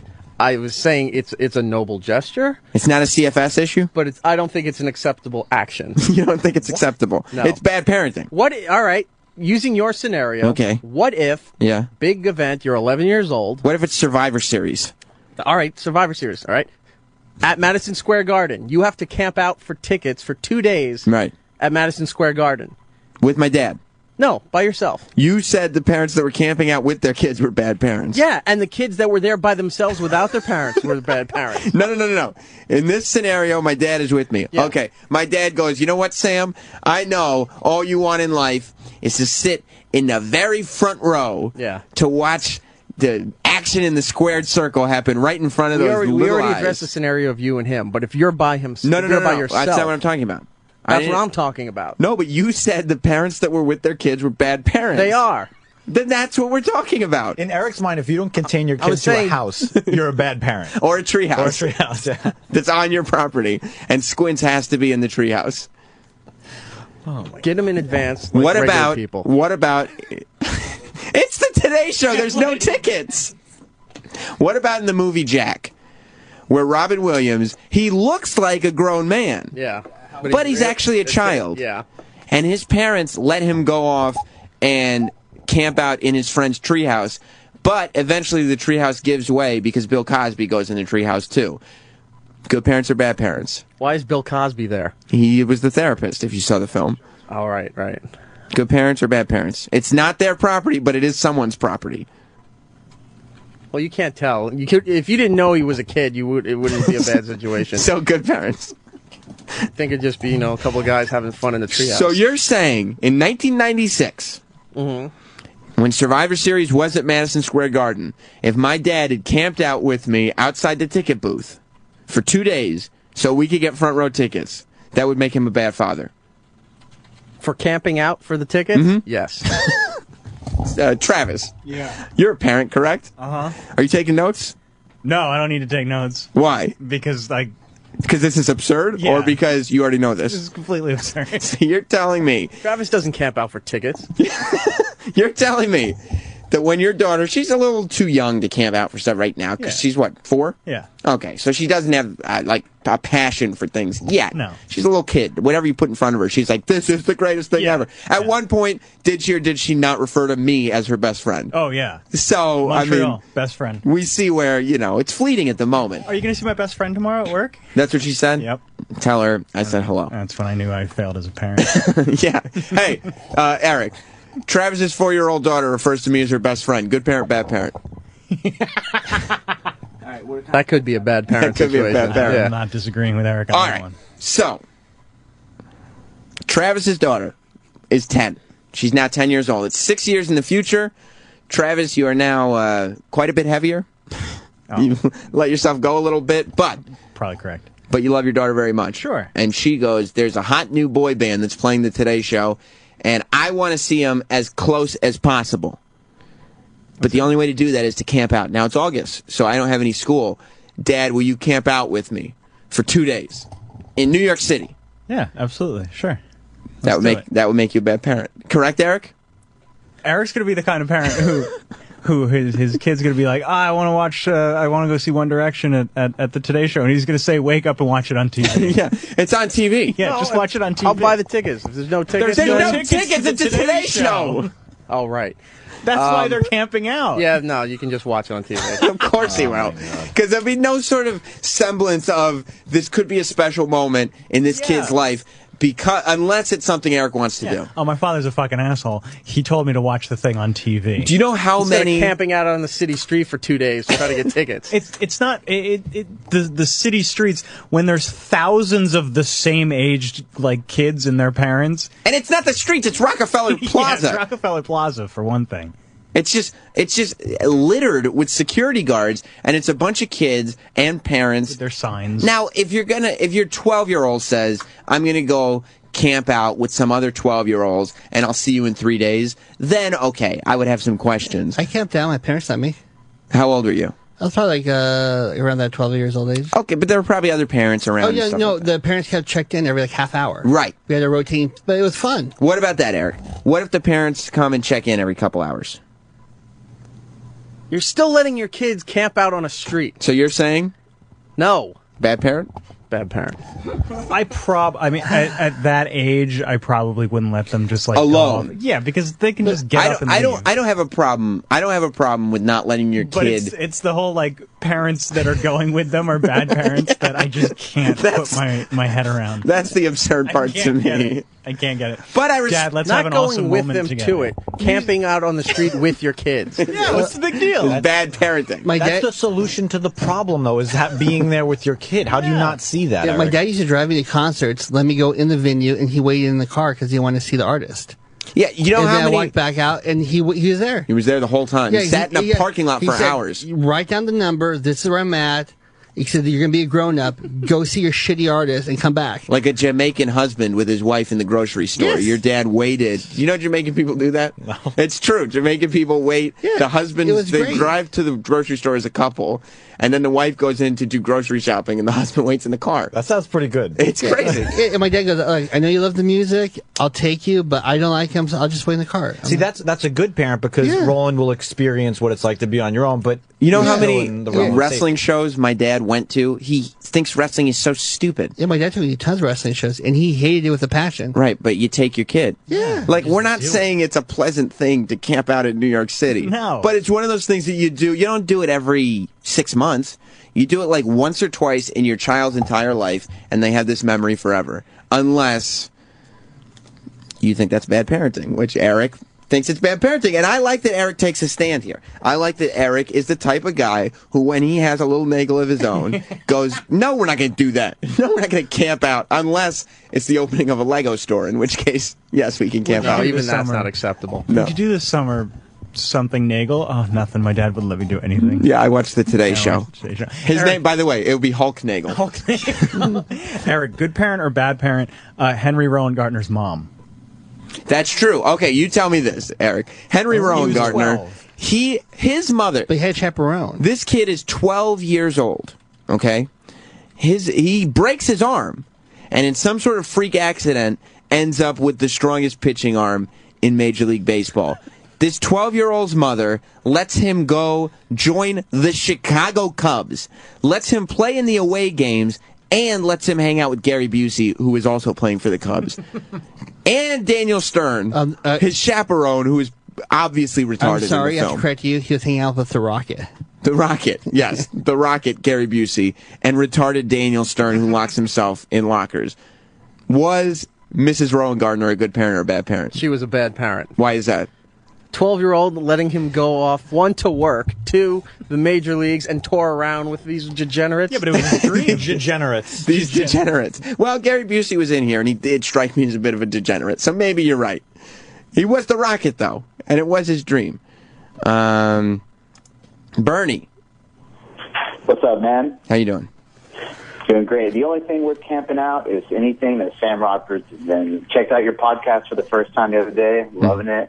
Love Okay. you, professional broadcaster. That's all I got. Thank you very much, Bernie. What happens if that? What happens if you had to camp out for 2 days to listen to a Sam Roberts Show online podcast? Would you let your kid do that? The fact that you would let your kid listen to that is a bad parent. Maybe you're How right. you get to it is even worse. Well, the thing is, Maybe you, you're you right. camp out on lines, and when you grow up, you go to Bonnaroo. Then you can't. That's how it works. Maybe that's why it's bad parenting. Maybe Eric doesn't want to raise a little jam band kid who's going to music festivals all the time. You don't want your kid going to music festivals, do you? I don't mind going to the festivals. I don't What want if it's a them- what if it's a camp two, out. well, okay, here's a question. What if it's a 2-day festival? I'm not going to that. Dan in Kentucky. Hey, I don't care if you have the best kid in the world or the greatest kid in the world or the worst. It doesn't matter. Take, for example, the asshole in Cleveland who kidnapped those girls. Yeah, but what if there's a parent? Why What would if you let your Why would no, you no, let your kid? you're missing the camp out point. anywhere? What if the parent is with you? Like if you're with your kid. Doesn't matter. Who's to say the parent can't get shot and your kid disappears for 20 years? Well, then don't take him Okay. anywhere. All right, Dan. Well, I like that could how he happen. thinks. That could just as easily happen at a Hey, grocery Sam, store. I think we got Eric's brother on the line. Yeah, wait.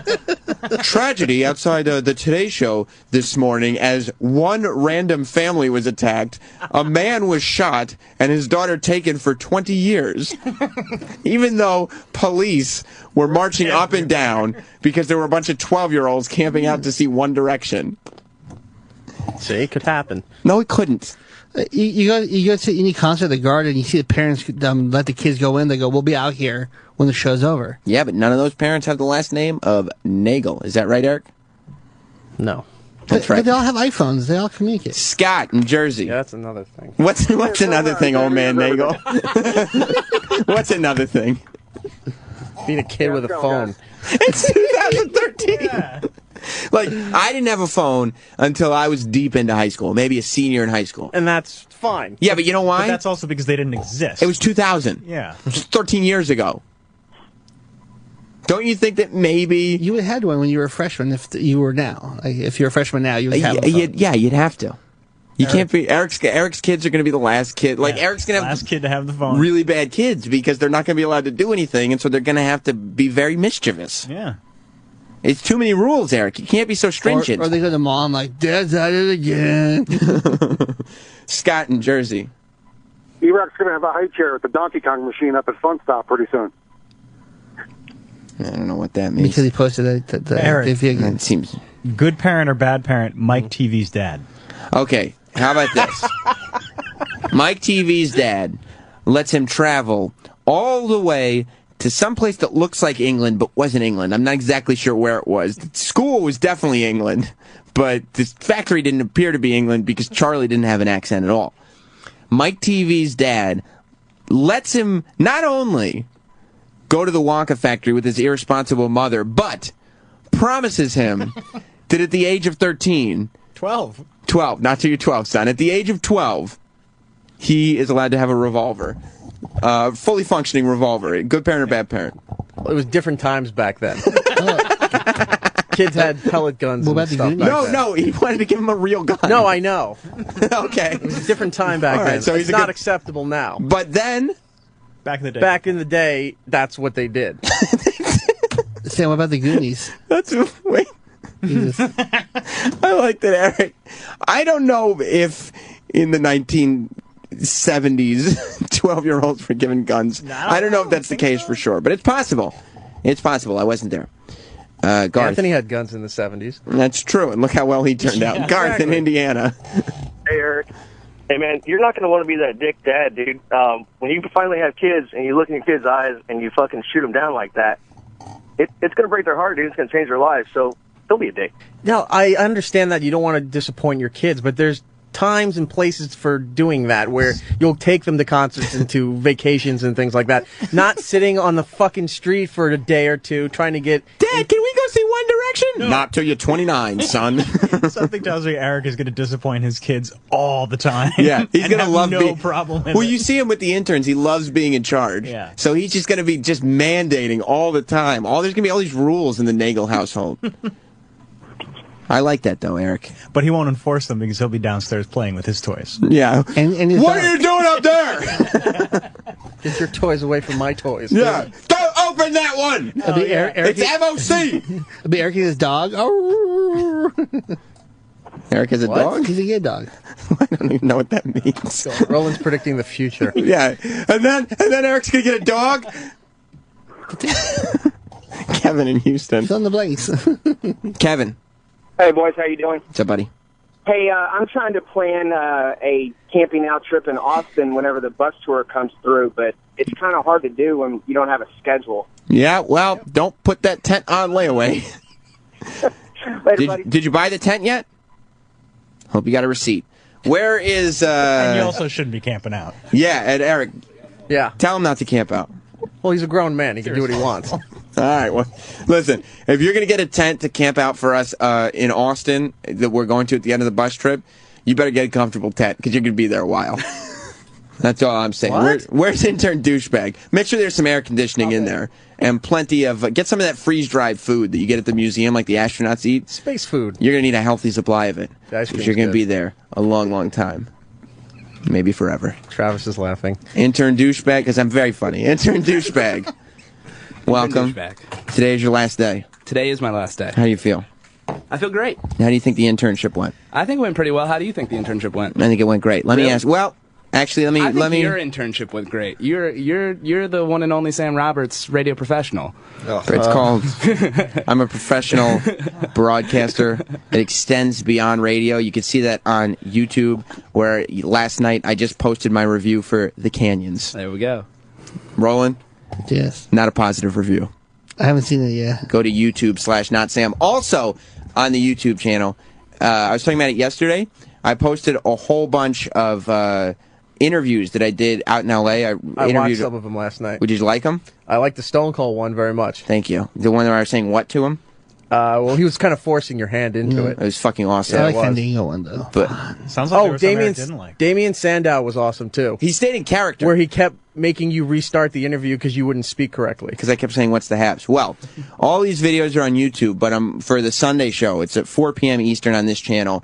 I'm putting together like a whole bunch of interviews that I did out in L.A., and I'll have a whole bunch of stories to go with it. So the entire experience will be chronicled Sunday at 4 p.m. Eastern on this channel, the Sam Roberts Show. It'll have Stone Cold Steve Austin and Fandango, like Roland was saying, and The Miz, and everybody, Mick Foley, everybody. You're putting all that on your show? All that on my show. You should expense all of your trip. You're right. Oh, and I gotta lie. I gotta find some receipts. You're right. Gary's gonna have some mail. Let me ask you. We talked to you. Well, we only have a couple minutes, Okay. but we got to know you on the after show. Yes, we did. Through your troubles with females, and I was telling you because Anthony called in today, and he was talking to Jim about like the regression that's happened. Like he was in these relationships for like 17 years, and he's out of that now, and he's just living like a kid. He's fucking, and he's buying dinosaurs, and he's drinking, and he's staying up all night, and he's calling out of work, but he's calling in anyway, like he's the man. Yeah. Okay. And my thing is, I feel like I've lived, because I was thinking about like all these crazy stories they have, I feel like I lived in reverse, whereas I was always trying to move forward, and therefore I lost some of these fun, wild times that you would have in your 20s. I'm 29 now, and I don't have any of these great stories that they have. This is why we came to you and said, don't waste this time. Don't tell me you're in this relationship thing. Don't have high standards. Go out there and try to hook up with some hot chicks. Your number was what when we first talked to you? It was 4. You'd been with 4 women in your life? Yes. How many women have you been with? 5. Intern douchebag, ladies and gentlemen. And was this chick some rando? Not exactly, but kind of. I hadn't seen her in like a year. Nice. Yeah, and then you just stuck it to her. And then I stuck it to her. Gave her the old red hot digilone, as the kids say. As Troy said, I roundhoused that bitch, yes. You pumped her out, as Troy said. That's what they say, Sal, right? The kids, red hot digilone? Yeah. Yeah. Definitely. So, are you feeling good with your future with the ladies? I feel good. I'm going to London next semester. I'm studying abroad, so like... No, I bet you'd be studying a lot of broads. You know what I'm saying? Exactly, yeah. You get that one, Sal? Get some gash. Right. Get some of that gas, some of that British gas. Yeah, that's what I'm looking for. Just chicks with accents. I've also still never been with a blonde chick, so I'm trying to check that one off the bucket That'd be list. great. Yeah. Now, while you're in England, I'm not saying just hook up with everybody you can. What I'm saying is, with everyone that I can. you can have a little class. All right. You can be a good guy. Yeah.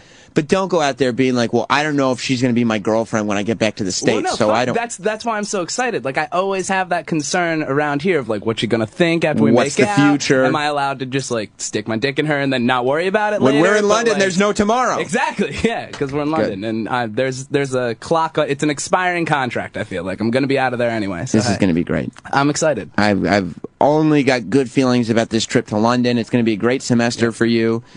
Professionally, seems like you're only going to move upwards too. I heard that your internship is ending, but you have your own radio show coming on this platform. I do. It's really exciting. I got to host my own hour of radio on Faction.